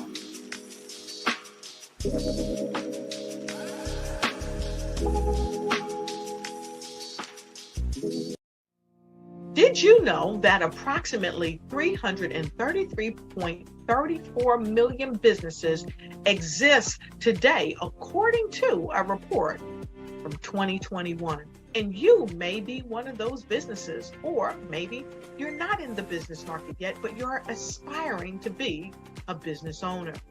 Well, guess what? You're in the right place at the right time. Because let's face it, everything is about timing and opportunity.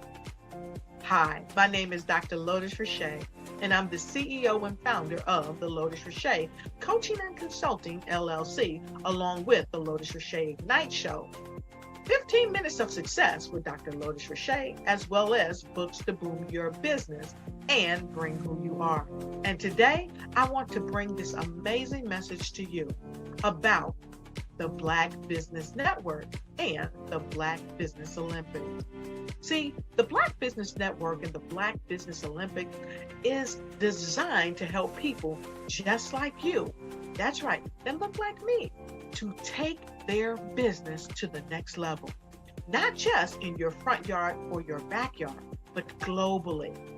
The Black Business Network and Black Business Olympics is designed not to just help you survive, but to help you thrive.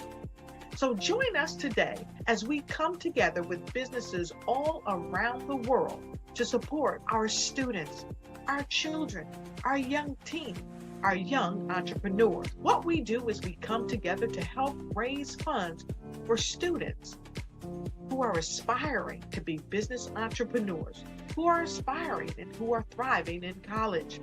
We endow them with a wonderful opportunity to gain scholarship of either a laptop or several thousands of dollars. And we invite you to help be a contributor to this amazing opportunity to help someone that looks just like you. So join us today at our website and let us connect with you and help you ignite and take flight in every area of your life on the Black Business Network and the Black Business Olympics. I'll see you on the other side.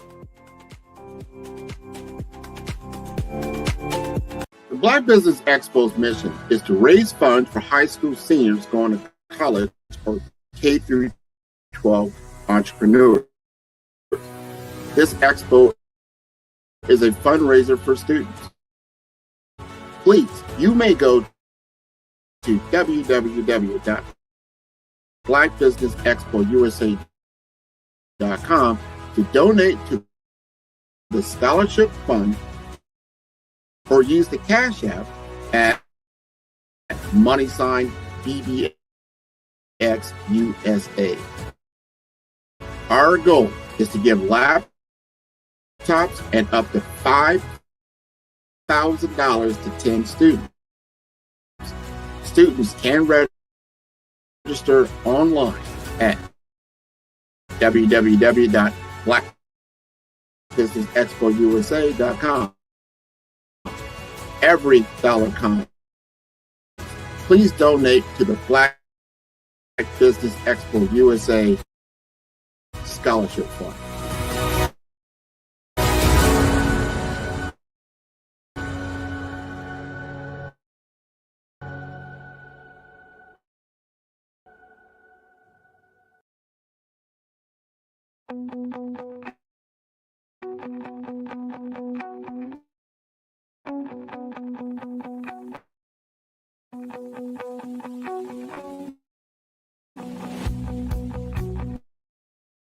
I am Black Business. From the moment I wake until the time I sleep. Yes, I am Black Business. I am Black Business. Tell me, are you Black Business? I am Black Business. Do you support Black businesses? Listen, I support Black business because I am Black Business. Black Business Expo, one of the largest business showcases in the history of Black business in the world. The world. Sign up today at www.blackbusinessexpousa.com or call 919-308-9090. I am Black Business.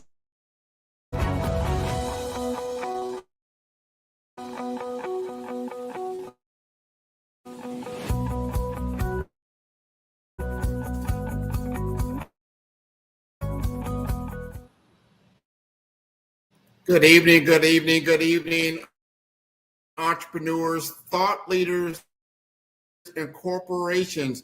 Welcome to the Black Business Network. My name is Grant McGaw.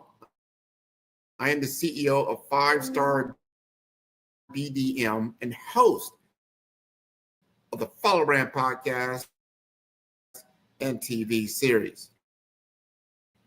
And people don't know what BDM stands for, is Brand Development Masters. And I am your business moderator for this evening on the Black Business Network. The Black Business Network is a 24-hour business network showcasing Black businesses, business owners, entrepreneurs, and thought leaders worldwide. We have speakers from North Carolina, London, Singapore, Africa, Japan, and cities all over the United States. The Black Business Network is a global community sharing its business knowledge to empower, inspire, and educate businesses about business. And I'd like to bring on our next speaker, Aaron V. Owens, who is the co-founder of the Laurel Financial Services Collaborative office, recently opened in Laurel, Maryland on November 1st, 2024. He recently partnered with 3 other living benefit specialists to help bring prosperity back to every home they touch through products, services, and opportunities.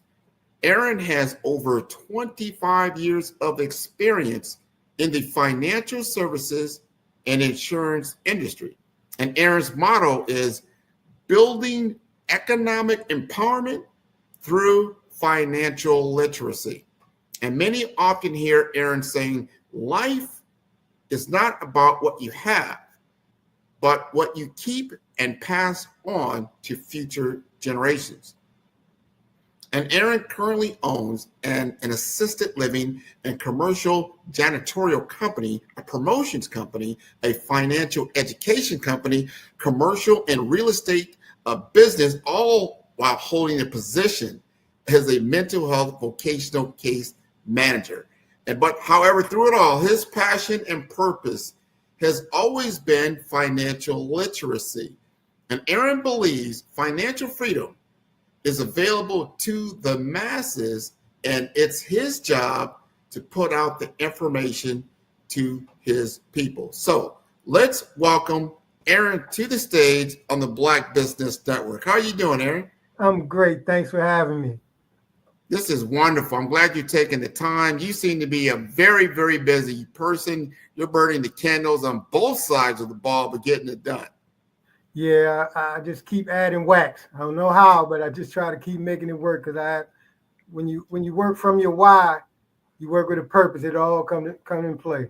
So understood. The purpose is in your voice. Thank you again for being on the show. We want to jump right into it because you speak as an inspired person to be doing all these different things. We want to know what inspired you to get into the financial service industry. Initially, it was having children. And I knew that no matter what happened to me, whether I was here or not here, I had to provide for them. It was my job to make sure no matter what happened, I had something in play to secure their legacy and the legacy of, future generations. So in purchasing life insurance to secure their future, I became interested in the industry and just kept moving from that point. I think that's so important to understand in insurance, especially life insurance, just getting into that. And then understanding all the different things that life insurance can get. Because a lot of times I thought, I got to have car insurance. Like they make you buy car insurance today. Before in my day, maybe you did or you didn't. But now it's mandatory to get car insurance. But we don't make it mandatory to have life insurance, and understanding how it is as an asset for yourself and a part of financial wealth. Just tell us a little bit more how you feel about the importance of insurance. Well, and life insurance, like I've owned agencies, so I've sold car insurance, auto insurance. But what amazes me is people are more willing to get insurance on an iPhone 16 than they are willing to get insurance on their life. And sometimes they both cost about the same amount of money, if not cheaper. So I just feel like life insurance is the most important insurance that there is. I mean, sometimes I believe it's usually the first financial security that some people have. That's their first sign of actual having wealth. And let me say this point. This is when I was young, we on the Black Business Network, so people heard it before. When I was young, it was pay taxes, be black, and die. That was the motto that I heard in my house. And what I found is that the rich and some other people have showed us how to not pay taxes. Some people have learned how to bleach their skin and not be black. But death has a 100% completion rate. Yes. And if you know it's going to happen, why not be prepared? So that's the motto that I, push, because it's going to happen. It's a 100% completion rate. Nobody can avoid it. So why not be prepared, and knowing that there are people that you're going to have to take care of whether you're here or not, because you don't know when it happens. Everybody talks about the dash in between the two numbers. You never know when it's coming. So why not be prepared? 100% on that. As you said, you never know what's coming. My mission would be, I don't want to see another GoFundMe page because there's not enough insurance to pay for basic, funeral expenses. Yeah, I did a recent, about a year ago, I did a workshop. It was called Go Fund Yourself, How to Become the Bank. So I definitely understand where you're coming from. No, and what you're saying and letting people know that life insurance itself, there's many different levels to it, and that you can buy it for a small amount of money, as well as a $10 policy up to $100 policy, depending on what it is, but like a basic, most people for an average funeral, correct me if I'm wrong, maybe it's around $10,000 or so. Yeah. Tell us, how much is a $10,000 policy? Well, the first thing we also got to realize, it depends on what type of policy you're getting, whether it's term policy, whole life, IUL, universal life variable. So there's different types of policies. So pricing is going to be different. There's also things that insurance companies take into consideration, one being age, health, family history, and work, the type of work you do. But under normal circumstances, a healthy 30-year-old can get something maybe $20, $30 a month. If it could be $200,000-$300,000 depending on your level of, or the different type of policy that you get. Mm-hmm. I like what you said. And one thing I learned is I've gotten life insurance. I want to stay in this area because I think it's so important, is that if you smoke, if you drink, if you have an unhealthy lifestyle, it's going to cost you more for insurance. Exactly. I'm going to touch on the situation. Recently, I went to educate, because let me say this part too, let me back up. I don't sell insurance. I'm a living benefits specialist. We'll talk about that. But I believe I educate people on insurance and living benefits and then let them make an informed decision. Mm-hmm. And what I've seen lately is a lot of people in certain situations are not qualifying for the reasons that you said and just being slightly unhealthy in their habits, which caused me over the last 3 months to get on a whole nother health kick with some of my clients to help them get qualified to, protect themselves and their families. So important, man. So important to understanding these things. We got a question that just came in from the Black Business Network.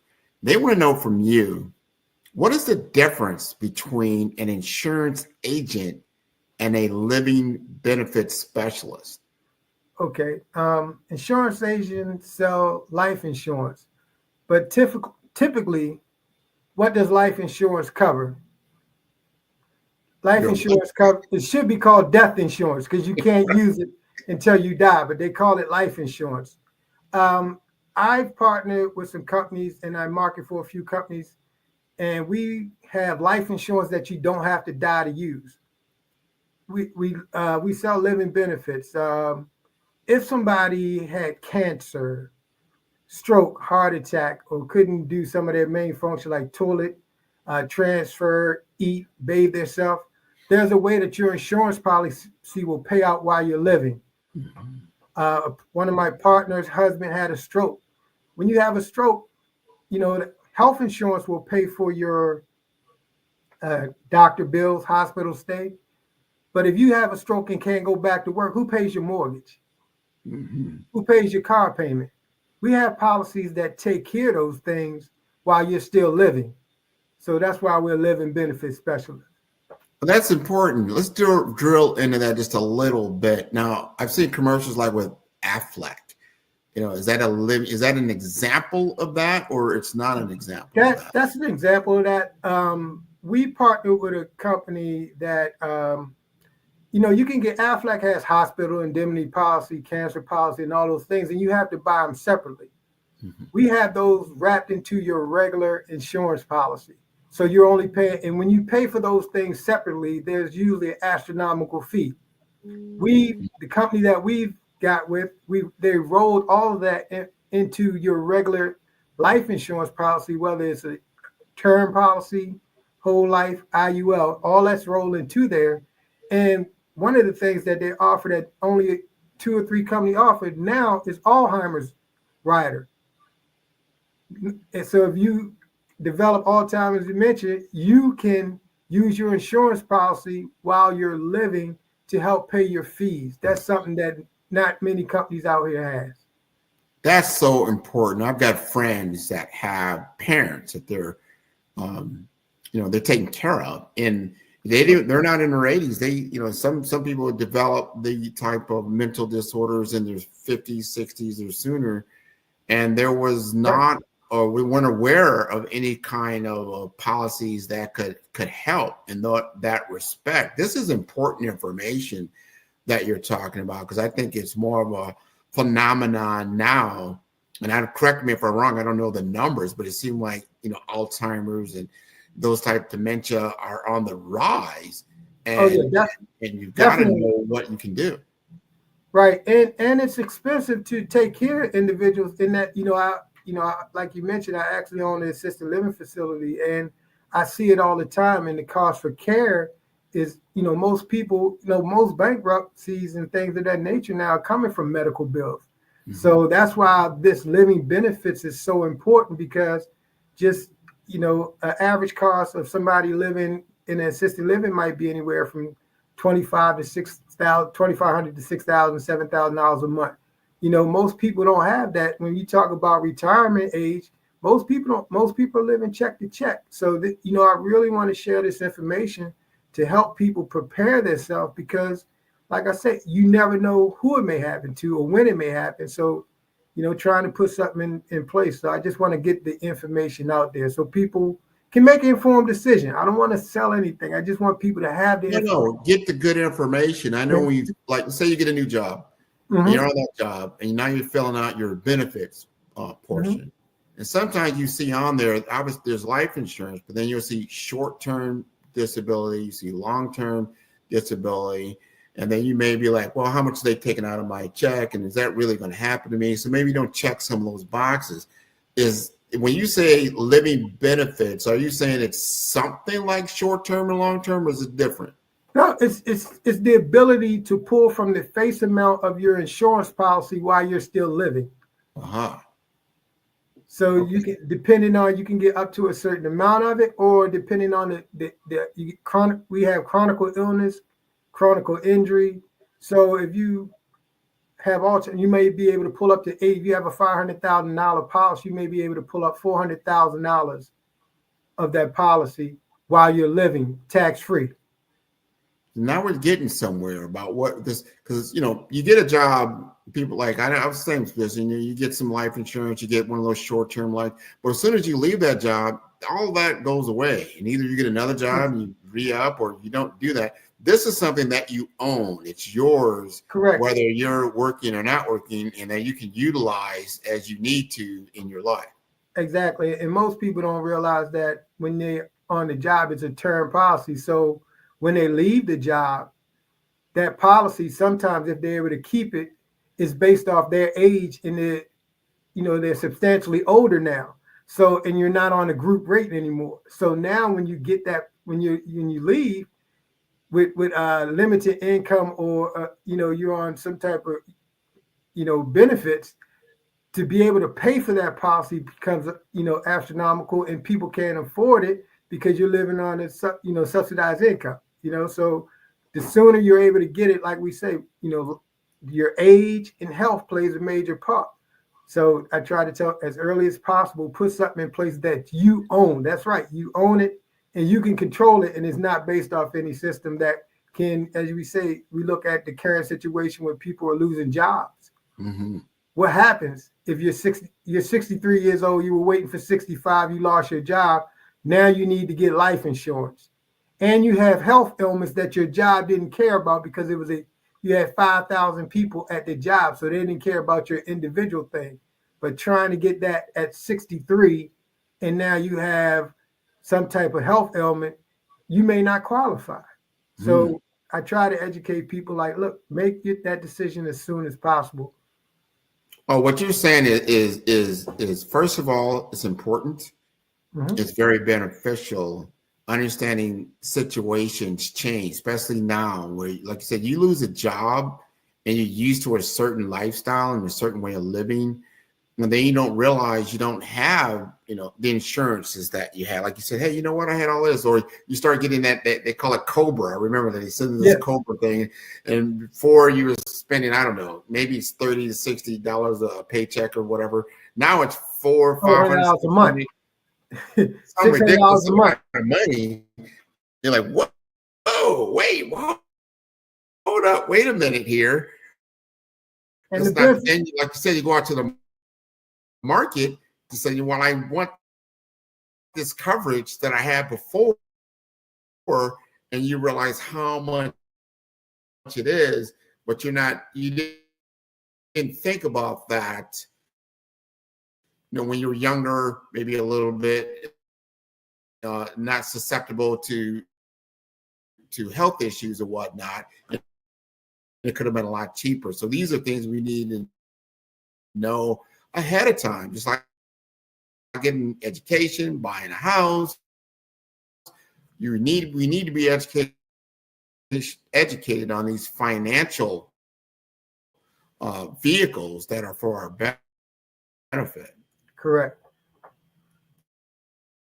Now, as we talk about that, what are your ideal clients and what are their main needs? The funny thing is, everybody is that ideal client because, like I said, DEF has a 100% completion rate. We deal with everything from buy-sell agreements or college educational plans. So everybody has something. And that's one of the things that, there is no one size fit all life insurance policy. Everybody has different needs. Mm-hmm. So if you're a younger individual just starting to work, you just bought a house, you may need a term policy because you need more insurance to cover the term of you being in that house until you're able to generate more money and pay the mortgage down. If you're somebody who's middle-aged and you're looking to, establish some things for your grandkids or children and just solidify, final expenses, there's a policy for you. We have a rider that gives you guaranteed lifetime income through your insurance policy. That's another benefit I didn't talk about. So depending on your situation, we do a needs analysis. So for the most part, everybody, but it depends on what your needs are. That's what it is. What are your needs? And are you aware of what's available to you? Exactly. I think about my own life. I don't want to say other people, just in my own life. Now, how educated was I on different kinds of insurance and other things are available? And as we luckily get older, you get to a point, as you stated, like, you know what? You don't even realize it. You could be uninsurable. Right? Mm-hmm. Or underinsured, based off, what you need, because you thought, based off, like I see a lot of people who, when I go back and do like a financial analysis or needs analysis, who say I bought this and they don't realize they might have bought it 30 years ago and it was maybe a term policy and they never took advantage of the opportunity to convert it over to a whole life or IUL or something. And now they're like, oh, well, I got $1 million worth of insurance, but they say, oh, in 2 years, it's gonna, it's gonna expire. So what happens? I say, well, in 2 years, you're gonna be 63. So you try to get that same $1 million, it's gonna cost you about $2,500 a month. So it's just understanding the difference if you're trying to get that same. So it's an interesting situation. We just try to be patient with everybody and just help them in the best way we can. You have to understand the game. Everything in this world, and I don't want to call it a game, it's business. It is business. But what is in the business of life insurance, just insurance itself, it's risk, right? They run these data, they run the numbers, they kind of know, what's a low risk and high risk. You got to know when you've crossed over from low risk to high risk, because that is what drives your rate up, your monthly rate. It's like if you had a lot of accidents, you're going to pay a lot more in car insurance. Correct. Right? But as you get older, the risk of something happening to you, health-wise or whatnot, medically or whatnot, goes up. Well, life expectancy, you're not the same. Your insurable level is not the same as you was at 20 when you expected to live to 83 than you are at 60 expecting to live to 83. The insurance company has less time to make money off your premiums. So there's going to be a higher risk. And now, based off the health and life expectancy. So that's why we say, health, age, and all that plays a part into the premium based off where you are in life. So important to understand the business aspects. And we're on the Black Business Expo right now talking about business. We want to know, how does your company help business? One of the things I mentioned a little earlier, we do in the financial service arena, we do buy-sell agreements for businesses. We do key man agreements.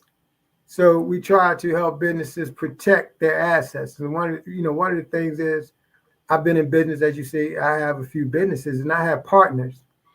And recently I had a partner pass. And there were some things that were not in play that I knew that it didn't cause a rift in our business, but it could have if the situations were different, if somebody else was involved. So we try to, protect businesses, and we also offer benefits for businesses. Like a lot of small businesses, employees don't have benefits. We can use the insurance to give the business tax breaks along with offering benefits to their employees, which is a benefit to their employees, which will help keep them there longer. So there's a few ways that we help, businesses. I think that's so important to understand. I've been recently talking to a lot of, financial people and just business people and really some students in the game. They're about to graduate, get out into the world. And I explained to them that I know when you're young, I know I did. When I was young, I played a game, Monopoly. I played Monopoly, right? It was fun. You get out there, you roll the dice, you get your little card, you start, go. But that game is such a replica of real life. But what you need to do to get around the board, number one, have enough to get around the board, some gas, get your little card, go past go, get your $200. But the goal is to buy a house and then to eventually get a business, what you would call like the hotels there, right? Exactly. There's the house, and then there's the hotels, and then obviously you're charging and you're gaining wealth. And one of those little places you can land on is like a boom, right? Sometimes Atlanta Community Test, the bank gives you money in the banking area in your favor. You get one of the cards. One of the cards is about insurance, right? Right. Insurance premium, you get X amount. We've got to understand that we are on this playing board, and whether you decide to play or not, you can either go to jail, do not pass go. Yeah. That's an option that some have to take, but you don't want it. It's not a great option, but it's like you are this is the game. Whether you like it or not, this is the game. You want to get your education to be able to buy a house, but then the object again is to get into business. And this is one of the reasons why Dr. Kelly says we've got to get back to understanding the game. Right. You get a business, there's better tax benefits. There are other things that you will not get from just passing go and collecting $200, right? You get to a point when you play Monopoly, like pass and go and $200 is like, who cares? That's dropping the bucket, right? The thing about it is, in that other piece is the residual income, because if you got a hotel on Boardwalk or Park Place, the payment you receive when somebody lands on your property is outstanding. It far exceeds. Now you start collecting other properties. So it's definitely a game to understand. How do you win the game? You win the game when you put everyone else out of business. You've taken all their money. That is the game. The object of the game is to get all the money and all the property and get everybody out the game. Once you understand this is the capitalism, it's competition, but the game is to put everyone else out of business. Now, there's laws in place to prevent monopolies. Google is going through it now, but that's the object of the game. And if you're not playing this game and realizing in the business world, they're trying to put you out of business and take unfortunate or fortunate. So if you don't have these vehicles that you're talking about in place, you don't have insurance, you don't have real estate, you don't have stocks and bonds, you don't have any capital, this is a problem. You are here to help us understand the game. I really appreciate that. And I want to get your input around that. Mm-hmm. So one of the things is, as I was driving earlier today, one of the things that hit me is we're a community, and most people are, we tend to want to put our seatbelt on when we see a police or we almost have an accident. And when I think about the game of life, one of the other things that we offer, like our team, is like we're recruiting and giving individuals opportunity to learn, because there are so much benefits of being business owners, of understanding financial literacy, and being around people who are, that energy. Something about being around other people, like-minded people, just elevates your whole process. So, one of the things that, say we're crazy about recruiting. We're crazy about getting people to build a business. And once individuals understand that, it's a whole new ball game. Like I said, and we see what's happening in the community. We see what's happening with jobs. They always tell people there may not be a lot of jobs. There's more now because everybody's independent, but there are always going to be opportunities. Mm-hmm. You know what I mean? Opportunities will always exist. So, let's just try to make the best of them and find your lane and do what's best. But I'm excited about just giving people information about business. Financial literacy is my passion. I'm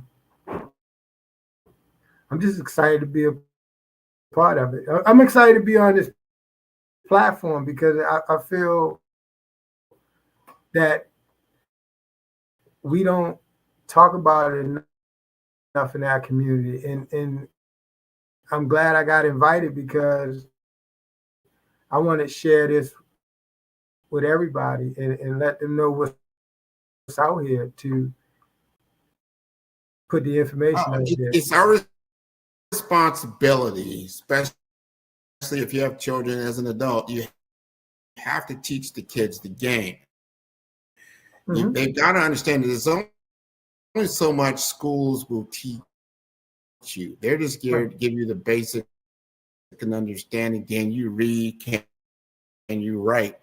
And then if you can read and you can write, then you can go ahead and go and attempt to pass go on your way to $200. They're not there to help you to continue on and build a legacy and understanding all those other facets of life that are so important in this life, right? I want you to help us understand some of the benefits of your products and services that set you apart from others in your space. I think some of the main products is like we focus on three main areas. If you die too soon, you live too long, or you get sick. We have products that cover all three of those areas. We're at a time where baby boomers are living longer. People are outliving their retirement. People have had reverse mortgages and losing houses, but we have a product that will allow you to, as you get older, guarantee your income. If you die too soon, we have a product that takes care of that typical basic life insurance. But we also have a product if you get sick and you can't do some of your basic functions, your bills could still be paid, and we have tax-free retirement strategies. So I think that those are the main pillars of what we do that can help people save money, earn more money. Oh, one of the biggest things we have, in our policies, in our IULs, we give people the upside potential of the stock market with no downside risk. So zero is your hero. If the market goes down, you stay flatline. But if the market goes up, you get some of or all of it, depending on the type of policy that you have.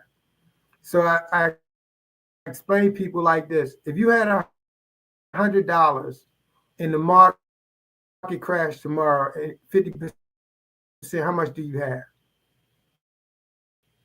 Typically at 50, half of that. Yeah, $50.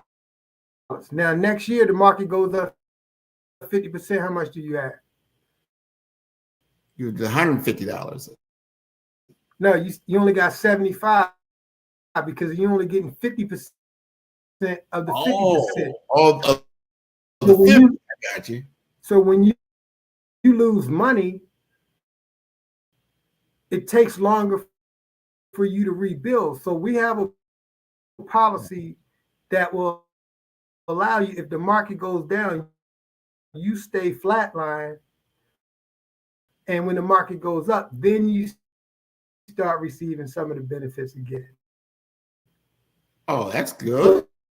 Those are some of the major components of our policies that allow people to really secure their income and not lose money. And that's one of the biggest things to help, bring financial wealth. I love that. Financial wealth, low risk investment. Yeah. Right. Upside potential of the market with no downside risk. So now we get into it, and people will chime in and say, but the cost of living, just every day that I have to house myself, I've got to feed myself, I've got to take care of the people in my household. I just have very, very little income left for the future, let's say. How do you answer that for them? All right, I did a training Monday, right? And I asked the people in the training, how many people watch the football games on Sunday? 90% of them watch them. 90% watch both games. So I say, okay, so that means you had 3 to 4 hours to watch each game, 2-3 hours to prepare your food and do stuff, and you also had time to clean up. So you put about 10 hours into watching football. What I find that people find time and money for the things that they see value in. Mm-hmm. So with me, I educate you on the product and then let you determine the value. Because if you can sit next to me and say, this is my wife, this is my husband, these are my children, and I don't have $100 to invest in their life if I'm not here, then that shows me where your value is.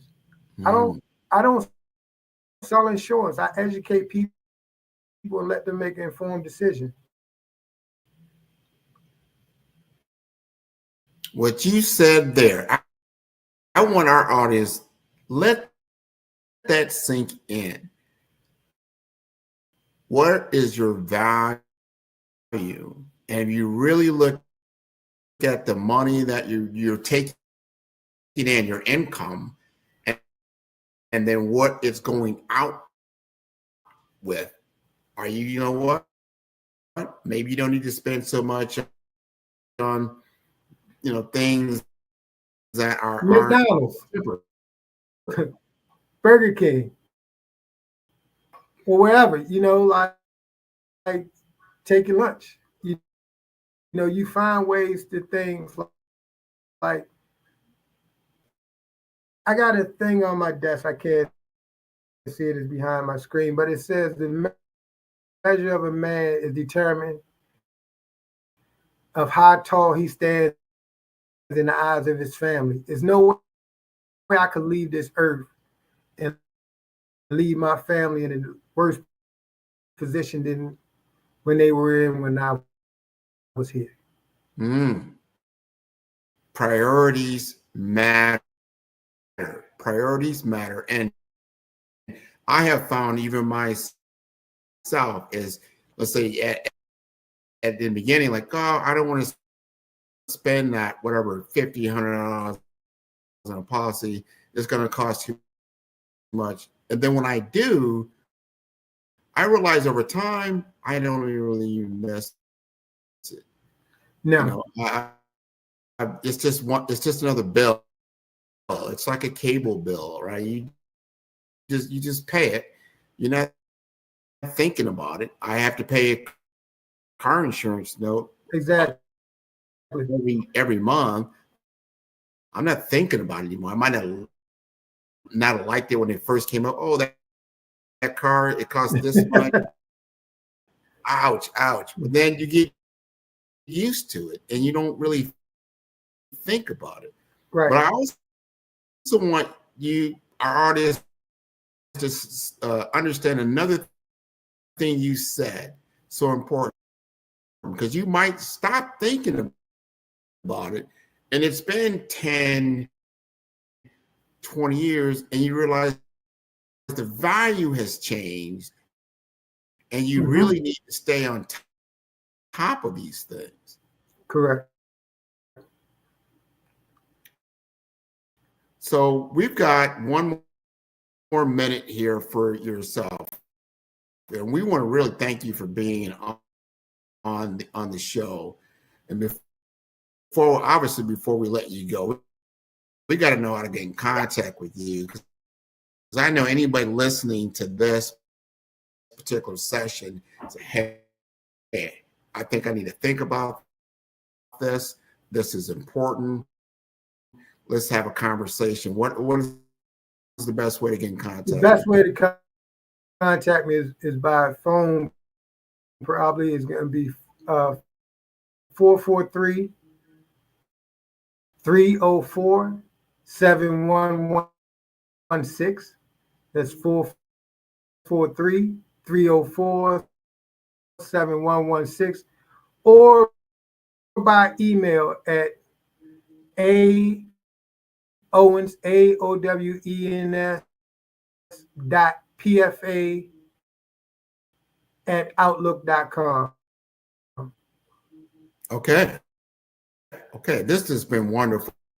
Well, I want to thank you again for being on the Black Business Network, the Black Business Olympics. Genius is common. And I will see you on the other side. All right. Thank you very much. And I definitely want to listen. I was excited about what I saw in the beginning. So I definitely want to be on the donation side, because that's one of the other things that I have. So I'll reach out to Brother Darius and figure out how to be a part of that. I've always wanted to give back. Like I say, life is not what you have, is what you keep and pass on to the next generation. So thank you for having me. I appreciate your time. No, we're going to 10X that. That is wonderful. Thank you very much again. All right.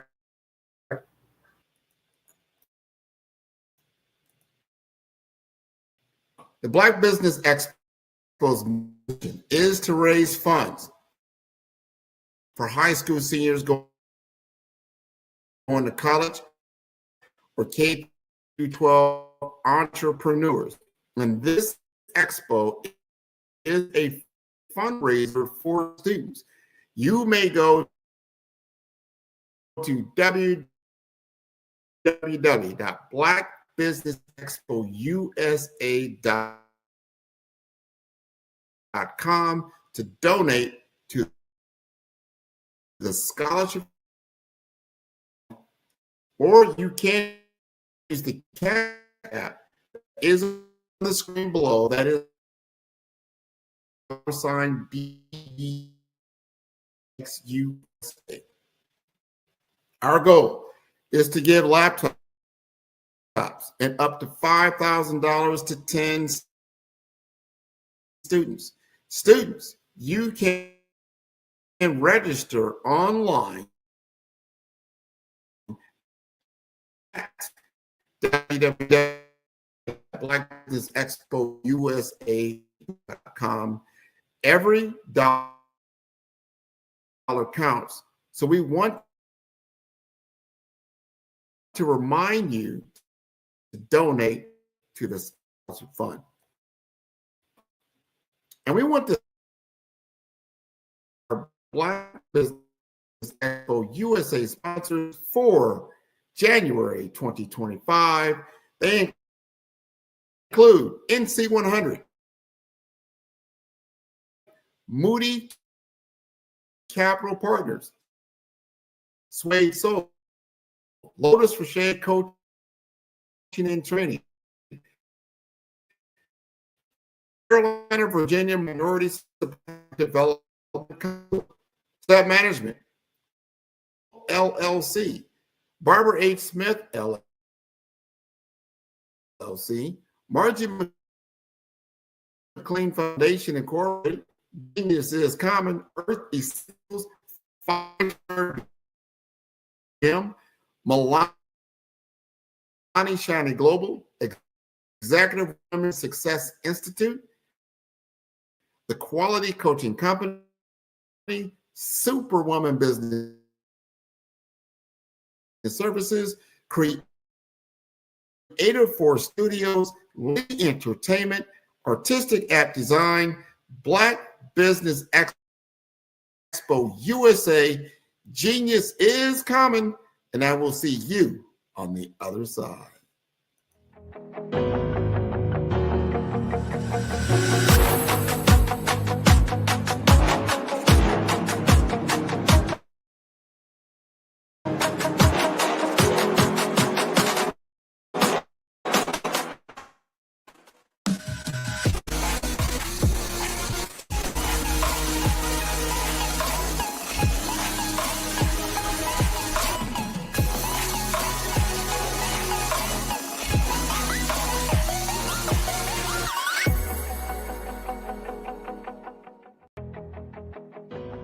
I am Black Business. From the moment I wake until the time I sleep, I am Black Business. I am Black Business. Are you Black Business? I am Black Business. Do you support Black businesses? I support Black Business because I am Black Business. Black Business Expo one of the largest business showcases in the history of black business in the world. Sign up today at www.blackbusinessexpousa.com or call 919-308-9090. I am Black Business.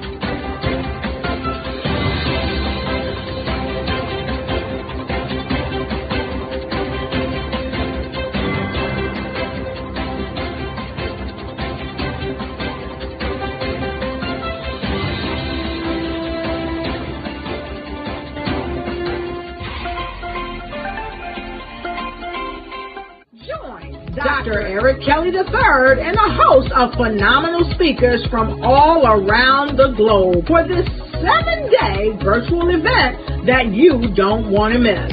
The mission of the Black Business Expo is to raise scholarship money from kids all the way from high school all the way from college. The Black Business Olympics is one of the largest black business showcases in the world. It is an opportunity for businesses and companies to showcase their businesses globally.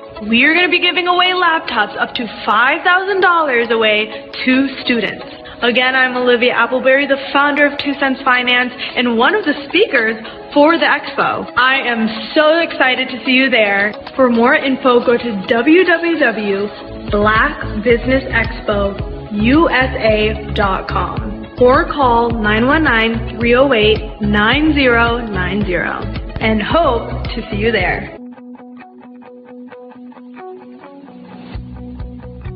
I am Black Business. From the moment I wake until the time I sleep. Yes, I am Black Business. I am Black Business. Tell me, are you Black Business? I am Black Business. Do you support black businesses? Listen, I support black business because I am black business. Black Business Expo, one of the largest business showcases in the history of black business in the world. The world. Sign up today at www.blackbusinessexpousa.com or call 919-308-9090. I am Black Business. I am Black Business. From the moment I wake until the time I sleep, I am Black Business. I am Black Business. Are you Black Business? I am Black Business. Do you support black businesses? I support black business because I am Black Business. Black Business Expo, one of the largest business showcases in the history of Black America in North Carolina. Join Dr. Eric Kelly III and a host of phenomenal speakers from all around the globe for this 7-day virtual event that you don't want to miss. The mission of the Black Business Expo is to raise scholarship money from kids all the way from high school all the way from college. The Black Business Olympics is one of the largest black business showcases in the world. It is an opportunity for businesses and companies to showcase their businesses globally. We are going to be giving away laptops up to $5,000 away to students. Again, I'm Olivia Appleberry, the founder of 2 Cents Finance and one of the speakers for the expo. I am so excited to see you there. For more info, go to www.blackbusinessexpousa.com or call 919-308-9090 and hope to see you there. I am Black Business. From the moment I wake until the time I sleep. Yes, I am Black Business. I am Black Business. Tell me, are you Black Business? I am Black Business. Do you support Black businesses? Listen, I support Black business because I am Black Business. Black Business Expo, one of the largest business showcases in the history of Black business in the world.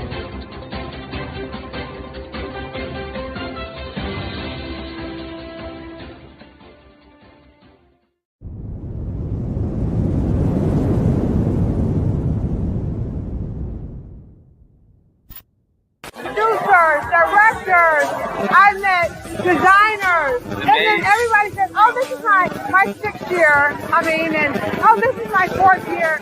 Shout out to New York. We're in New York in like 7 hours. Oh my gosh, yes, we have a 6:58 flight, so. We gotta go home. We gotta go. We gotta go.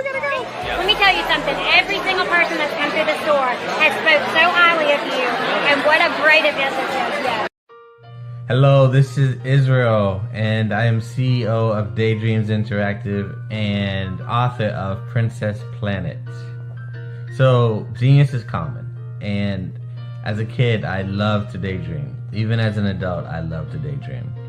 And when my daughter became 6 and loved princess characters, but we just could not find the diversity that showed her, we created our own characters.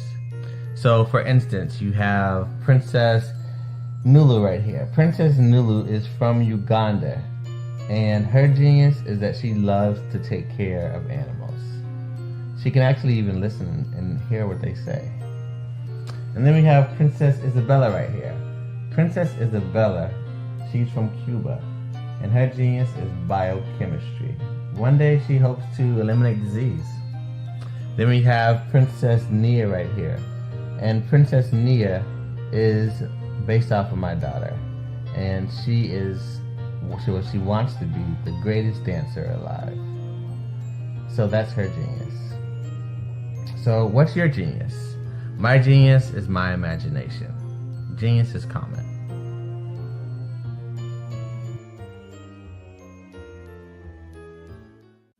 In today's competitive market, standing out is essential. 5-Star BDM, led by visionary Grant McGaw, offers the key to unlocking your brand's true potential. With innovative strategies and a passion for empowering businesses, 5-Star BDM is transforming personal branding and business development, moving brands from merely competing to dominating.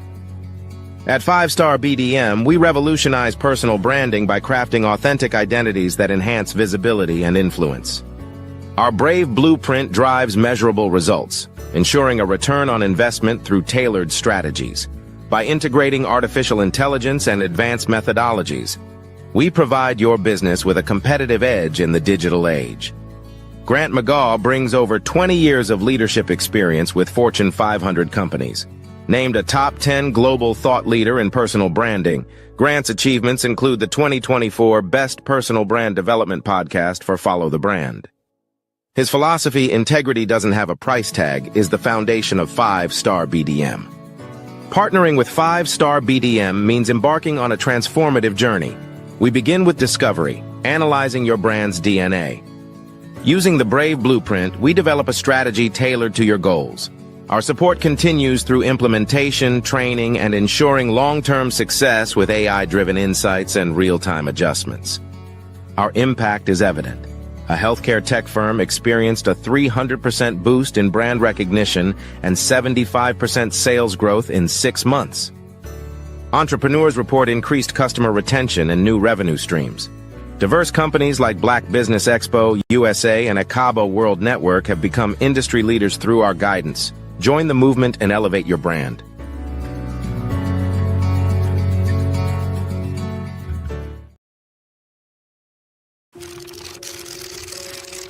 Bravery is not the absence of fear, but the ability to overcome it. We stand for those who defy suppression, who speak out, and those who walk the road less traveled.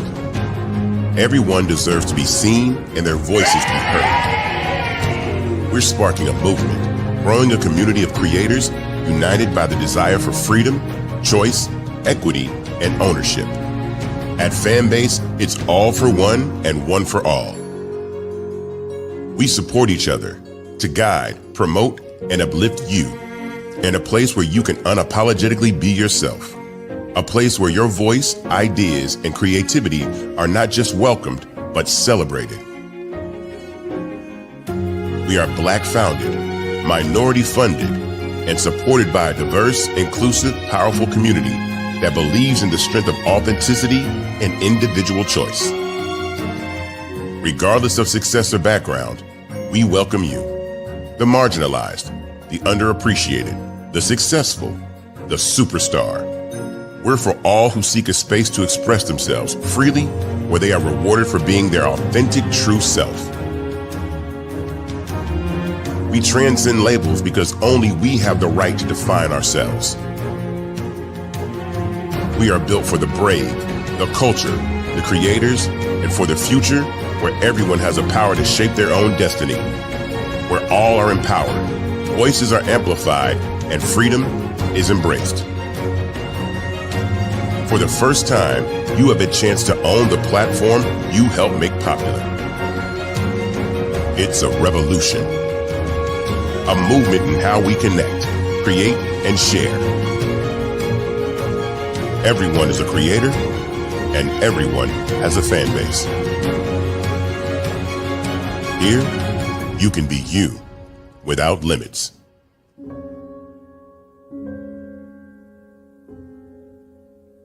Hello, I am Dr. Eric Kelly III, the visionary strategist and founder of the Black Business Olympics. I invite you to showcase your Black-owned businesses on the Black Business Network global stage. The Black Business Olympics is a global Black Business Network platform that propels Black-owned businesses into the international spotlight.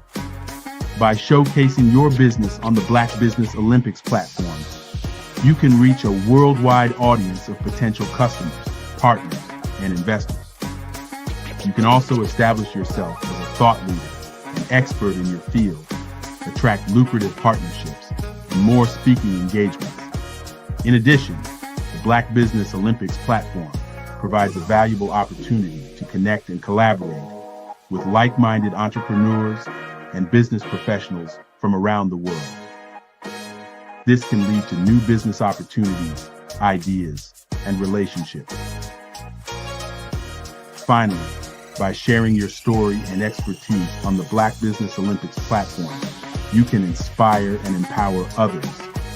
This is a powerful way to make a positive impact on the world and leave a lasting legacy. If you are a Black-owned business owner, I encourage you to seize the opportunity to showcase your business on the Black Business Olympics platform. It is a once-in-a-lifetime opportunity to make an indelible mark on the world. Be one of the 1,000 visionary entrepreneurs who are changing students' lives, shaping industries, and leaving an unforgettable legacy for their families. Unleash your voice on our global stage and watch your business thrive. Black Business Olympics is one of the largest Black business showcases in the history of Black business in the world. Yes, the entire world. Just give me a call today at 919-308-9090.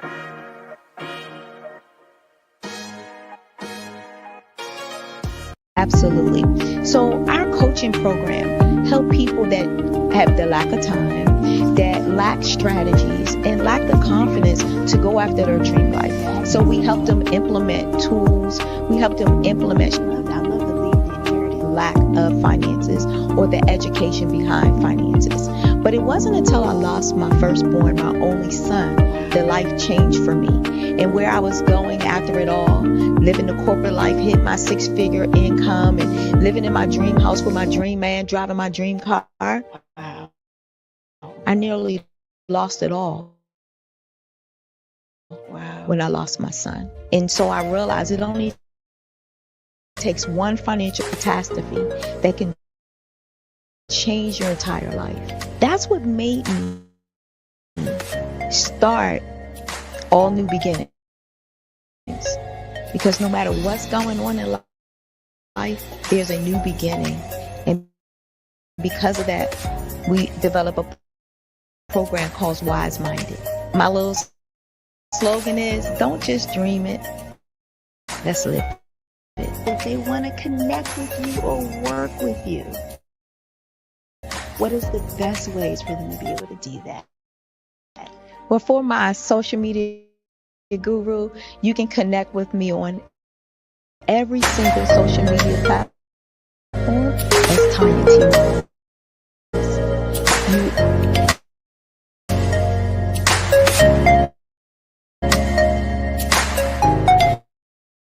The Black Business Expo's mission is to raise funds for high school seniors going to college or K through 12 entrepreneurs. This expo is a fundraiser for students. Please, you may go to www.blackbusinessexpousa.com to donate to the scholarship fund or use the Cash App at $BBXUSA.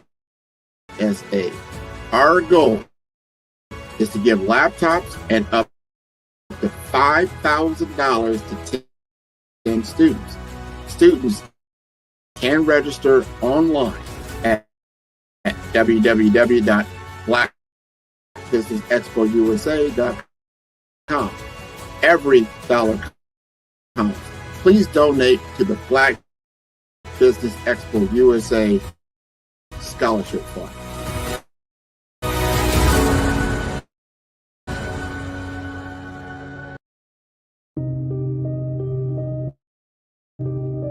The Black Business Expo is changing my life. This year, they are giving away laptops and even $5,000 in cash to students just like me. I'm Alexis, and I want to go to college to fulfill my dream of becoming an entrepreneur. Help the Black Business Expo going to www.blackbusinessexpousa.com and also becoming a vendor, a sponsor, or donating. I was born in a little village on the island of Haiti. Many deadly diseases pounded me. It is as if they were on a mission to end my existence on this earth. I refused to give up. In 1983, I left Haiti and came to the United States of America. And I came with $5, 2 shirts. I didn't speak any English. I came to Atlanta. I got a job. I was a doorman. I was a doorman with a dream. What I used to come on stage. I'd rehearse this moment that I'm standing in front of you.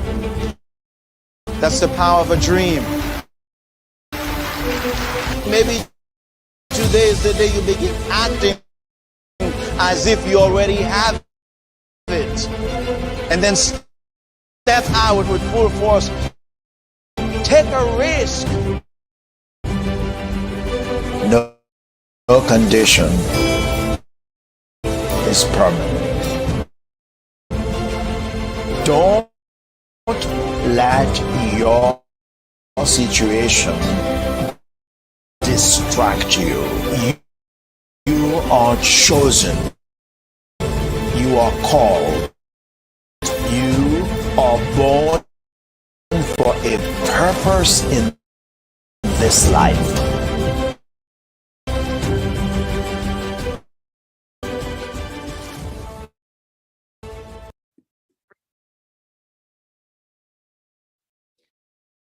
Hello, I'm Dr. Madeline Ann Lewis, President and CEO of the Executive Women's Success Institute. And my genius is helping women accelerate the path to success. You know, I was blessed to have strong women in my life who encouraged, motivated, and pushed me to do my best and to never even think about giving up on my dreams. So I say to women, we must show up to rise up. We have talents and potential, but who will see them if we don't speak up and get noticed? I know that women are a tremendous resource on this planet, and there is nothing more fulfilling than helping a woman tap into her full potential. I do this because I want to be a part of helping as many women as I can to show up, to rise up. I do this because genius is common.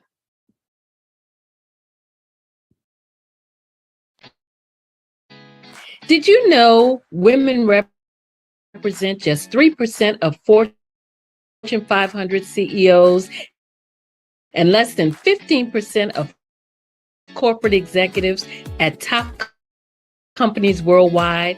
Have you wondered what the secrets are to getting into the top ranks, whether in the private or public sector?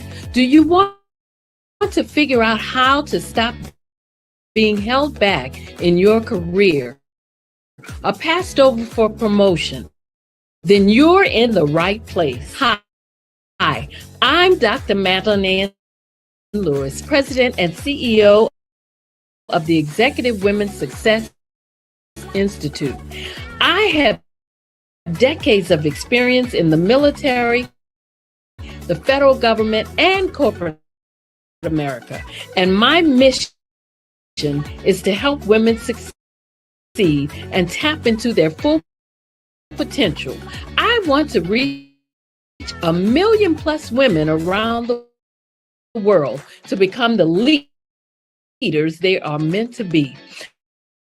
So if you want to move into a management or executive level position, or maybe you are a female veteran transitioning out of the military into business entrepreneurship, then reach out to the Executive Women's Success Institute at 301-693-3284. Let us get you on the fast track to success.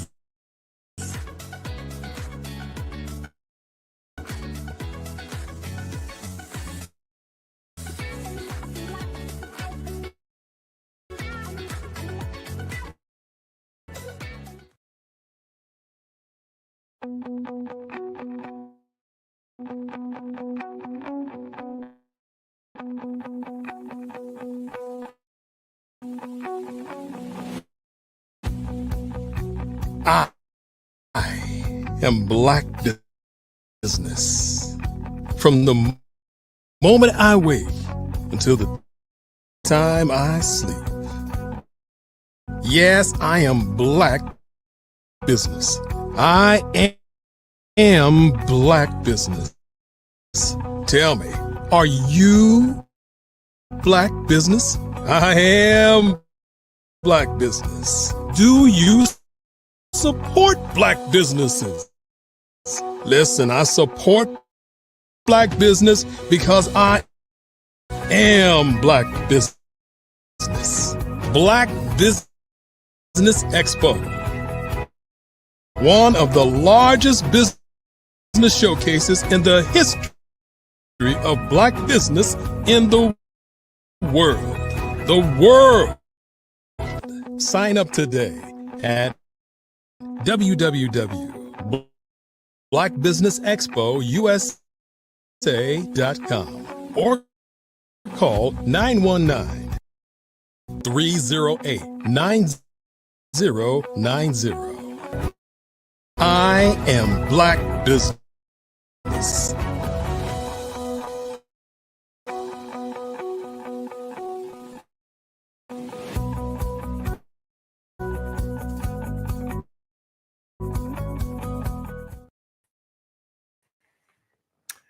Peace and love.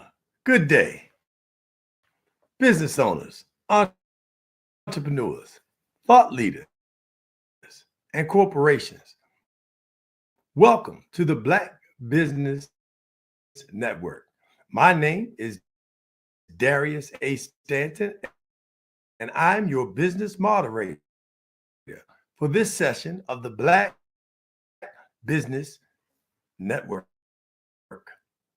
The Black Business Network is a 24-hour business network showcasing Black businesses, business owners, entrepreneurs, and thought leaders worldwide.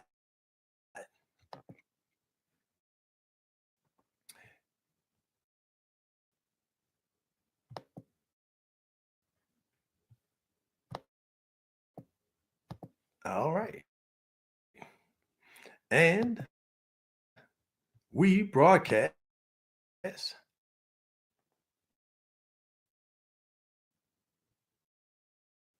all over the world,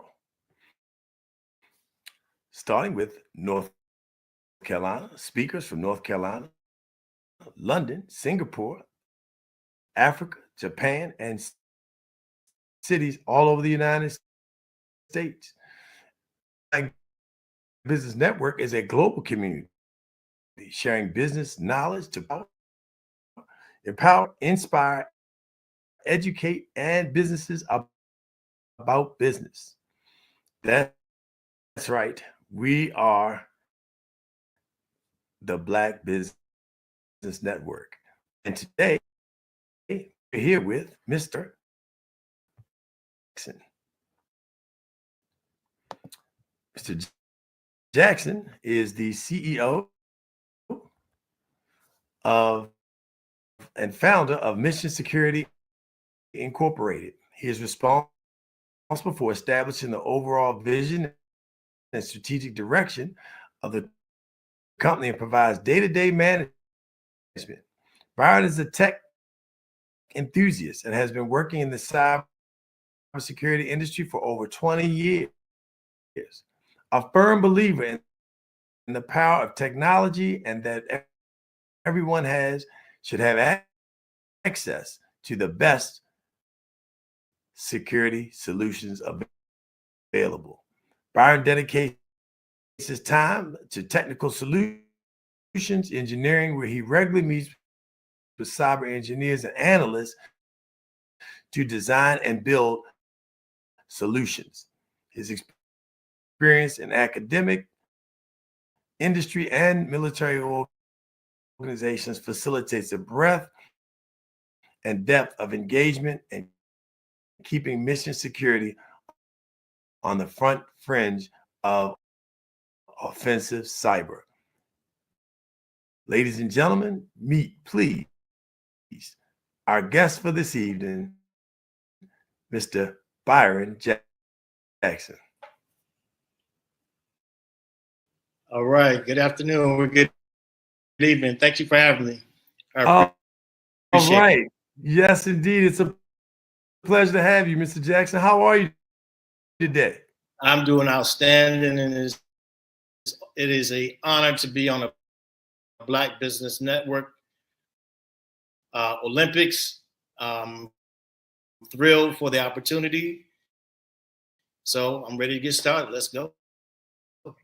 All right. Well, this fireside chat is really focused to be able to hone in on your Black business and how your business can help support other Black businesses here in the United States and throughout the world. So let's get started. All right. So can you give us an overview of your company and the specific cybersecurity services that you provide? Sure. So again, we're Mission Security. We are a cybersecurity company. We provide services, independent assessments, where we would go into an agency and we'll take a look at their particular applications, see where there's some gaps from a vulnerability standpoint. We do DevSecOps, where we work closely with developers on their operations before they put some code into production. We'll make sure that they are void of any vulnerabilities. Penetration testing, where we will go in and actually try to do some type of brute force into a organization, what a hacker might do, kind of mimicking what a hacker might do, but more on the side where you're understanding that this is being done, so it's not a surprise to you. And we do policy and procedure documentation, security program implementation, cloud security. Cyber has a whole bunch of different flavors to it. So we're just touching the iceberg, actually. Wow. Well, it sounds like, you have a wealth of experience. How long have you been in this field? So I've been in IT for probably well over 30 years. I started out on a help desk for a healthcare company, and just kind of worked my way up from the help desk to network team up until team leads and management and things like that. So and we started Mission Security back in February 2020. So we've been around for 4 years. Congratulations. Appreciate it. So we've been in IT for a long time. So we're good to go on that. So you talked about the fact that you've been in business now for 4 years, and but in the IT space for 30. What inspired you to start or lead this cybersecurity consulting firm, and what sets your company apart from other companies in the industry? Well, like I mentioned a second ago, I managed a lot of teams over my career, and throughout that tenure, a lot of the folks that worked for me and that I teamed up with told me that, Byron, you should really start your own business. You really got what it takes. And I'm like, yeah, that sounds great. But I never really went ahead and went forth and kind of forged through it to move toward that direction. What actually prompted me, interestingly enough, was working with a company as a lead cybersecurity person for their organization. And I wasn't happy with the bonus that they gave me at the end of the year. When I was, there was a scuttlebutt of, a lot of folks were getting, these really good bonuses and nice raises, but I was being overlooked. So I said, you know what, they'll never get another opportunity to give me a bad bonus again. So that's when I went ahead and started my company. And I said, I'm on a mission to be successful. And that's how the name of the company started, Mission Security. Excellent. Let me understand this, in terms of type of clients. When people think of cybersecurity, I think they probably focus on things like their finances, and your people when their identity is challenged or stolen. But you described it's a much, much broader field. What is there any organization? So is it just for profits? Is it for nonprofits? It's like who could benefit from having, a cyber security company, a professional like you and your team be involved with their organization?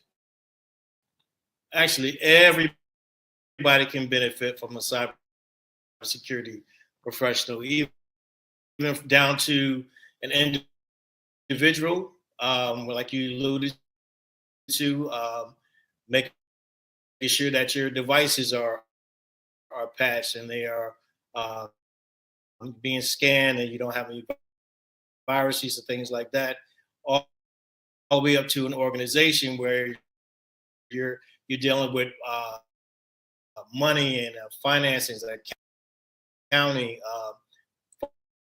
folks, personal identification,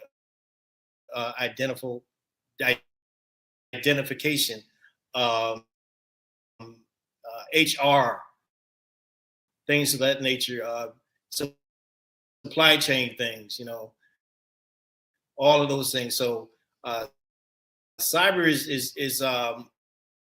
is a field where everyone or every organization can benefit from having a cybersecurity company like Mission Security come in and give yourselves an assessment to find out where you are, where your gaps are, so that you stay out of off of the front page of WashingtonPost.com, and out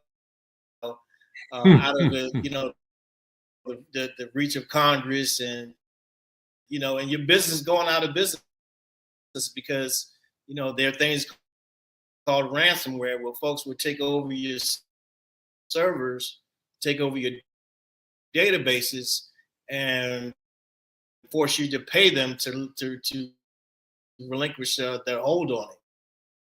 And a lot of businesses go out of business that way because they don't have the funds to recoup after such a hack has taken place. So it's very important that businesses have put cyber at the forefront of their strategies. So you mean people literally kidnap organizations' information and security systems, keep them locked out of it in order for them to get it back?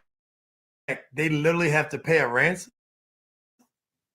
Oh yeah, it happened to a lot of the big companies. Target was a victim of ransomware. Where there, and back to supply chain, HVAC folks came in and left an open door. Not to get too geeky and technical, but someone came in and was able to take over their network, take over their servers, and hold them ransom. And then they will require them to send the money. Normally, today's finance that we're dealing with Bitcoin and cryptocurrencies. So there's a way to remain anonymous and still receiving the money that they're requesting via crypto or Bitcoin, something like that. So yeah, ransomware is real, and it's happening every day. Wow. Absolutely. That is incredible. You would not think that's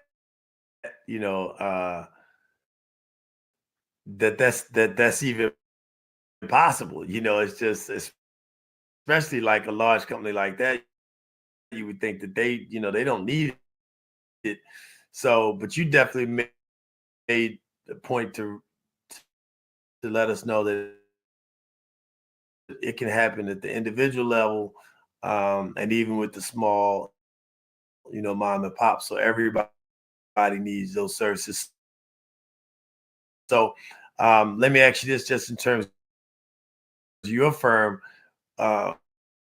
what size organization or business do you all pretty much cater to in providing the services that you offer?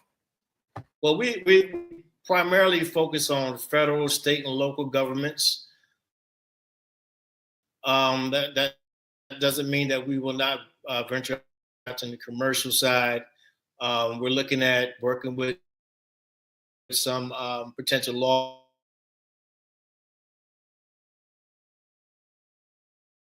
firms,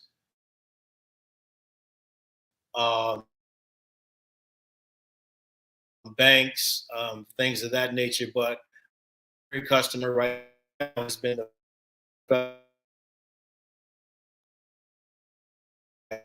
in Maryland, state and local. That there's a lot going on, in the federal space, and so you're interested in supporting some of those other areas. Is also, like you said, on the state level. What kind of things would you say?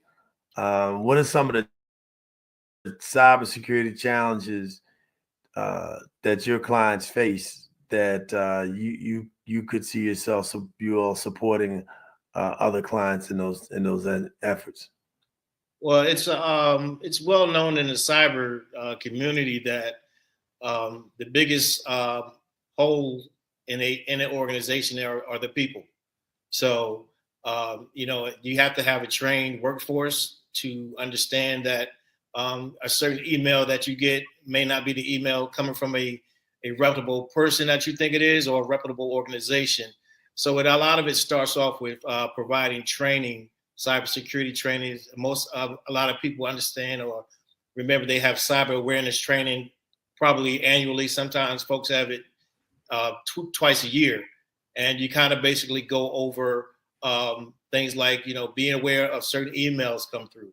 Don't click on certain links. Don't send your social security number in an email or in a text and things like that. So those are some of the first challenges. And normally it's folks, hackers, the bad actors is what they call them, get inside the organization because an individual, I won't say sloppy, was not diligent enough to prevent that from happening. So then you have certain web applications that everybody uses Google, everybody logs into their bank, right? So if their web applications are not secure, then it will allow bad actors who are always watching, especially if you're dealing with a large bank, say Bank of America, Capital One.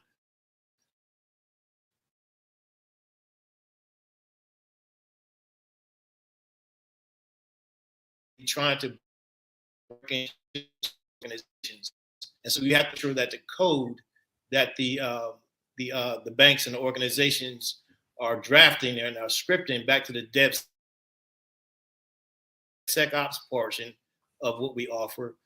We have to make sure that the code is everything is secured to prevent certain attacks that are known out there, like cross-site scripting attacks that are actively known and being actively attacked in the wild. So those are the two of the main areas that you really want to focus on. And we kind of make sure that we, when we go in with an organization, we kind of lead with those two areas. Thank you for that. Tell me what it is that you see in terms of the training, how we don't want to give all your secret sauce away, but we want to give just enough for people to get the what they say, taste your tummy with the taste of cyber and honey, right? But how do we get to a point in the training space where you engage people in something that can be pretty techie and heady, but everyday common folks can really grasp it, and really more so than, in addition to grasp it, appreciate it? Well, yeah, when you're dealing with people and you really want them to grasp something, it can't be boring, so you can't overload them with techie information and acronyms and things like that. So you have to make it fun. So what we try to do with our training is make sure that we make it interactive. We make it so they're maybe have cartoons and having, different, provide different scenarios and make it just interactive. You have users click on this and it'll tell them if they clicked on the right thing or the wrong thing.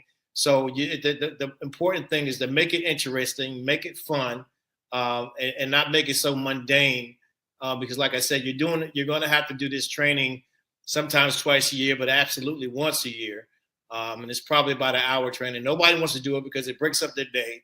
They have deadlines, and then you have a deadline for them to get this done. So you really want to make it something that's fun, interactive, so people can grasp and not to speak down on anybody, but to just make it common, use common tones, common sense scenarios that most people understand anyway. Wow. Short and sweet, neat and secure. Yeah, there you go. All right. Well, we got some of that secret sauce. So so thank you for that.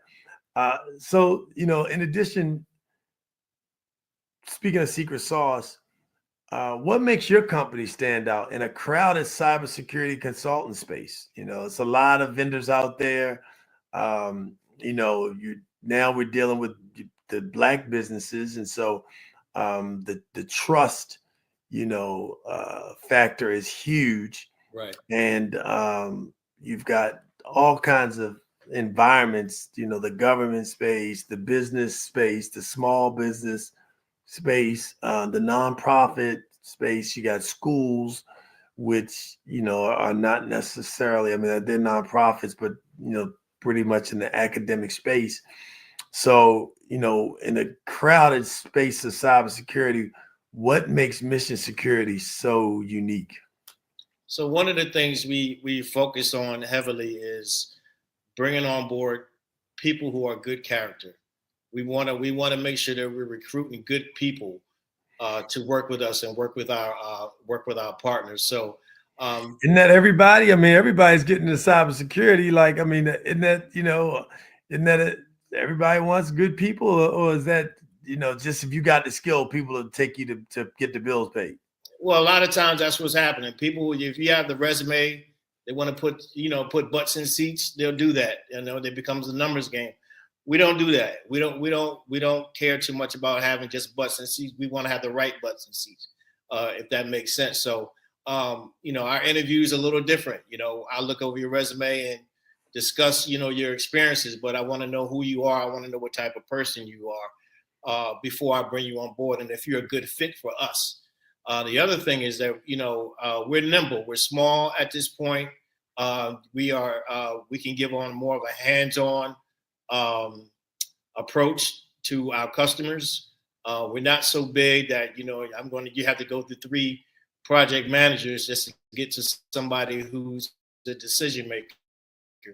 The decision maker is readily available. Customers have my information, my cell phone, go on site anytime I need to meet with our customers. So we're very nimble in that regard. And cyber, like I said, it has a lot of different flavors, which again, makes us being nimble allows us to be able to pivot easier than, say, a company that's huge and has a lot of red tape and has to go through so many different hoops and things to bring folks on. So I think those are the 2 of the main areas that we focus on to make sure we differentiate ourselves. Excellent. Thank you so much for answering that question.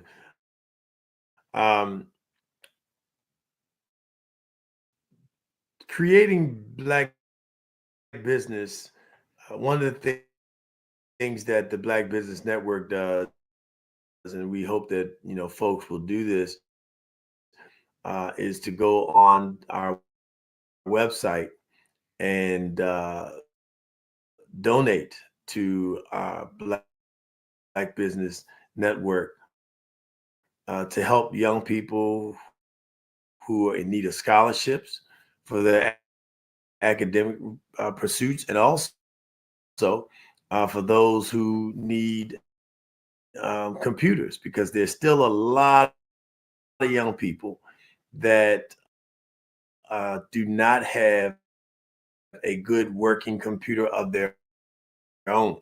Everybody might be sharing the tablet. Somebody else, they're sharing the one home computer, desktop, and so there's still students who really could, do a whole lot better if they had their own. Talk to me a little bit about, your involvement, Jess, and your background with regard to coaching and working with young people, and what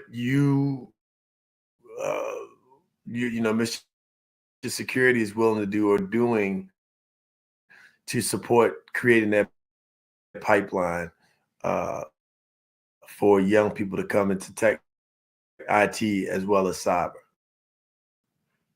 Oh, that's a great question. So I do have a background in coaching. I've coached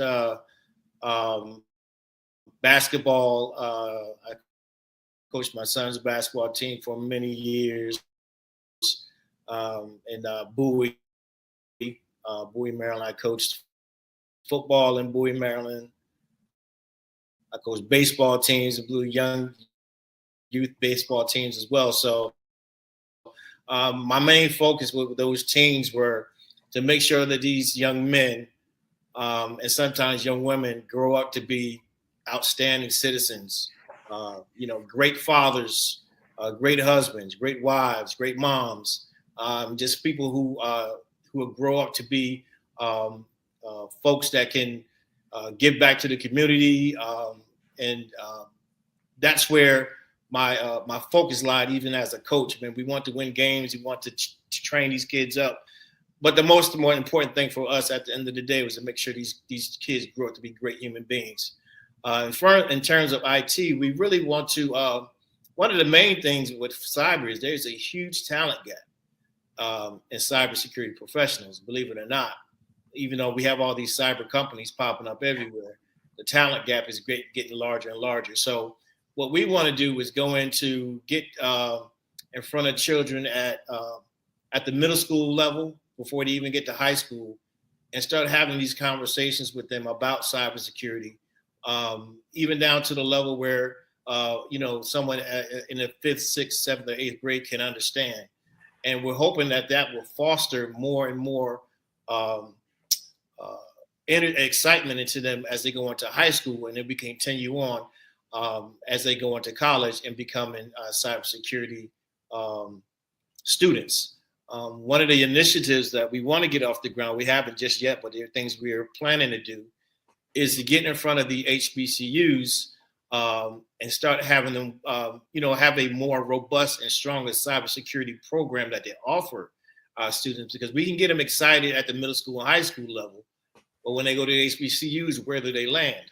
So we need to make sure that whole entire pipeline is tight, and our students are eager and looking forward to going into college and being cybersecurity experts.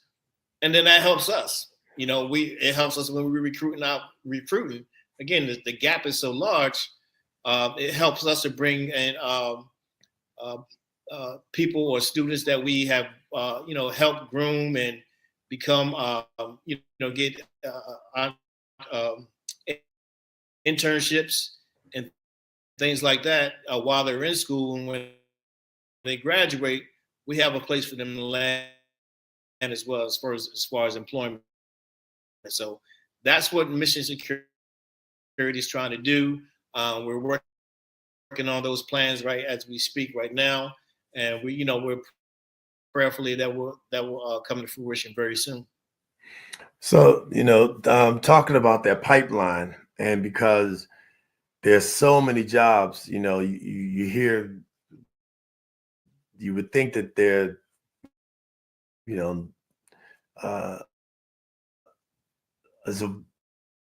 that there's plenty of folks out there in this space, but what we're hearing you say today is that there is a huge gap in terms of being able to deliver that talent. And so I guess the question is, how early should you be starting to prepare your children to be IT professionals, and cyber security professionals? How early, should you be working with them?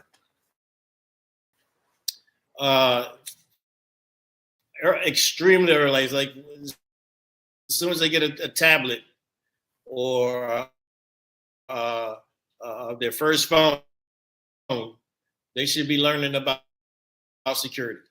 They should be learning about not clicking on this link. They should be learning about, you might get a text from somebody that you don't know. They're saying that, you have a package waiting for you, something like that. Or you need to change your password. Our children are getting exposed to information technology at a very, very young age. Sometimes before they even can talk and walk, they have a tablet in front of them. So, there's it's never too early to start teaching the children about cybersecurity, even though you may not call it cybersecurity, but you're teaching them good practices on what to do and what not to do on these devices that they have in front of them at a very young age. And as they keep growing forward, going older, they get they're on laptops and they start doing things like that, and then they are better equipped and have a better understanding of cybersecurity and what it truly means. So, I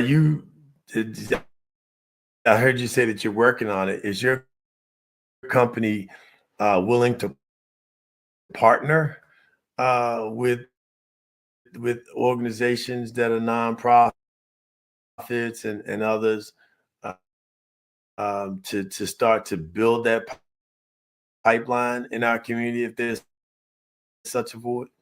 Absolutely. So we've actually been looking for partners for some time now. We've made some connections with some folks that just didn't come into fruition, but that is absolutely something that we want to do to give back. And that one way to do that is by partnering with nonprofits and providing cybersecurity services to them, some of the partners that they may have, or whatever they feel the need for us. We're absolutely welcoming that opportunity. Well, we have an opportunity to partner here. We'll talk about it a little bit later at the close of the show. All right. We still have about 7 more minutes, maybe 10 more minutes to go. But the Black Business Network definitely focuses on scholarships for students and IT computers. So we love the opportunity. Some of our partners out there listening now would love to partner with you to create a cybersecurity program. So I'm sure that there are folks out there that could benefit from that. What are some of the pathways? What are some of the classes that students need to take to be prepared and kind of be better equipped, if you will, and then kind of walk us through the certifications that are necessary for that pathway to get to where you are as a CEO of a Black business in the cybersecurity space? Sure. So in terms of classes and things like that, it really depends on the path you want to go in cyber. Again, it's different flavors, different directions you can go. So as you are in part of that pipeline and you make it to college and you go into the cybersecurity track, then take those courses, of course.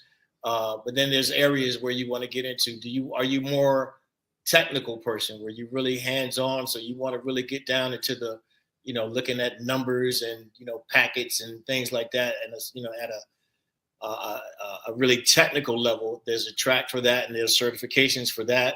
If you want to be more on the compliance side, which is kind of where we cut our teeth, there's certifications of that. So my suggestion would be for someone who is trying to get into cyber, there's a number of certifications. Number one is Security Plus is a certification. It's more of an entry-level certification into cyber. So it touches on a lot of different areas, but it does, when you walk out of there, you do have a great understanding of what cybersecurity is. And I know at one point, Department of Defense, anyone that worked in the IT department had to have at least that Security Plus certification. So having that certification does open doors for you. And as you mature in that, in your field, there's things called the CISSP or CISM. These are your more technical, high-level certifications that you actually need to have experience in the cyber field before you can even actually sit down for that examination. So there are a number of certs that you can go for. There's a number of cloud certs that you can get that are actually free, like Google Cloud has certifications out there. Oracle Cloud has certification. AWS, all of these cloud platforms have security certifications that actually won't cost you anything. They're trainings that you can take online, either through YouTube, their website, or maybe even LinkedIn will be a good area to start to look for some trainings if you're interested in cybersecurity. Oh, wow. So you can actually take some free online training. You don't even have to go to, because I think there are a lot of people who like tech, but think, I don't know if I want to go to college. So you're saying that there is a pathway, a very viable pathway to technology, including the cybersecurity industry within technology, to be able to get information and training without having to go formally to college. Yeah, there is a pathway, and a lot of people do it. Like I mentioned, the Google Clouds, the Oracle Clouds, AWS, they're competitors, so they're competing cloud platforms. So their certifications are all, of course, catered to their products and their services, and so that's what they want you to get proficient in. So when you're out there in the field, or you're at work, or you're with a customer site, you can promote their platform other than other person's platform. So, that's there's the method behind their madness, but it's an opportunity for us to take advantage of it. Got it. As you think about, working with other Black businesses, what are some of the things that Black businesses can do to prepare for organizations like yours? To get ready, and who are some of the folks that you're looking to partner with as a Black business, knowing that, you know, the landscape geopolitically is changing, and we don't talk politics on the show, but just knowing that we're focused on business. What are some of the things that Black businesses could do to support and get prepared, rather, you know, for your Black business? Well, one of the things you can do is, first thing you need to do is understand the need for a cybersecurity company to partner with, or to come in and give your business an assessment. The first part is us bringing somebody on to actually do an assessment, to kind of give you a level set and let you know where you stand in terms of the security posture of your organization.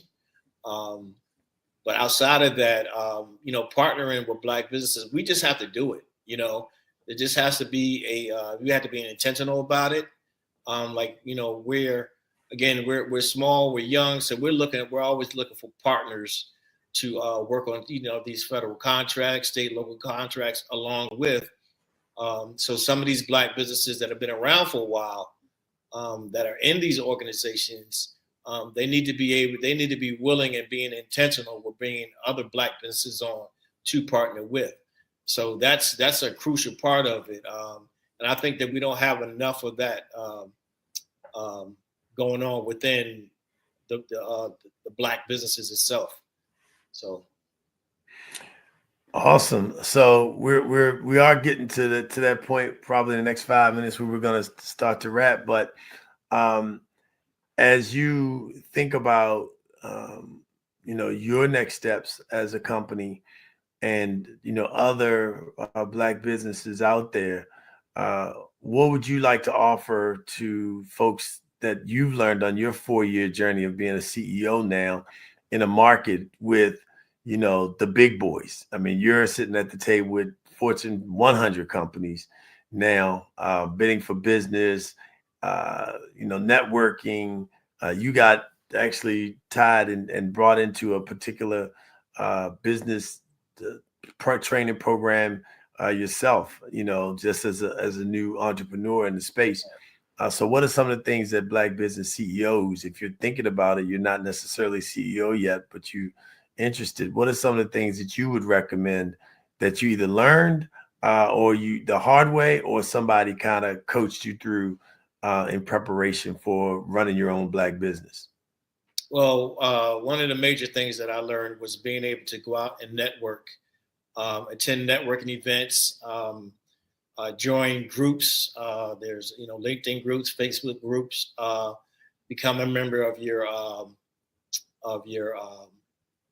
county commerce Chamber of Commerce. Thank you. Chamber of Commerce organizations.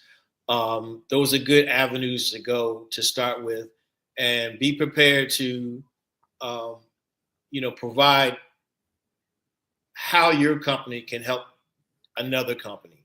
But one of the mistakes I made was, I'm going to these networking events. I'm like, what can you do for me? You know, that's the wrong approach. You need to go in there with the mindset as you want to make sure that you are able to provide value to the other organizations or other folks that you're meeting at these networking events as well. So one of the first things that you would probably want to do is, you know, begin finding these organizations, becoming members of them, these professional organizations, and just doing your networking that way. That's one of the first areas you want to start with. Got it. You're in a space now. Thank you so much for that. Tell us how folks can reach you, and what, you know, you think that you would be looking for, you know, in terms of talent, because there are people who are, you know, looking for roles and opportunities. Share with us, you know, from Mission Security's perspective, what are the type of people that you're looking to bring on your team? So we're looking for people who are, you don't have to have, you know, 20 plus years in cybersecurity. You just need to have a willingness to learn, for one. You need to be able to communicate with our customers, I was in a situation one time. I was a program manager at NIH, and we went on site and had one of the team members with me who he got into it with one of the managers there. And he's a really smart guy. He knew his stuff, but he didn't have people skills. He didn't have that interpersonal skill, and almost threw the contract out the door. So that's one thing you want to, you guard against. A great resume, but how does that person interact with folks? So we want to bring on, like I said earlier, good people with good character. They speak well, they write well, they're eager to learn, have some experience. You do have to come to the door with some experience, unless you're an intern. But outside of that, those are the type of folks that we're looking for. And we always give back into our people as well. So longevity with our company is one of the things we strive for as well. Awesome. I heard you say, just those people and those soft skills, in the corporate space, people think it's dog eat dog, right? You gotta just be, show up kind of hard and right. Know your stuff. But how important is that emotional intelligence and being able to read rooms and work with people and is that shifting in your 30 years of the corporate culture? How has that shifted, and how should Black businesses kind of be thinking about training? What kind of training should they be providing for folks that are going into client spaces? It is of utmost importance. In the client space, it's more important that you're liked than respected. Out here in the streets, they say you want to make sure you're respected, but on the client side, it's more important that you're actually liked. So those soft skills are very important. The ability to read the room is very important. You need to be able to get your point across and know your audience. If you're talking to C-suite folks, they don't want to get down in the weeds. They want high level. They want to know bottom line. If you're talking to folks that's on the ground, then you want to get into the weeds, and they're going to be expecting you to provide feedback and your expertise to them. So it's of utmost importance, and we are looking. Those are the types of folks we're looking for. Folks that know how to read a room, folks can communicate with those soft skills, and again, I think they're just as important, if not more important, than a person's resume. Awesome. Well, listen, Byron, I want to give you, first of all, thank you so much. Congratulations. Give you all the credit for building a business in a space that is definitely needed, and particularly with Black businesses. So how can Black businesses and others reach out to you to get your company's technical expertise? So our website is www.missionsecinc.com. My email address, you can email me anytime, is bjackson@missionsecinc.com. And I'm also on LinkedIn as well. So there's a few ways you can get in touch with me. And I'm looking forward to meeting some of you folks and talking with you guys later. Well, we really appreciate it. And again, I want to just reiterate to you and all of our folks out there the importance of supporting the Black Business Network. So consider, donating to us as well, because we're working to get young people in scholarships for college and certifications, as well as making sure that they have the technology and computers to support. So thank you so much, Byron Jackson of Mission Security. We hope you'll come back and share progress and other cybersecurity tips with our Black business audience. Absolutely. And thank you again so much for having me. I appreciate it. No question. Just remember this: genius is common, and I'll see you on the other side.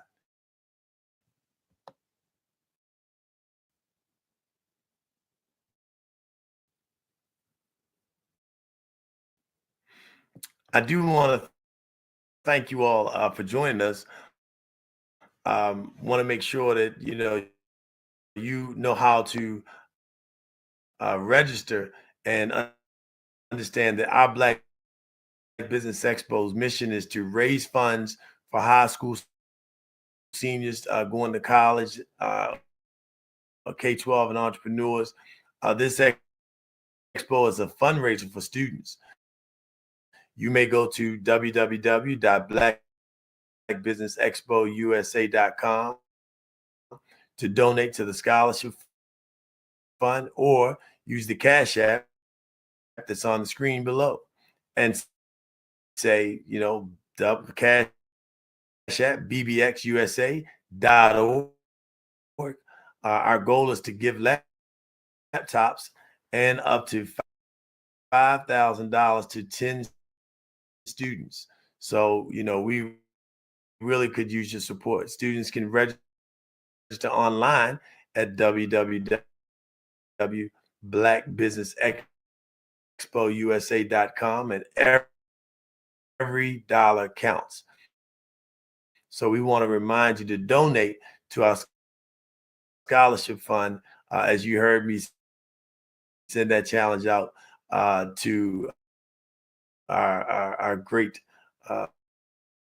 leader, Mr. Byron Jackson. And also, we want to thank our sponsors for the Black Business USA, Expo USA, NC 100, Suede Soul, Carolina, Virginia, Minority Supplier Development Council, Step Management, Margie McLean Foundation Incorporated, Genius is Common, Executive Women's Success Institute, Superwomen Business Services, Creative Force Studios, Lee Entertainment, Black Business Olympics, Artistic App Design, Banks Law Firm, and Black Business Expo USA. My name is Darius A. Stanton, and Genius is Common, and I'll see you on the other side for our next guest.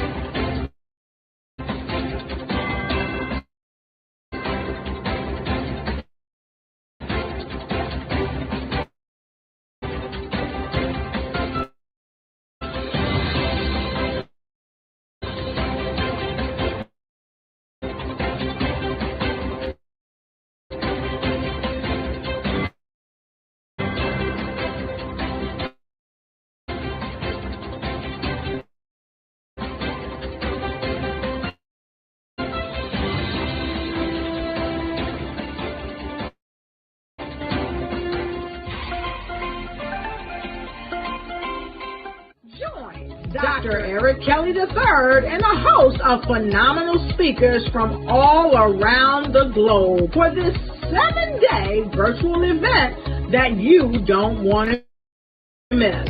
The mission of the Black Business Expo is to raise scholarship money from kids all the way from high school all the way from college. The Black Business Olympics is one of the largest Black business showcases in the world. It is an opportunity for businesses and companies to showcase their businesses globally. We are going to be giving away laptops up to $5,000 away to students. Again, I'm Olivia Appleberry, the founder of 2 Cents Finance and one of the speakers for the expo.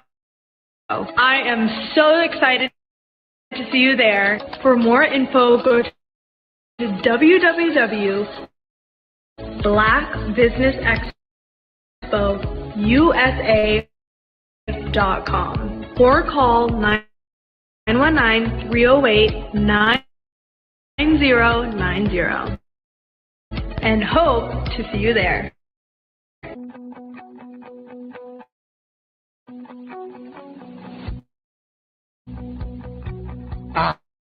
I am Black Business. From the moment I wake until the time I sleep. Yes, I am Black Business. I am Black Business. Tell me, are you Black Business? I am Black Business. Do you support Black businesses? Listen, I support Black business because I am Black Business. Black Business Expo, one of the largest business showcases in the history of Black business in the world. The world! Sign up today at www.blackbusinessexpousa.com or call 919-308-9090. I am Black Business. I am Black Business. From the moment I wake until the time I sleep, I am Black Business. I am Black Business. You are in the right place at the right time. The Black Business Network opens again for its Black Business Olympics, a 24/7 broadcast on business, strategies, global branding, social media marketing, finance, advertisement, and much, much more. Featuring the top, most powerful entrepreneurs and speakers and thought leaders from all around the world as they gather together for this phenomenal event. Join the Black Business Network streaming live into the metaverse, STEM City, USA, Black Multiverse, Pod TV, Roku, Hulu, iHeartRadio, Apple TV, YouTube, TikTok, Instagram, Google Podcasts, Facebook, LinkedIn, IBM TV, Spotify, and Twitch.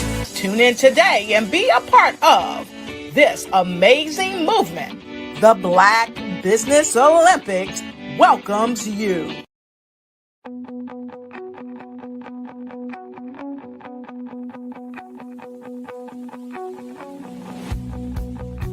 I am Black Business. From the moment I wake until the time I sleep. Yes, I am Black Business. I am Black Business.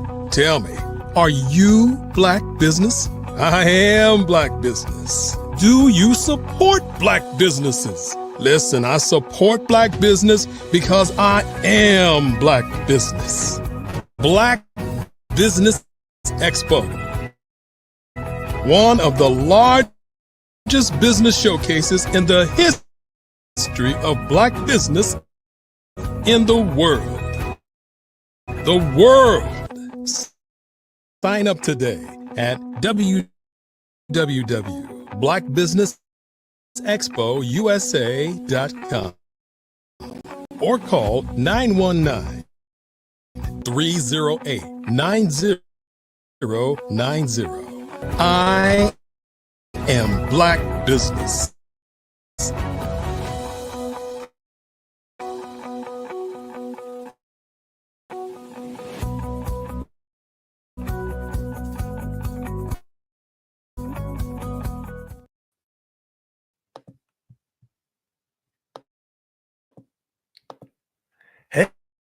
Hey, we're back.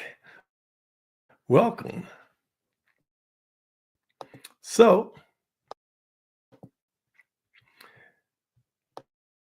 Thank you so much for joining us again. Good day, business owners, entrepreneurs, thought leaders, and corporations. Welcome to the Black Business Network. My name is Darius A. Stanton. I am your business moderator for this session of the Black Business Olympics.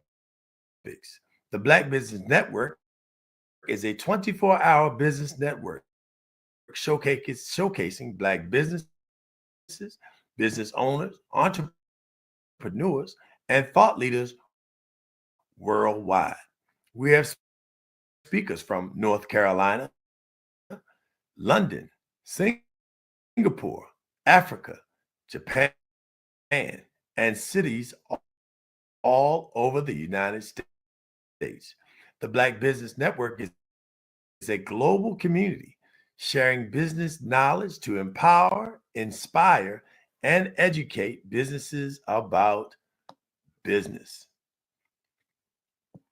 Our guest today is the visionary founder of Be Official Management Group, the parent company of Cover360.com. As a matter of fact, 22 Second Next, GenIT.com, MTB Construction, and GoVirtualGreen.org, a 501c3 organization. He is also the creator and executive producer of the Six Figure Makeover reality TV show, which you'll learn about more today. Be Official Management Group is dedicated to fostering the growth of startups, joint ventures, technology initiatives, major entertainment projects, and training budding entrepreneurs through science, technology, engineering, art, and math and STEM. A distinguished social entrepreneur and a member of the Forbes Black Excellence Society, Jeremy oversees billion-dollar tech and business projects. He collaborates with and influences politicians, educators, Emmy and Grammy-winning entertainers, Hollywood executives, Fortune 500 companies, and both U.S. and international governments. Known for his exceptional people skills and meticulous attention to detail, Jeremy is committed to addressing critical global issues. His passion includes computer science, business strategy, business software application, development, construction, music and TV productions, content and creation, and youth STEM education. Ladies and gentlemen, welcome to, for the very first time, and we trust not the last, Mr. Jeremy Newkirk. Welcome, Jeremy. Darius, how you doing, brother? How you doing? Oh, man, I'm so great. I'm all pumped up. I'm ready to go and excited because we have you right here at home on the Black Business Network. What do you think about that? Oh, man, I'm excited. I'm excited. Good to see you. No doubt. Well, I know that you're jumping fresh off a plane. Are you on the East Coast or the West Coast? I'm jumping off the plane in Los Angeles, California. Oh, wow. So, yeah. So that's a whole new Los Angeles, California you're coming back to, huh? It definitely is. Wow. Well, we appreciate you jumping on and taking time. Know that you're busy. We've got a lot to cover in a little bit of time. And so I don't know if we're all going to be able to get it all in on one show, but because it's such a passion of yours based on your resume and your bio and all the things that you've done, we really want to make sure that we introduce our audience to you, and folks to come out and check, and be able to see you again. And so let's get into this fireside chat. Jeremy, you listed about 5 different companies, at least in your bio. Talk about, Be Official Management, and that's an umbrella. And then we're going to unpack those and kind of get into those. And you've got a big announcement for us as well. So I want people to stay tuned, because there's going to be a really huge announcement coming up that Be Official Management has just recently secured. And we're really excited about one of, there's some other major networks out there that have communications and media companies that have already, put it out there. But we're still in the first month, in the first week or so, maybe, to be able to share that news. So we're excited about that. But tell us about Be Official Management and all of its umbrella and the companies that you hold. Yeah, so Be Official Management Group is my baby. It was born out of the necessity of people being official. When I was young, I used to try to do business as a young man, and I used to always scream, "These people not official." So I started Be Official Management Group back in 2004, and it grew out of my love for construction, entertainment, which is, production and sound engineering. And then I started getting into computer science. So because I was diving into all these different ventures, me being the person that I am, I decided to create this umbrella company and then put all of these different entities as a holding under my Be Official Management Group umbrella. So that's how that was brought about. And so I do have several companies that are homed underneath the Be Official Management Group brand that I manage. And it's been doing very well over the last, 20 some years now. Wow, that's incredible. Well, congratulations on your success. And like I said, we're going to pick those apart and maybe break it down, if we could, in segments. So let's start off with, what is it that now that Be Official Management's got, these stakes? Tell us about some of the big projects that you're working on, and I'm going to go straight. Here at the Black Business Network, one of the keys to the Black Business Network and the Black Business Olympics is our scholarship program and our technology component, which is to raise money to make sure that students get laptops and have the technology and the tools and the capacity to be able to compete in the world. In your space, tell me how far is it to have a young Black CEO executive in the tech space? I mean, how many Black millionaires do we have, and how many Black tech billionaires? I think there are only 2 tech billionaires out of the. I mean, talk about just being Black in that space and how you matriculated to get to that point. Well, that's my passion. That's what my college degree is in computer science. I've been in tech pretty much my whole adult life, and very challenging.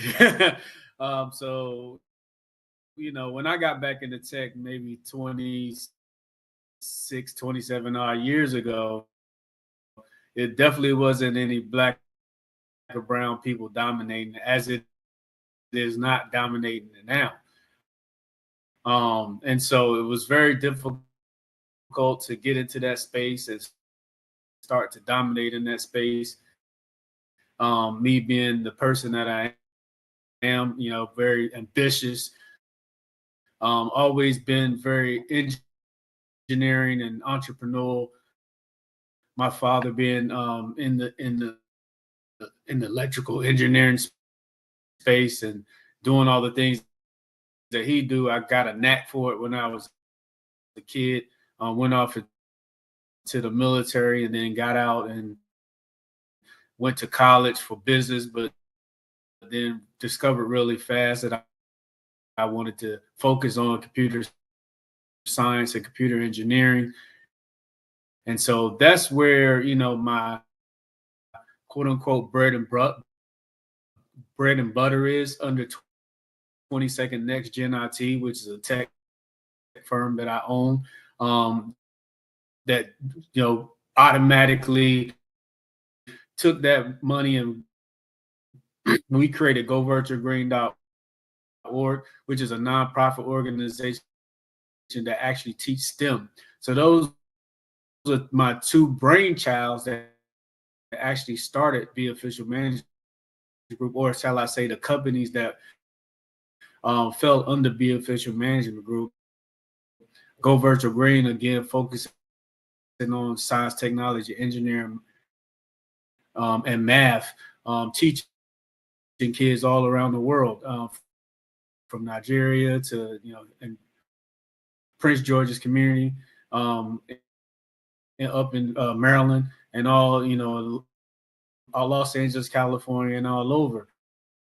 And so with that being said, I always had a love for music and the arts. So we started focusing on STEAM, which is science, technology, engineering, art, and math, and thus Cover 360 was born. And then that kind of grew into the arts, where we would, training budding artists to teach them how to own their intellectual property. And, I was known for creating websites and apps and stuff like that for artists and causing them to go viral. And so we created Cover 360. But in the need for entrepreneurship and teaching people how to own their intellectual property, we started focusing more on creative entrepreneurship under the umbrella of Cover 360. And so thus Cover 360 was born underneath the Be Official Management umbrella as well. So therefore you have 22nd Next Gen IT, GoVirtualGreen.org, and then also Cover 360. And so as an investor, I've always invested in real estate. My father always prided on real estate being one of the fastest way for a human being to get wealth. 80% of the millionaires that became millionaires have done so through real estate transactions. So, at 19 years old, I was privileged to be able to close a deal with my father on a piece of real estate down in Dunn, North Carolina, which we actually are now, putting up for sale right now at this moment. We bought it for $15,000, and you can see just how powerful the generational wealth. We rented out that property for 20 some odd years, and now taking that same piece of property, putting it up that we spent $15,000 on for 200 some $1,000. So look at all the generational wealth from rents to now wholly sold, owning the property and putting it up for over $200,000, 15, 20 some odd years later. Wow. We gotta talk about the family piece, right? I'm glad we got a little bit of time, because we're gonna come back to Go Virtual Green and what Go Virtual Green means for young people, and how it it's one of the things that when I first learned of Jeremy Newkirk, that just like made my eyes go crazy, because he was taught we were on the same wavelength in terms of how do we create something where young people are able to be on the internet and be safe. Absolutely. And so, but that came as a result of family. So, talk about your family. You talked about your dad, talk about your mom, talk about your grandmom and some of those skills that you got and why it's so important for our family members not to just, because we may be doing better than our children did growing up, not to just give them things and not have them do chores and pay attention to, their prayers and why the spiritual life, those things that were inside of you, that, we were able to read in the research on you. Talk about how your family and those family members kind of put you in a position so that you could be the meticulous, detail-oriented guy that makes tech companies want to hire you and run their whole infrastructure and setting things up for like Geico and some of the other big companies you work for. Well, shout out to my grandmother, rest in peace. She just passed away last December, but I used to get up every morning, 4:30, 5 o'clock in the morning. My grandmother was a chef at my middle school, and my middle school ran from 3rd to 8th grade. So I used to get up every morning, bright and early in the morning, and go work with her. And I didn't realize that we were planning to cook for thousands of kids. But in doing so, I was learning project management, right? And how to organize and how to be detailed and how to cook and how to follow instructions and, pay attention to recipes and things of that nature. So that right away put me on a path of just being very strategic as it relates to serving people, right? And being able to serve and being able to pay attention to detail as it relates to ingredients and follow instructions and stuff. So imagine a young kid waking up there early in the morning, going to feed thousands of kids, having to organize and pay attention to detail and strategize how to put meals together. That taught me a lot, very lot. And then my father, spending time with him in the summers, him taking me on site when he was doing maintenance and doing electrical work. And, I used to put on his static wristbands, and he bought me a Commodore 64 and taught me how to program when I was probably just 9, 10 years old. And then also, going early to school in the morning with my grandmother, I used to get to my homeroom early. And in 7th and 8th grade, my homeroom school teacher, because I had those computer skills that my dad taught me, she used to let me program the Tandy computers to boot them up for the class. So that's where I fell in love with technology, and I fell in love with computer science. It was amazing to see that you can put a floppy disk, and I'm telling my age a little bit, in the computer and program it and make the screen pop and do all the things that it was doing. So then, I knew that I had to be in the electronic field. That was going to be my passion. And then growing up on the street that I grew on, my uncle right down the street, my dad's brother, owned a construction company. And so in the summer times, I used to help him build, and I learned how to put up walls and lay down floors and drywall and all that stuff. So everything that I do right now, everything that Be Official Management owns, all the companies, is just basically out of the grassroots of my life, from construction with my uncle, from computer science with my father, to serving, the public from my grandmother, and teaching STEM, which is a service to back to the youth, or back to the community that I love. All of those things was definitely birthed out of my family roots. I believe the roots are who you are. I believe in watering those roots, and that's how you get good fruit out of out of the trees that was planted. Wow. It's first condolences, on the loss of your grandmother. Anybody who had a grandmother that loved them and cared for them, but taught them, because I also understand you cook a little bit. Oh man, love it. Yes, sir. That's one of my, you see how I smile. That's one of my favorite things to do when I'm stressed and when I want to just get a load off. I love to serve and cook for my family. always throwing big dinners and parties and just cooking on the grill. Taught my sons how to cook, and it's just one of those things I really love to do. Very passionate about cooking. Every time I get in the kitchen, I can hear my grandmother's humming and singing and mixing up that food, and it just does my heart so much joy. And you also, speaking of your sons, going back to both your tech firm as well as Go Virtual Green, they were instrumental, just like your dad gave you, the playbook. And so I want us to understand, the Black Business Network, as I mentioned earlier, is really focused on making sure that we prepare a pipeline. Absolutely. Business is about succession, an exit strategy, and what's your next, but to make sure that we're able to do that. And, with our company, the Stanton Group, one of our focuses is to create the win-win-win, right?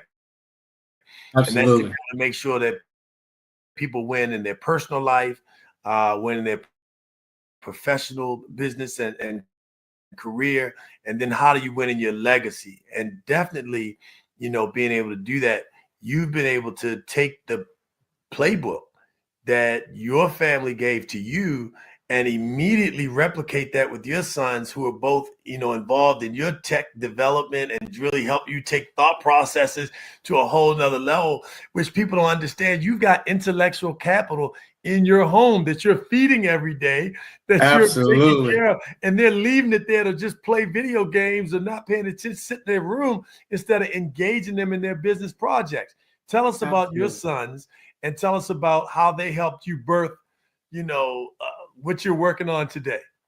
Oh man, I can't even explain it, Darius. My sons have been so instrumental because I believe in the youth. I really, truly, honestly believe in the youth. I believe in mentorship. And so I've always said, if you're mentoring kids, if you're mentoring the young people, then you ought to hear them. You ought to take interest in what they have to say. So I do that by example. My sons are so instrumental. I started Go Virtual Green with my father, who listened to me, and we started a nonprofit organization. And he retired from that, and I picked it up. And the first thing I did was I went to my son's school, who I saw, was a little bit not on the cutting edge of technology. And so I asked my son, I said, man, what's going on with your school? And he said, Dad, we would love for you to come teach us STEM. And so I joined the PTO of my son's school, and we renamed the nonprofit Family Life Resource and Culture Center, Family Life Resource and Culture Center, that me and my father started, to Go Virtual Green. And Go Virtual Green, the motto is refresh your mind online and thrive.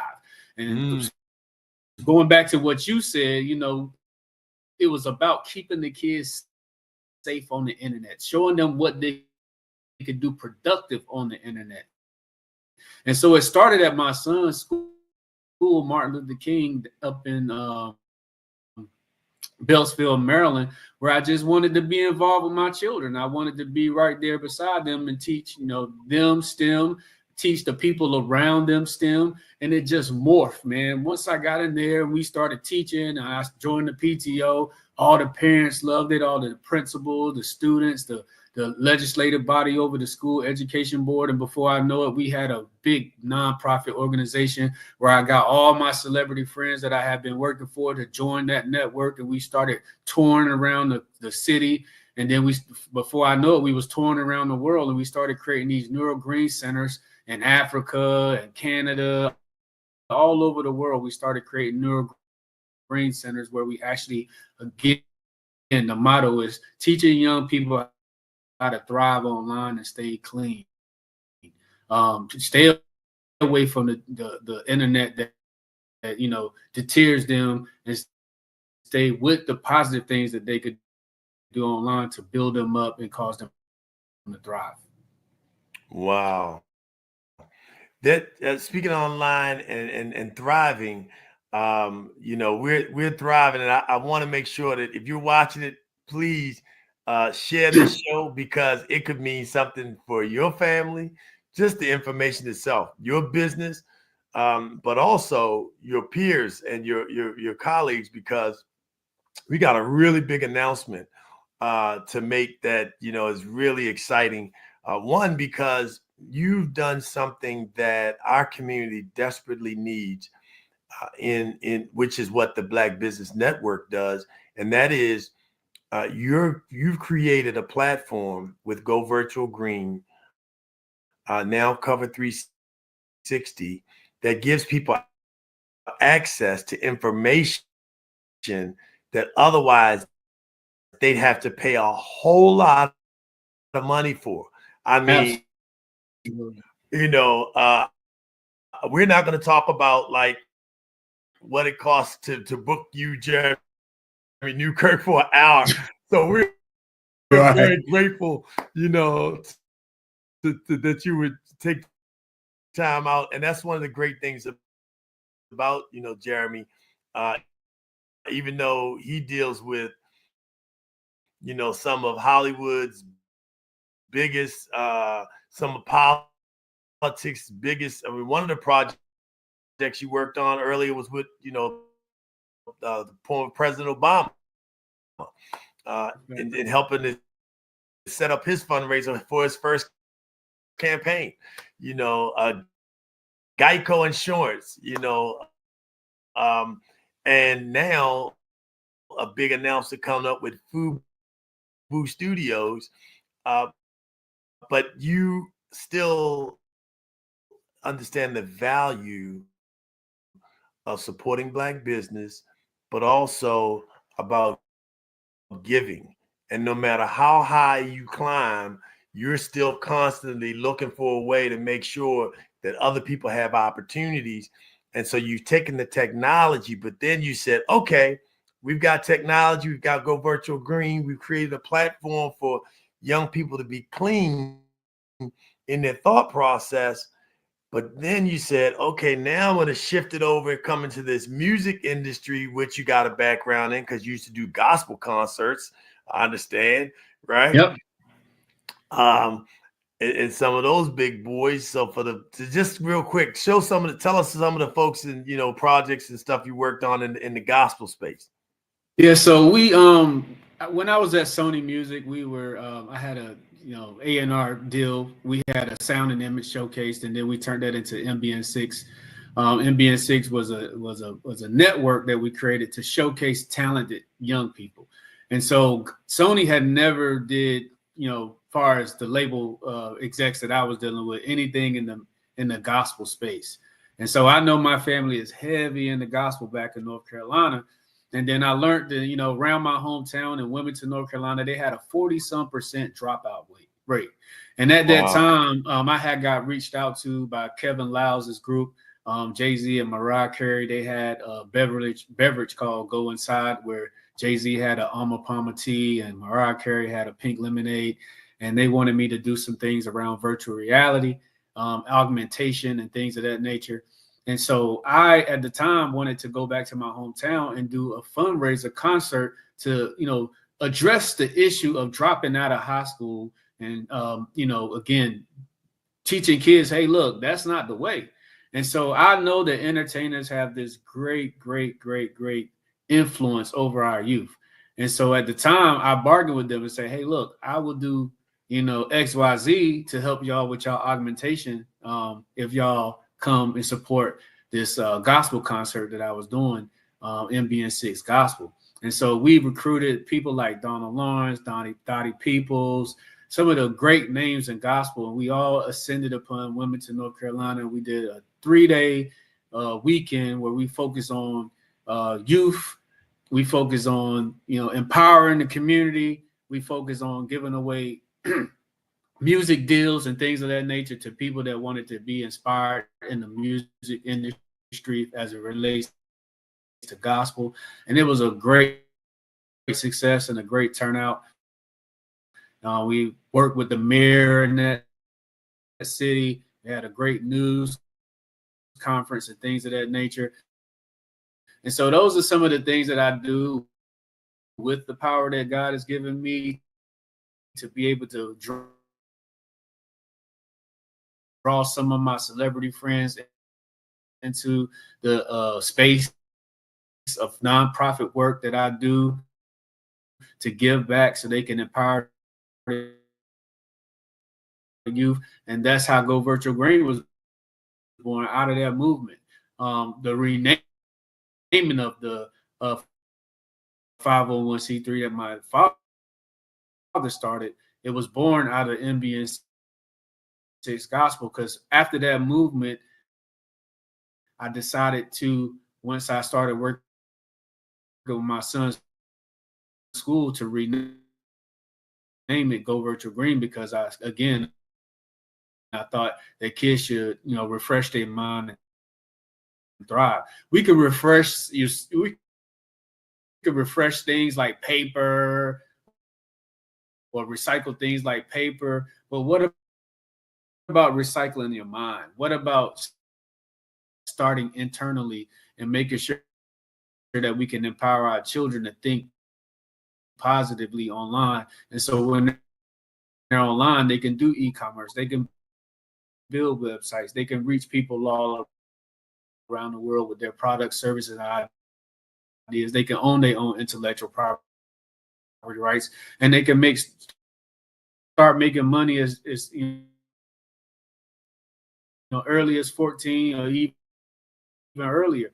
We work with Prince George Community Colleges and some other universities, and we had kids as early as 12 years old building websites and building e-commerce platforms, going viral.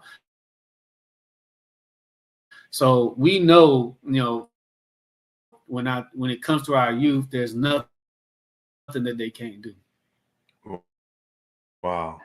So I think it's time to hit the drum roll, to make sure that the world knows that this, global announcement that's coming forward, that's going to have a major impact on Black businesses, because it's Black businesses that are founding this, Black businesses that are going to benefit as well as others. But it's also something that is really special in the market, and one of the things that I'm really proud of, that we're going to have an opportunity to see TV that's funny, that's sexy, that's hot, that's beautiful, that's educational, that just is good entertainment, and it's going to be done for you, by you. Tell us, Jeremy, this floor is yours. What's the big announcement that you've been working on, and now with some of your powerful people who are positive in the entertainment industry as well as business, are now bringing to the world very, very, very soon? Yeah. So going back to my son, I had hired my son during COVID. We was sitting in the office, and I hired him that summer. I said, hey, look, at the time he was about 16 years old, and I said, look, I want my company, Cover 360, to get more engagement. And so, long story short, he said, Dad, maybe you should start a reality TV show, showing people, in the world what you do. And you're already giving people six-figure makeovers. I said, hold on, don't tell that to nobody else. So we got on a plane immediately. We flew out to LA, and I talked to some of my celebrity friends, and I said, man, I want to start a TV show called Six Figure Makeover. And so we contacted one of the directors out here, Christina Cooper. And then we got on the phone with Vanessa Simmons. We wanted to ask her if she would host this. And then from there, just morph. We started working with LeVar Ball, T.I., Vanessa Simmons, the Fortune 500 CEO, Chelsea Grayson. And we freestyle. Vanessa Simmons? Yes, Vanessa Simmons. She was, our host for the show. And we shot a pilot, and COVID happened, and we started working that pilot. People started talking about it. I never really even solicited, but people just kept talking about how powerful it was and how dope it was that we was highlighting young entrepreneurs and giving them six-figure makeovers. And so before, Lord and behold, this year, well, the end of last year, I ran into the guys over at For Us By Us, FUBU Studio and Network, and they had just got a $450 million deal to produce Black content that was diverse and empowering. And so I was chosen out of the 30 people that they was going to pick. We were number 8 chosen to create this six-figure makeover television show that's now coming in 2025. And we'll have the power and the resources to be able to empower all anybody that, have a business or intellectual property or ideas that they want to get accelerated and, put into the marketplace to empower our community. So I'm very excited about that. And, just looking so much forward to doing that and empowering the community. We have so many celebrities and moguls and subject matter experts that are joining us right now. We've been trending viral on the internet and on social media and in the news for the last week, from Black Enterprise to Blavity TV to all these different news outlets that's picking the story up. And so we're just excited about what's to come with that. That's why I'm back out in California right now. We're starting production next week. And so it's just an exciting time. We got some very powerful names. I wish I could drop some of the very powerful, some of the people that you would, not even think, but very powerful people, billionaires that are joining the network to be able to bring forth six-figure makeover. We're just so excited about it. Wow. And just think, we're fortunate right here within the last week to be able to drop it right here on the Black Business Network. So you can add that absolutely Black Enterprise, Blavity, and now we just left Black Business Network. Yep. We'd love to be able to, as you move around, because you're going to do this in LA, but you're also going to move around the country a little bit. Is that right? Oh, yeah. We're definitely not just the country. Our goal is to be, six-figure makeover South Africa, six-figure makeover Nigeria, six-figure makeover Barbados, six-figure makeover Grenada. It's going to be an international thing. We're not just stuck in one place. We're going to be domiciled here in LA, but we have plans to move all around the entire world. Entrepreneurship is a global thing, especially in today's economy. Like, we know how tough today's economy is. And now we live in a gig economy. That's what we're in. We have ushered us to a gig economy where if you really, really, really want to get a hold of your finances and control of your legacy, you have to be entrepreneurial based. It's imperative that we teach our children to be entrepreneurial based. I'm not saying don't have a job. That's why I don't focus on business, but I do focus 100% on entrepreneurship. Like I tell my sons and people around me all the time, even on a job, you should be entrepreneurial, because at the end of the day, you should be able to manage yourself, lead yourself, invest into yourself, and have resources that that you could put back into yourself and into the community that will cause you and your community to thrive. To me, that's what entrepreneurship is all about. Wow. Well, we definitely, as you make that, Dr. Kelly got some big news today with some folks that are brewing up some partnerships globally. So we want to make sure that, backstage, as you're bringing all these big time folks in, that Black Business Network is right there growing with you, because the other piece of what you said that was really exciting is the fact that you got this opportunity for a company that now, because you had a lot of people that were trying to get you all to come on board, and you didn't just jump into it. That's something else that if people follow your story, you've had other companies try to give you, money to go virtual greens concept, or some of the other projects that you've done, and you held on to them to make sure that you didn't, I'm going to just say it, you didn't sell out to the first bidder. You didn't just go ahead and sell the idea because you were going to make a little bit of money, a little bit in the scheme, a lot to most people, but a little bit in terms of what you could do if you did a cover 360 $1 million makeover in $100,000 makeover in South Africa, and take it around the world, Absolutely. So being able to hold on, which is why it's so important for people to understand not to sell out. Don't go for the crumbs and the peanuts, hold on and let those people that are petty with pennies, as my mother would say, so that you're around with your millions, you got people that you can depend and you can trust. And so that part of the story is great. But talk about the partnership with FUBU and, them being able to secure, and for people who don't know, FUBU is the company that was founded by Damon Johns, a Black business entrepreneur, off Shark Tank. He sold his company. Now they've taken it, to the level of where it is in media, and they got a $450 million investment to be able to produce positive communications, positive media, and now you're one of those anchor positive shows to help them build positive content around the world. Talk about what that means to you and being partnered with such a powerful force because of what it's doing.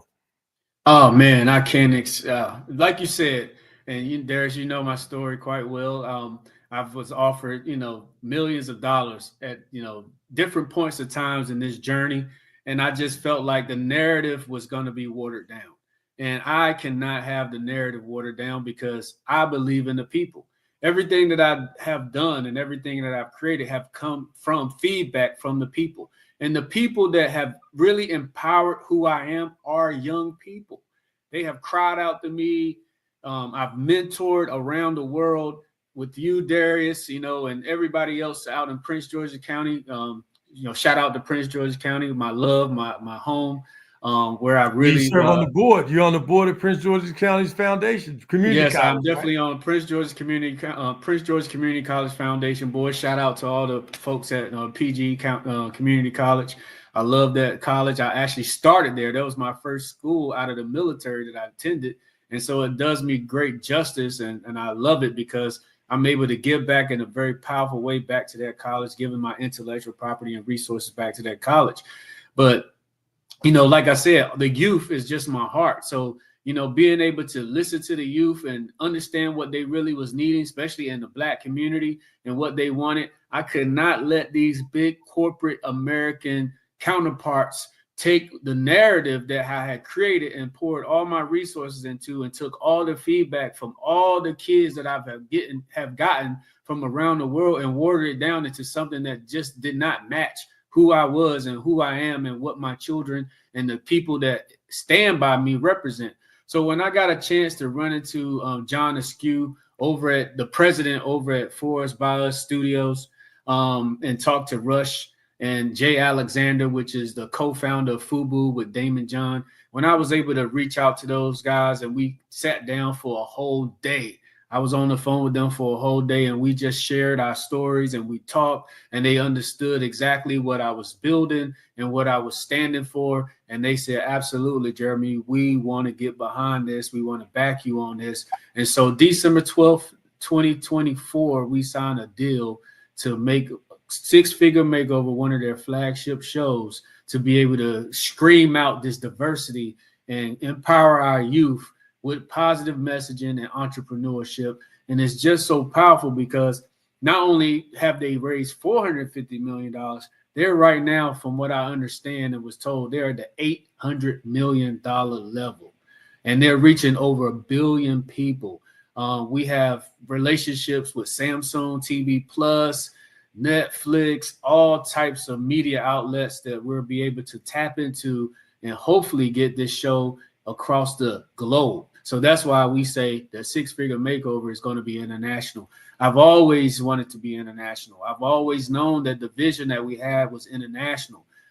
As far as STEM, everybody needs STEM. I don't care where you are, especially our black and brown youth. STEM is very critical and important. And entrepreneurship, second, very critical and very important, especially moving forward. I always tell people, are you 2030 ready? And we ain't going to go into that. And we're in 2025, and you already see how it is in 2025. So imagine another 5 years from now. where it's just STEM and entrepreneurship. And if you ain't a part of the STEM or entrepreneur community, unfortunately, you're going to be, left behind was yesterday. I don't know what you're going to be in 2030 if you're not a part of entrepreneurship or STEM. You have to be a part of STEM and entrepreneurship. If you're not part of STEM and entrepreneurship, it's going to be a lost cause. And so me being a champion of STEM and being a champion of entrepreneurship, the two things that are super, super powerful and super, super dear to my heart that I've taught everybody around me and try to impact the world and teach people that, hey, look, you have to be entrepreneur and STEM ready. You have to be. It's not you don't have a choice. And we already see how AI is taking over the world. It's already cut 20 to 30% of the job force right now, ever since COVID. I mean, people think that we bounced back from COVID. But if you look at the unemployment, yeah, it might be up, but it's up in STEM. It's up in entrepreneurship. The service jobs have been cut and left behind. There's a lot of people that lost their job that did not come back to the workforce because they're not STEM or entrepreneur. So if you're not STEM or entrepreneur and you're not ready for this new gig economy, especially under the Trump administration, we see what's going on. And I'm not going to get into politics, but I'm just saying the power of STEM and entrepreneurship is what we have to have in order to thrive in this new digital gig economy. Wow. Well, congratulations, on just bringing all that together, and just to think that started down on the farm. This is it definitely started on the farm. And I think that's what people got to grasp, that this started, you've gone from, North Carolina to Hollywood to actually to Africa, back to Hollywood, to the DMV, and all along the way, it really started with family, Absolutely. And that is the foundation that allowed you to be as successful as you are and to have people want to work with you. But then think about this, for people to offer you millions of dollars and you just have enough gumption to hold on to, because you know how important it is to protect, one, your intellectual property, flashcard to anybody in business right now. One of the things that, my mother, who's in Gambia and doing artwork and music with musicians while she's in Gambia, she's recording music in Jamaica. Her song Africa Light Up the World is looking to premiere any day, doing plays in London. But one thing that she, drills in us all the time is protect your intellectual property, your content. And that's one of the things that now has really put you in position to launch businesses. I mean, let's talk about that. People are going to actually, who are already in business, kind of, making it, but still struggling. You're going to actually have them come before you and give them a 6-figure makeover. But before they do that, they can just join Cover 360 right now and get access for a nominal membership fee to folks that would cost them like a whole mortgage to just more than a consultation with some of these folks. And they're going to they can go online right now and sign up and register for Cover 360 just to get started in business, let alone to take their existing business to another level. Talk a little bit about, the framework of Cover 360. Then we'll get to the 6-figure makeover as we begin to close. Yeah, so Cover 360 is pride now of the I2B toolkit. I2B stands for Idea to Business. And so we have 5 pathways. We have emotional intelligence pathways, because you have to have emotional intelligence in business. Startup, foundation, operation, and deployment. So those are the 5 pathways that we focus on, training budding entrepreneurs, and it's all AI driven, so we can accelerate you quickly and fast and get you up and running.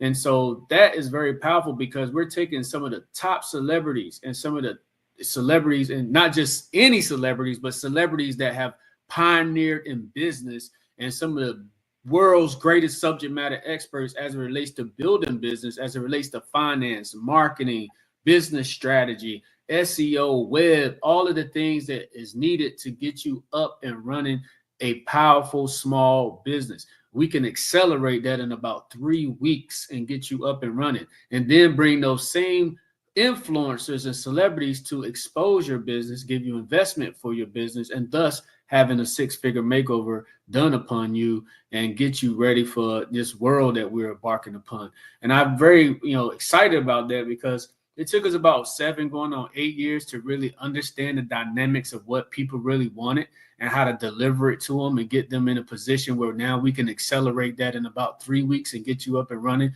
from an idea straight to a business platform.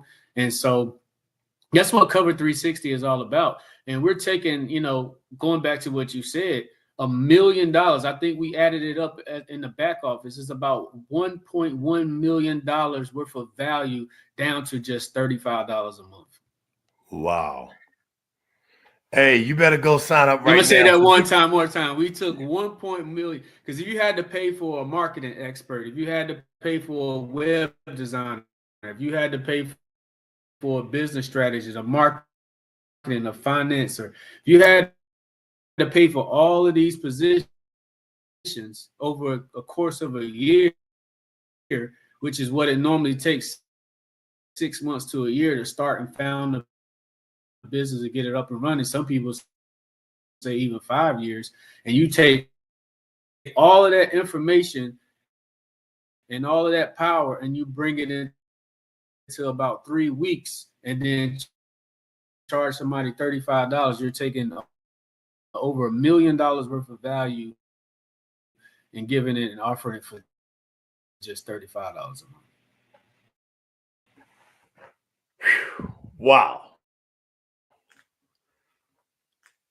So, so tell them how they can access Cover 360 online, if you will, please. Absolutely. Just go to cover360ixty.com. That's cover360.com. cover360ixty.com. Cover360.com. If you log on to cover360.com, all the information is there for you to be able to thrive. Wow. I'm like overjoyed, and I won't sing but because you're not casted today. But I would definitely be singing Stevie Wonder's song Overjoyed right now, because the other part of it is now shifting back to the TV show and what the 6-figure makeover actually means. You're going to actually take businesses that are up and running and help them to scale and put all of that information inside of them, but then put them in position with that 6-figure makeover, $100,000 cash on top of all of that expertise to scale business to a whole nother level. And it's going to be Black people that are doing it. So that means all the positivity. I mean, you've got the Ball family, you got T.I., you've got the Simmons family, you got some of the Black Hollywood, TV. And I mean, I got to say this, when you look at the young lady, Angela Simmons, of course, when you first look at her, she's beautiful. But in addition to being beautiful, she's brilliant. On top of being brilliant, her spirit is so high. Her vibration is so high. So she's not like, you don't see her on some reality show cursing people out and all drunk in the street acting crazy or whatever it is that people kind of love in the ratchet. They put some other shows, and I don't, we don't spend time, putting bad words or anything negative in the atmosphere about other people's stuff. But what we do is highlight the good, right? And we love to be bold for good, something that we really want to push and promote. And the Stanton Group is always pushing. But how, you know, those businesses are being able to come into that system and actually be on TV with all of that Black power, and I'm talking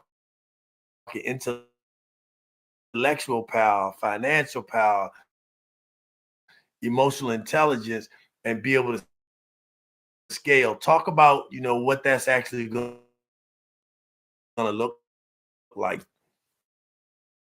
Well, yes. So Vanessa Simmons is actually is the person we're working with, but it's still the Simmons family.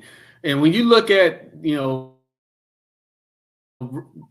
TV show that they put out, it was very positive, and they created pastry, which was their shoe brand. And so we tapped into somebody that we thought really represented entrepreneurship and that had a lot of female queen power and the ability to host and be beautiful and bold and business, and just like you said, very positive. She was the first person that popped in our mind. So you do have a lot of celebrity royalty as it relates to the Simmons family. And then you got LeVar Ball, who, we talk about legacy building. He got all three of his sons in the NBA at one point in time, at the same time. I mean, how powerful is that you can bring all three of your children up and get them in the NBA at the same time? Like, that's very powerful. And then we know LeVar is so entrepreneurial, so savvy when it comes down to business. And then my brother T.I., can't say enough about how entrepreneurial he is and just how much he gives back to the community, empowering the youth and so forth and so on. So many moguls that he created under the Grand Hustle umbrella. And so just being able to do that, and then me partner with his brother, Bryce Harris, who's my business partner, T.I.'s actual blood brother, so that's family to me more than above, just the business. So bringing all those families together. And like I said, I can't even mention I got some Black royalty, that's really coming to the show. And then when we look at, the whole FUBU family, right? From taking a FUBU hat, and turning it into a $6 billion entity. I mean, come on, that's genius that we don't talk about enough. One Black man, and then his partners, childhood partners who are still friends, and Jay Alexander being, one of the founders and CEO of FUBU Studios and FUBU Network that I've now had the privilege to be able to meet and now work with alongside to bring this television show. So we're talking about bringing billions of dollars, billions with a B of dollars of value to TV.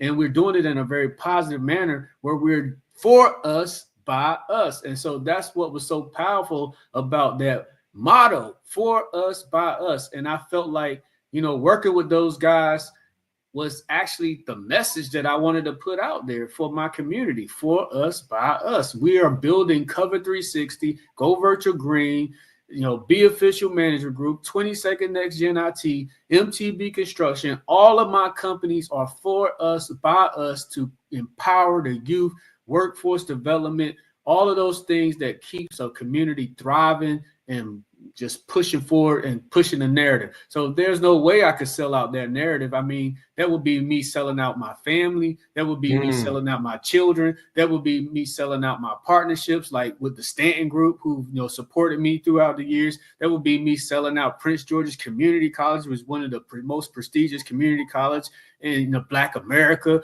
and the Prince George's County, one of the most prestigious county in America. That would be me selling out all of that. So when I think about that, is I can't say 5 million, 3 million, or 2 million, or 1 million, or something like that was worth selling out for. It couldn't be. So when I saw a company like For Us By Us that's worth billions of dollars, then I thought that might be the perfect match, because if anything, B stands for Black. And what network are we on, Jeremy? A Black Business Network. There you go. There you go. So, I mean, it can't get any better than that. Jeremy, thanks so much, man, for taking your time and spending it this evening, really pouring this, information into our community, and, for holding on. I can say it enough, how important it is for us to hold on to your values and your morals and to treat people good.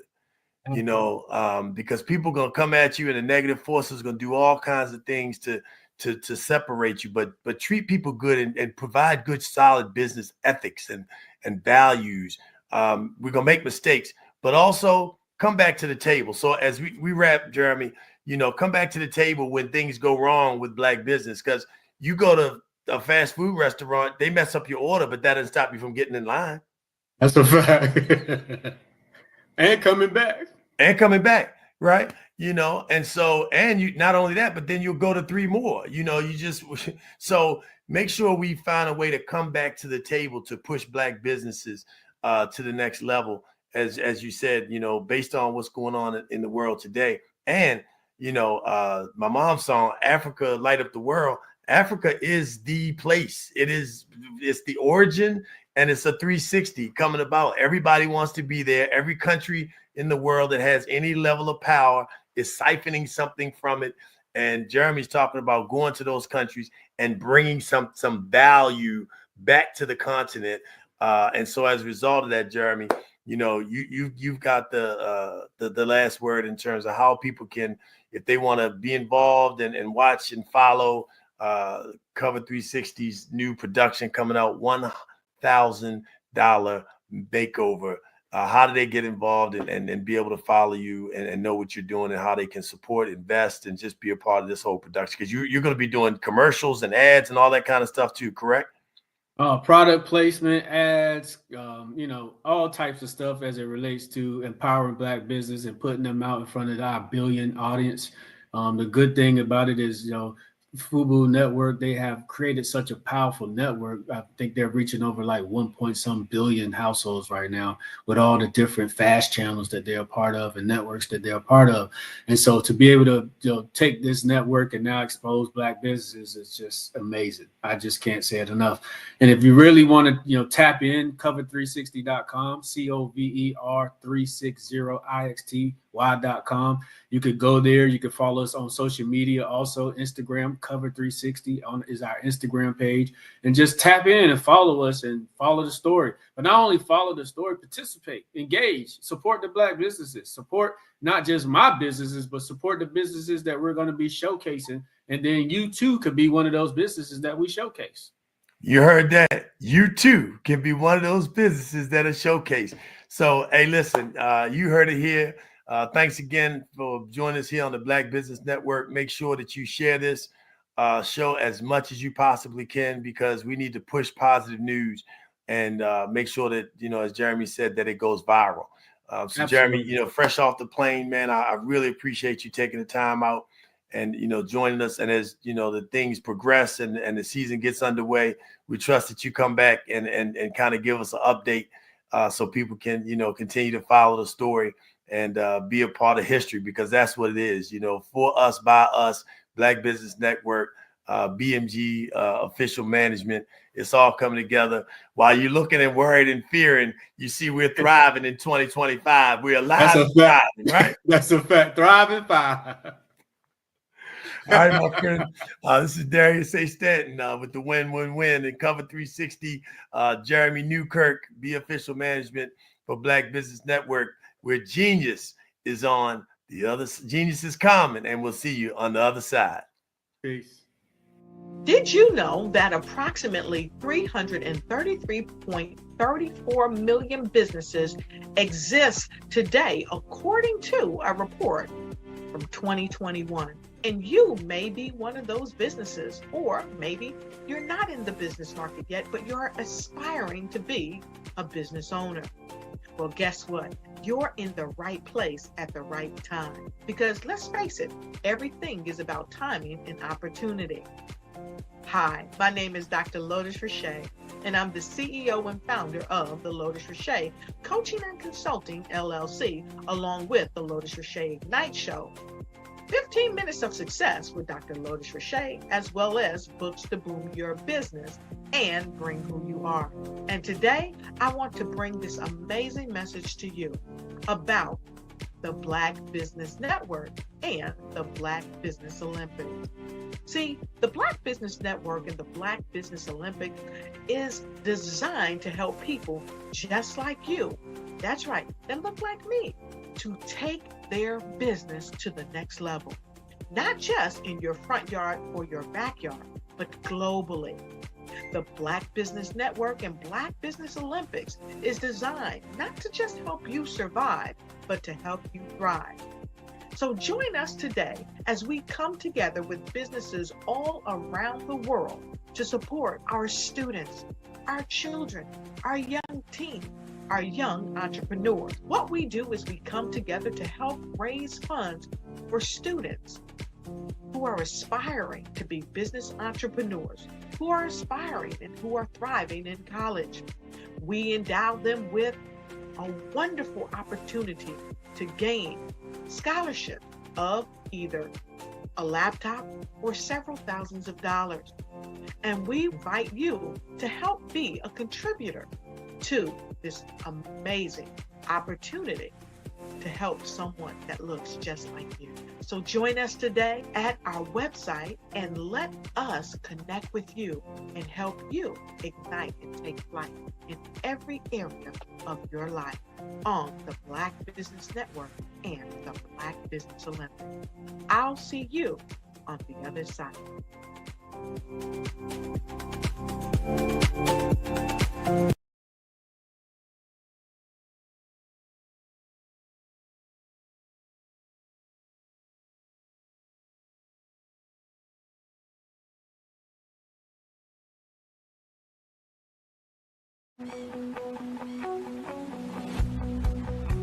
I am Black Business. From the moment I wake until the time I sleep. Yes, I am Black Business. I am Black Business. Tell me, are you Black Business? I am Black Business. Do you support Black businesses? Listen, I support Black business because I am Black Business. Black Business Expo, one of the largest business showcases in the history of Black business in the world. The world! Sign up today at www.blackbusinessexpousa.com or call 919-308-9090. I am Black Business.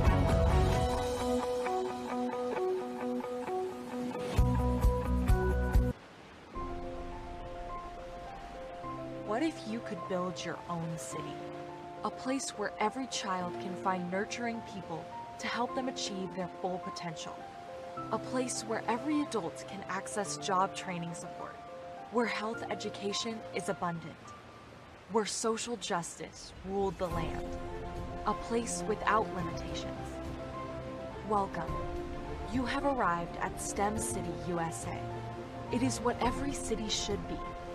A safe and trusted community where you find people and resources to help you become everything you are and beyond. STEM City is unlike anything you have ever experienced. It is a digital twin of the world around you, only better.